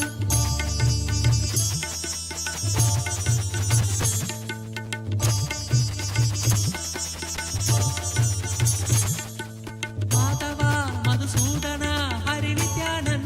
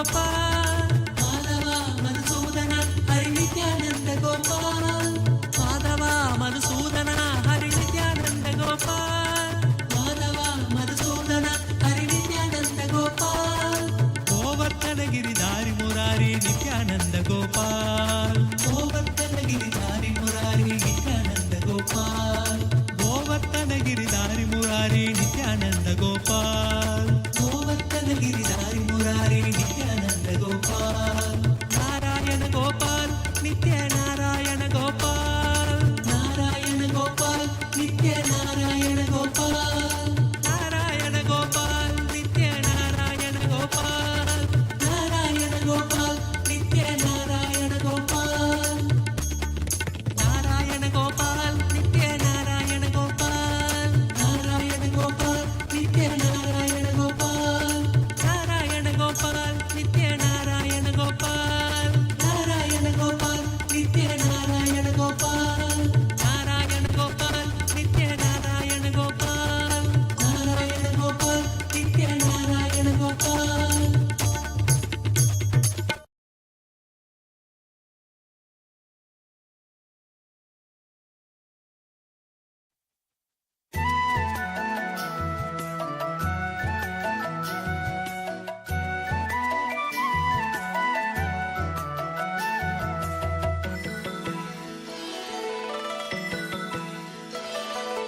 నిత్య నారాయణి శక్తి నారాయణి నిత్యేశ్వరి నాయకి నిత్యపురి నాయకి నిత్య నారాయణి శక్తి నారాయణి నిత్యేశ్వరి నాయకి நித்யபுரி நாயகி எங்கும் சத்தியமான தேவி நித்ய தேவியை வணங்குவோம் நித்யபுரியில் வாழ்ந்தருளும் நித்யேஸ்வரியை வணங்குவோம் நித்ய நாராயணி சக்தி நாராயணி நித்யேஸ்வரி நாயகி நித்யபுரி நாயகி விண்ணிலிருந்து மண்ணிதில் பிறந்த புண்ணிய ஜோதினி நித்யபுரியில் வாழ்ந்தருளும் நித்யேஸ்வரியை வணங்குவோம் நித்ய நாராயணி சக்தி நாராயணி நித்யேஸ்வரி நாயகி நித்யபுரி நாயகி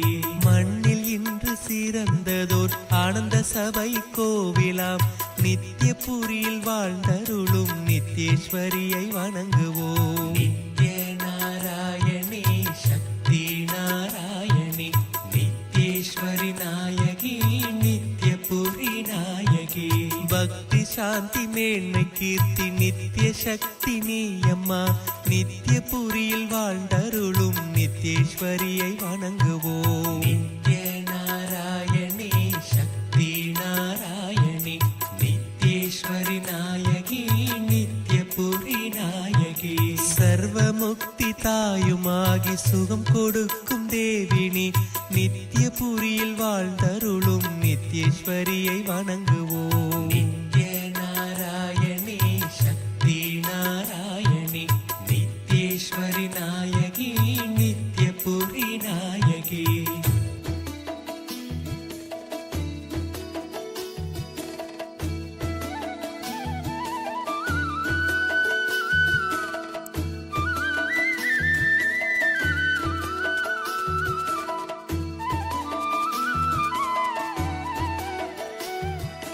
அகிலாண்ட நாயகியே ஜோதி ஸ்வரூபிணியே நித்யபுரியில் வாழ்ந்தருளும் நித்யேஸ்வரியை வணங்குவோம் நித்ய நாராயணி சக்தி நாராயணி நித்யேஸ்வரி நாயகி நித்யபுரி நாயகி ஓம் என்ற சொல்லில் வரும் ஓங்கார ரூபிணியே நித்யபுரியில் வாழ்ந்தருளும் நித்யேஸ்வரியை வணங்குவோம் நித்ய நாராயணி சக்தி நாராயணி நித்யேஸ்வரி நாயகி நித்யபுரி நாயகி தீபஜோதியாய் வருவாய் நித்யேஸ்வரி தாயே நித்யபுரியில் வாழ்ந்தருளும் நித்யேஸ்வரியை வணங்குவோம் நித்ய நாராயணி சக்தி நாராயணி நித்யேஸ்வரி நாயகி நித்யபுரி நாயகி அகில உலக உலகை காத்திடும் நீ, நோய்களுக்கு மருந்து நீ, நித்திய புரியில் வாழ்ந்தருளும் நித்யேஸ்வரியை வணங்குவோம். நித்ய நாராயணி சக்தி நாராயணி நித்யேஸ்வரி நாயகி நித்யபுரி நாயகி. எண்ணம் வளர இடர் அகல இன்பம் அறிந்து நலம் பெருக நித்யபுரியில் வாழ்ந்தருளும் நித்யேஸ்வரியை வணங்குவோம். நித்ய நாராயணி சக்தி நாராயணி நித்யேஸ்வரி நாயகி நித்யபுரி நாயகி.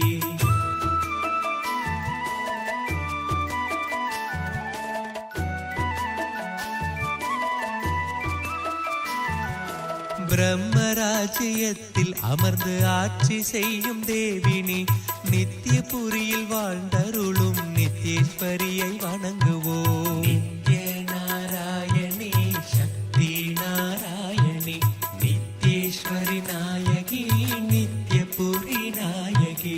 துன்பம் நெஞ்சை தொட்ட போது அன்னைதானே ஆறுதல், நித்யபுரியில் வாழ்ந்தருளும் நித்யேஸ்வரியை வணங்குவோம். நித்ய நாராயணி சக்தி நாராயணி நித்யேஸ்வரி நாயகி நித்யபுரி நாயகி. இல்லம் எங்கும் இன்பம் பொங்க என்றும் அருளை தருபவள், நித்யபுரியில் வாழ்ந்தருளும் நித்யேஸ்வரியை வணங்குவோம். நித்ய நாராயணி சக்தி நாராயணி நித்யேஸ்வரி நாயகி நித்யபுரி நாயகி. மாலை சூடினாலும் பணி மனதில் ஊஞ்சலாடுவாள், நித்யபுரியில் வாழ்ந்தருளும் நித்யேஸ்வரியை வணங்குவோம். நித்ய நாராயணி சக்தி நாராயணி நித்யேஸ்வரி நாயகி நித்யபுரி நாயகி. அகிலம் எங்கும் அமுதளித்து அன்பு காட்டும் தாயவள், நித்யபுரியில் வாழ்ந்தருளும் நித்யேஸ்வரியை வணங்குவோம். நித்ய நாராயணி சக்தி நாராயணி நித்யேஸ்வரி நாயகி நித்யபுரி நாயகி.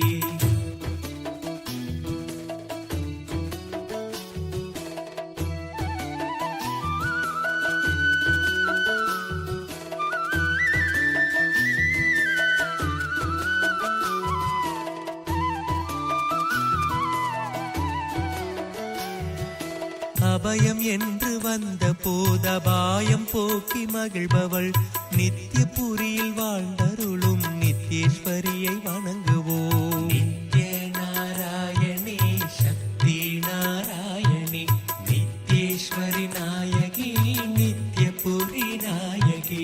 வர்ண புஷ்ப பூஜை கண்டு வாழ வைக்கும் திருமகள், நித்யபுரியில் வாழ்ந்தருளும் நித்யேஸ்வரியை வணங்குவோம். நித்ய நாராயணி சக்தி நாராயணி நித்யேஸ்வரி நாயகி நித்யபுரி நாயகி.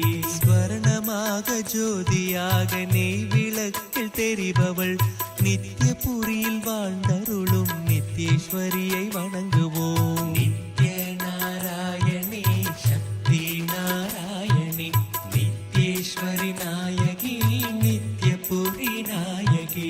சிரித்து வாழும் நிலைதனையே அளித்திடுவாய் நித்யேஸ்வரி, நித்யபுரியில் வாழ்ந்தருளும் நித்யேஸ்வரியை வணங்குவோம். நித்ய நாராயணி சக்தி நாராயணி நித்யேஸ்வரி நாயகி நித்யபுரி நாயகி.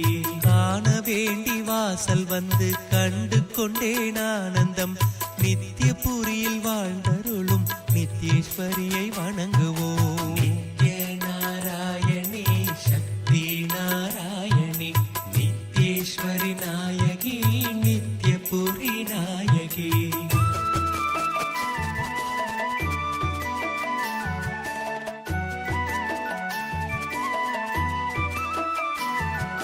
தியானம் செய்யும் பக்தனுக்கு ஞான பாலை ஊற்றிடும், நித்யபுரியில் வாழ்ந்தருளும் நித்யேஸ்வரியை வணங்குவோம். நித்ய நாராயணி சக்தி நாராயணி நித்யேஸ்வரி நாயகி நித்யபுரி நாயகி.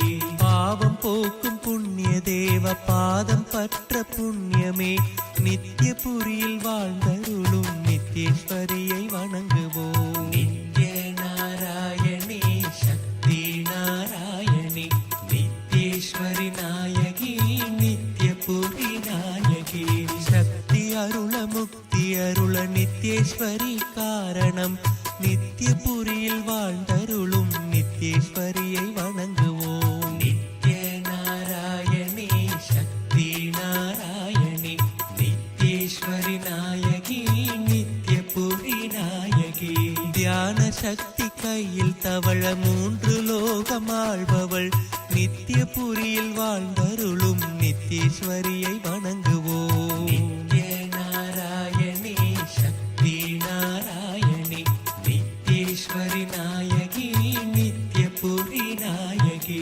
ஜாதி பேதம் நீக்கி மண்ணில் தியானத்தை தருபவள் நித்யபுரியில் வாழ்ந்தருளும் நித்யேஸ்வரியை வணங்குவோம். நித்ய நாராயணி சக்தி நாராயணி நித்யேஸ்வரி நாயகி நித்யபுரி நாயகி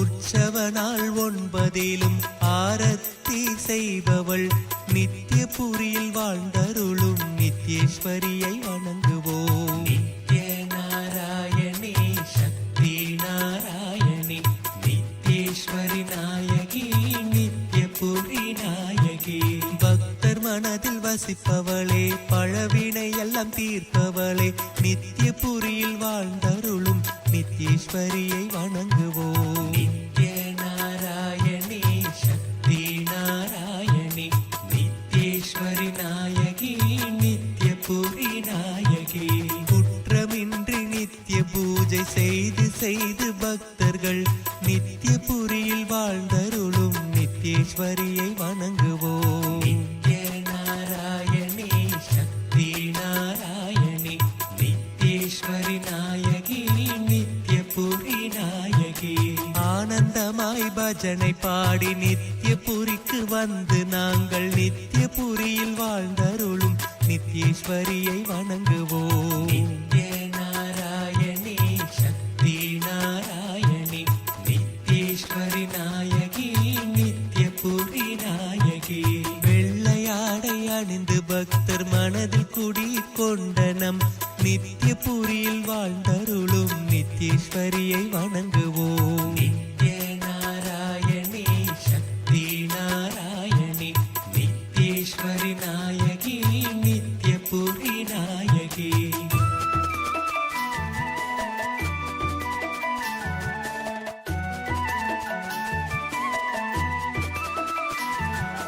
ரஞ்சனி நந்தினி அமிர்த ஸ்வரூபிணி நித்யபுரியில் வாழ்ந்தருளும் நித்யேஸ்வரியை வணங்குவோம். நித்ய நாராயணி சக்தி நாராயணி நித்யேஸ்வரி நாயகி நித்யபுரி நாயகி வேதாந்த நிவாசினியே நித்யேஸ்வரி தேவியே நித்யபுரியில் வாழ்ந்தருளும் நித்யேஸ்வரியை வணங்குவோம். நித்ய நாராயணி சக்தி நாராயணி நித்யேஸ்வரி நாயகி நித்யபுரி நாயகி மண்ணில் ஜென்மம் 7 வேண்டும் நித்யேஸ்வரியை காணவே நித்யபுரியில் வாழ்ந்தருளும் நித்யேஸ்வரியை வணங்குவோம். நித்ய நாராயணி சக்தி நாராயணி நித்யேஸ்வரி நாயகி நித்யபுரி நாயகி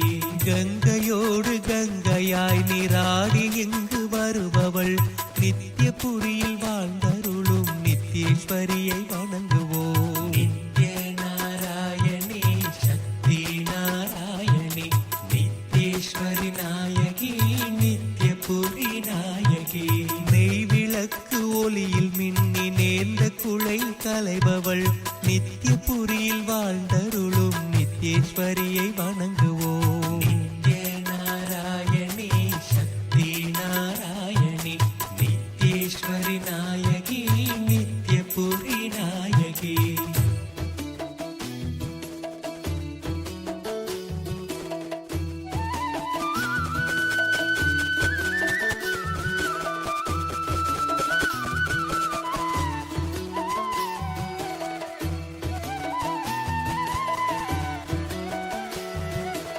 ஏகமாய் நிறைந்திருக்கும் நித்யேஸ்வரி தேவியே நித்யபுரியில் வாழ்ந்தருளும் நித்யேஸ்வரியை வணங்குவோம். நித்ய நாராயணி சக்தி நாராயணி நித்யேஸ்வரி நாயகி நித்யபுரி நாயகி.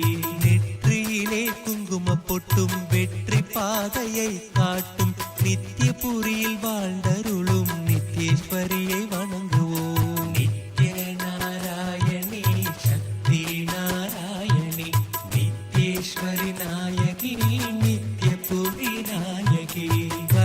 கண்ணை அவள் திறந்து கவிதை சொல்லும் கலைமகள் நித்யபுரியில் வாழ்ந்தருளும் நித்யேஸ்வரியை வணங்குவோம். நித்ய நாராயணி சக்தி நாராயணி நித்யேஸ்வரி நாயகி நித்யபுரி நாயகி.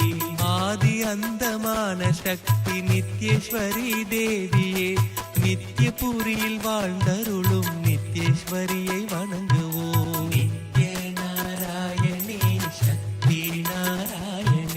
நித்யேஸ்வரி நாயகி நித்யபுரி நாயகி. நித்ய நாராயணி சக்தி நாராயணி நித்யேஸ்வரி நாயகி நித்யபுரி நாயகி.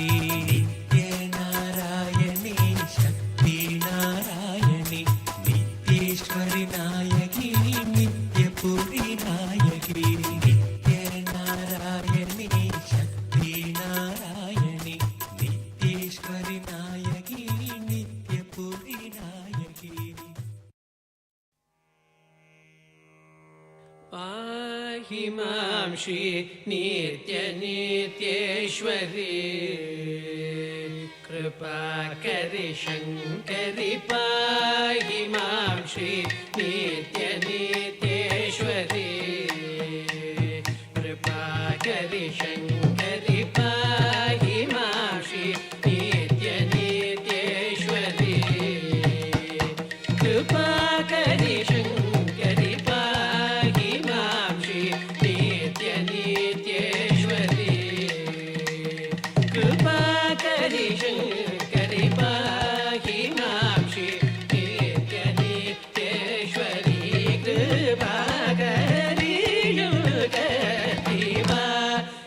मां श्री नित्यनित्येश्वरी कृपाकरि शङ्करि पाहि मां श्री नित्यनित्येश्वरी.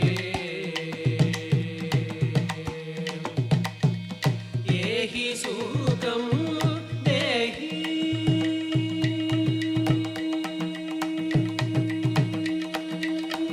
देहि सुखं देहि सिंहवाहिनि दय प्रवाहिनि मोहिनि. देहि सुखं देहि सिंहवाहिनि दय प्रवाहिनि मोहिनि.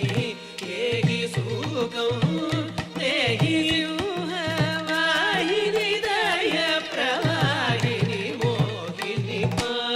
पामरे सा ग पाम मरे रे सा नि सा रे ग म प सा रे ग म प पामरे सा ग पाम मरे रे सा नि सा रे ग म प सा रे ग म प द ब म प द ब नि सा प नि सा रे सा रे ग म रे सा सा द ब म रे सा रे ग म प प म रे सा द ब ब म रे रे सा नि सा रे ग म प सा रे ग म प द ब म प द ब नि सा प नि सा रे सा रे ग म रे सा सा द ब म रे सा रे ग म प.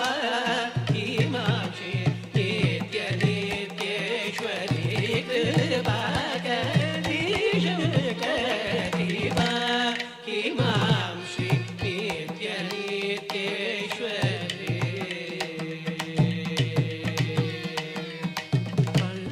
चण्ड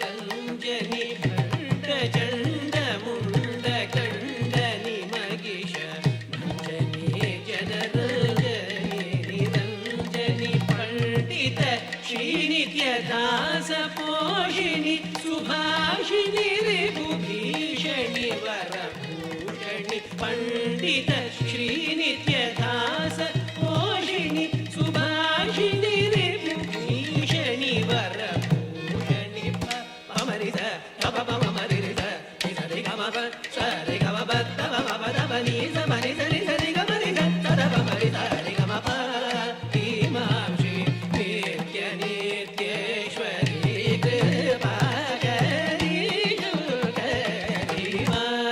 इमां श्री नित्य नित्येश्वरी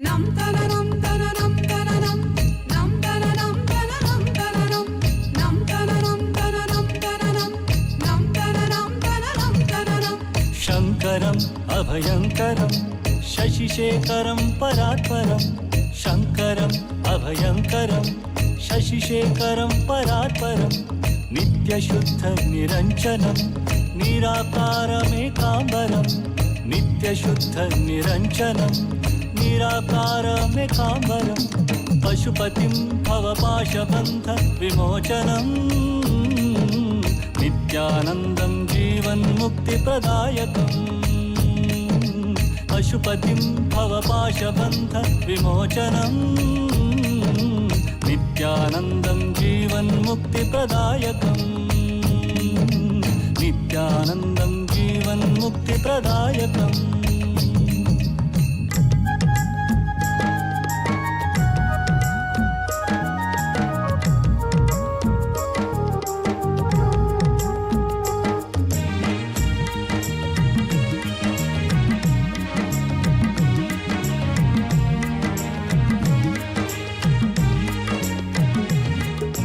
नीलकण्ठं वह्निनयनं नित्यनिर्मलभासितं नीलकण्ठं वह्निनयनं नित्यनिर्मलभासितं भासितं भस्माङ्गदं शोभितं सुशोभितं भासितं भस्माङ्गदं शोभितं सुशोभितं पशुपतिं भवपाशबन्ध विमोचनम् नित्यानन्दं जीवन्मुक्तिप्रदायकम् पशुपतिं भवपाशबन्ध विमोचनम् नित्यानन्दं जीवन्मुक्तिप्रदायकम् नित्यानन्दं जीवन्मुक्तिप्रदायकम्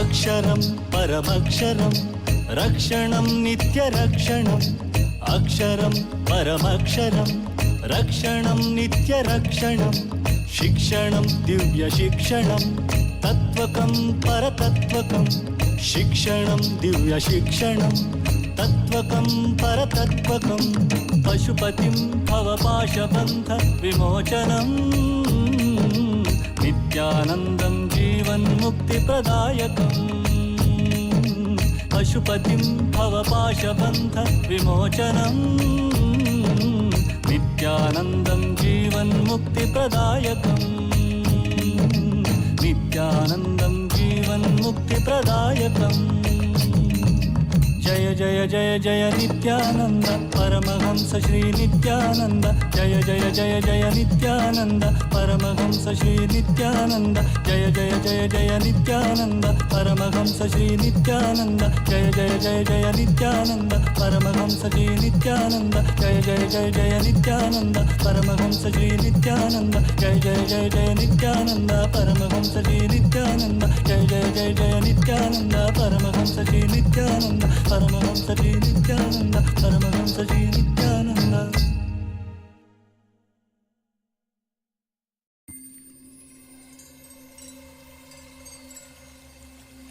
I welcome you all with my love and respect.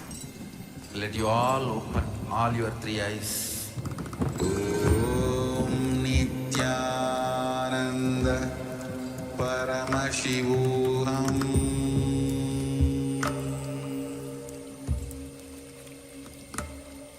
Om Nithyananda Paramashivoham.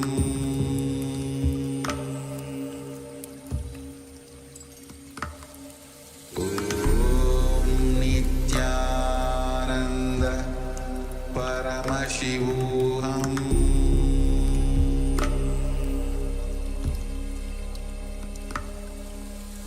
Om Nithyananda Paramashivoham.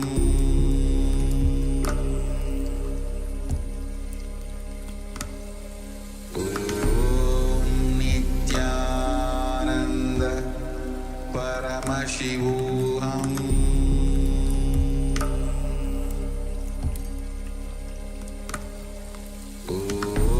Om Nithyananda Paramashivoham.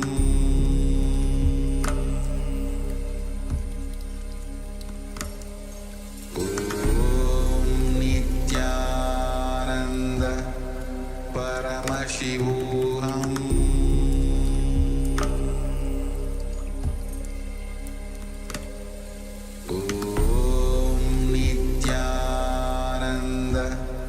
Paramashivoham.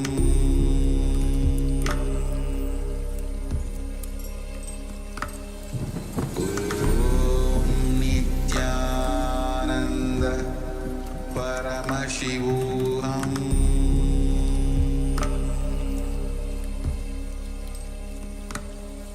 Om Nithyananda Paramashivoham.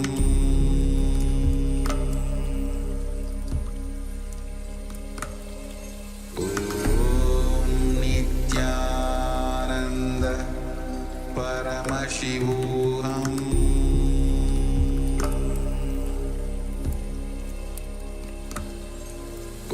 Om Nithyananda Paramashivoham.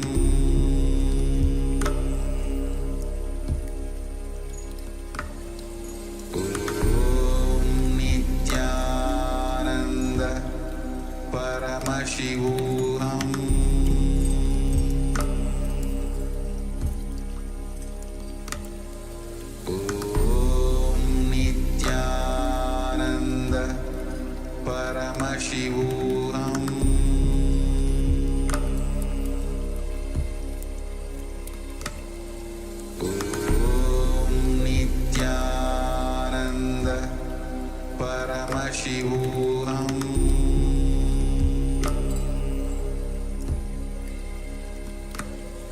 Om Nithyananda Paramashivoham.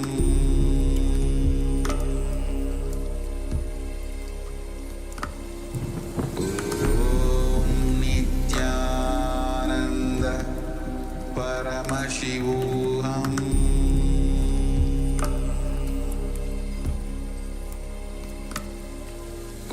Om Nithyananda Paramashivoham.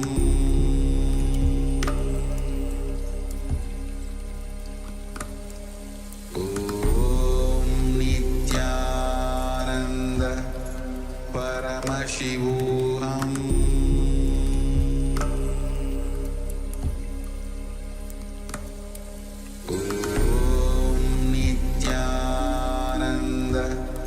Paramashivoham.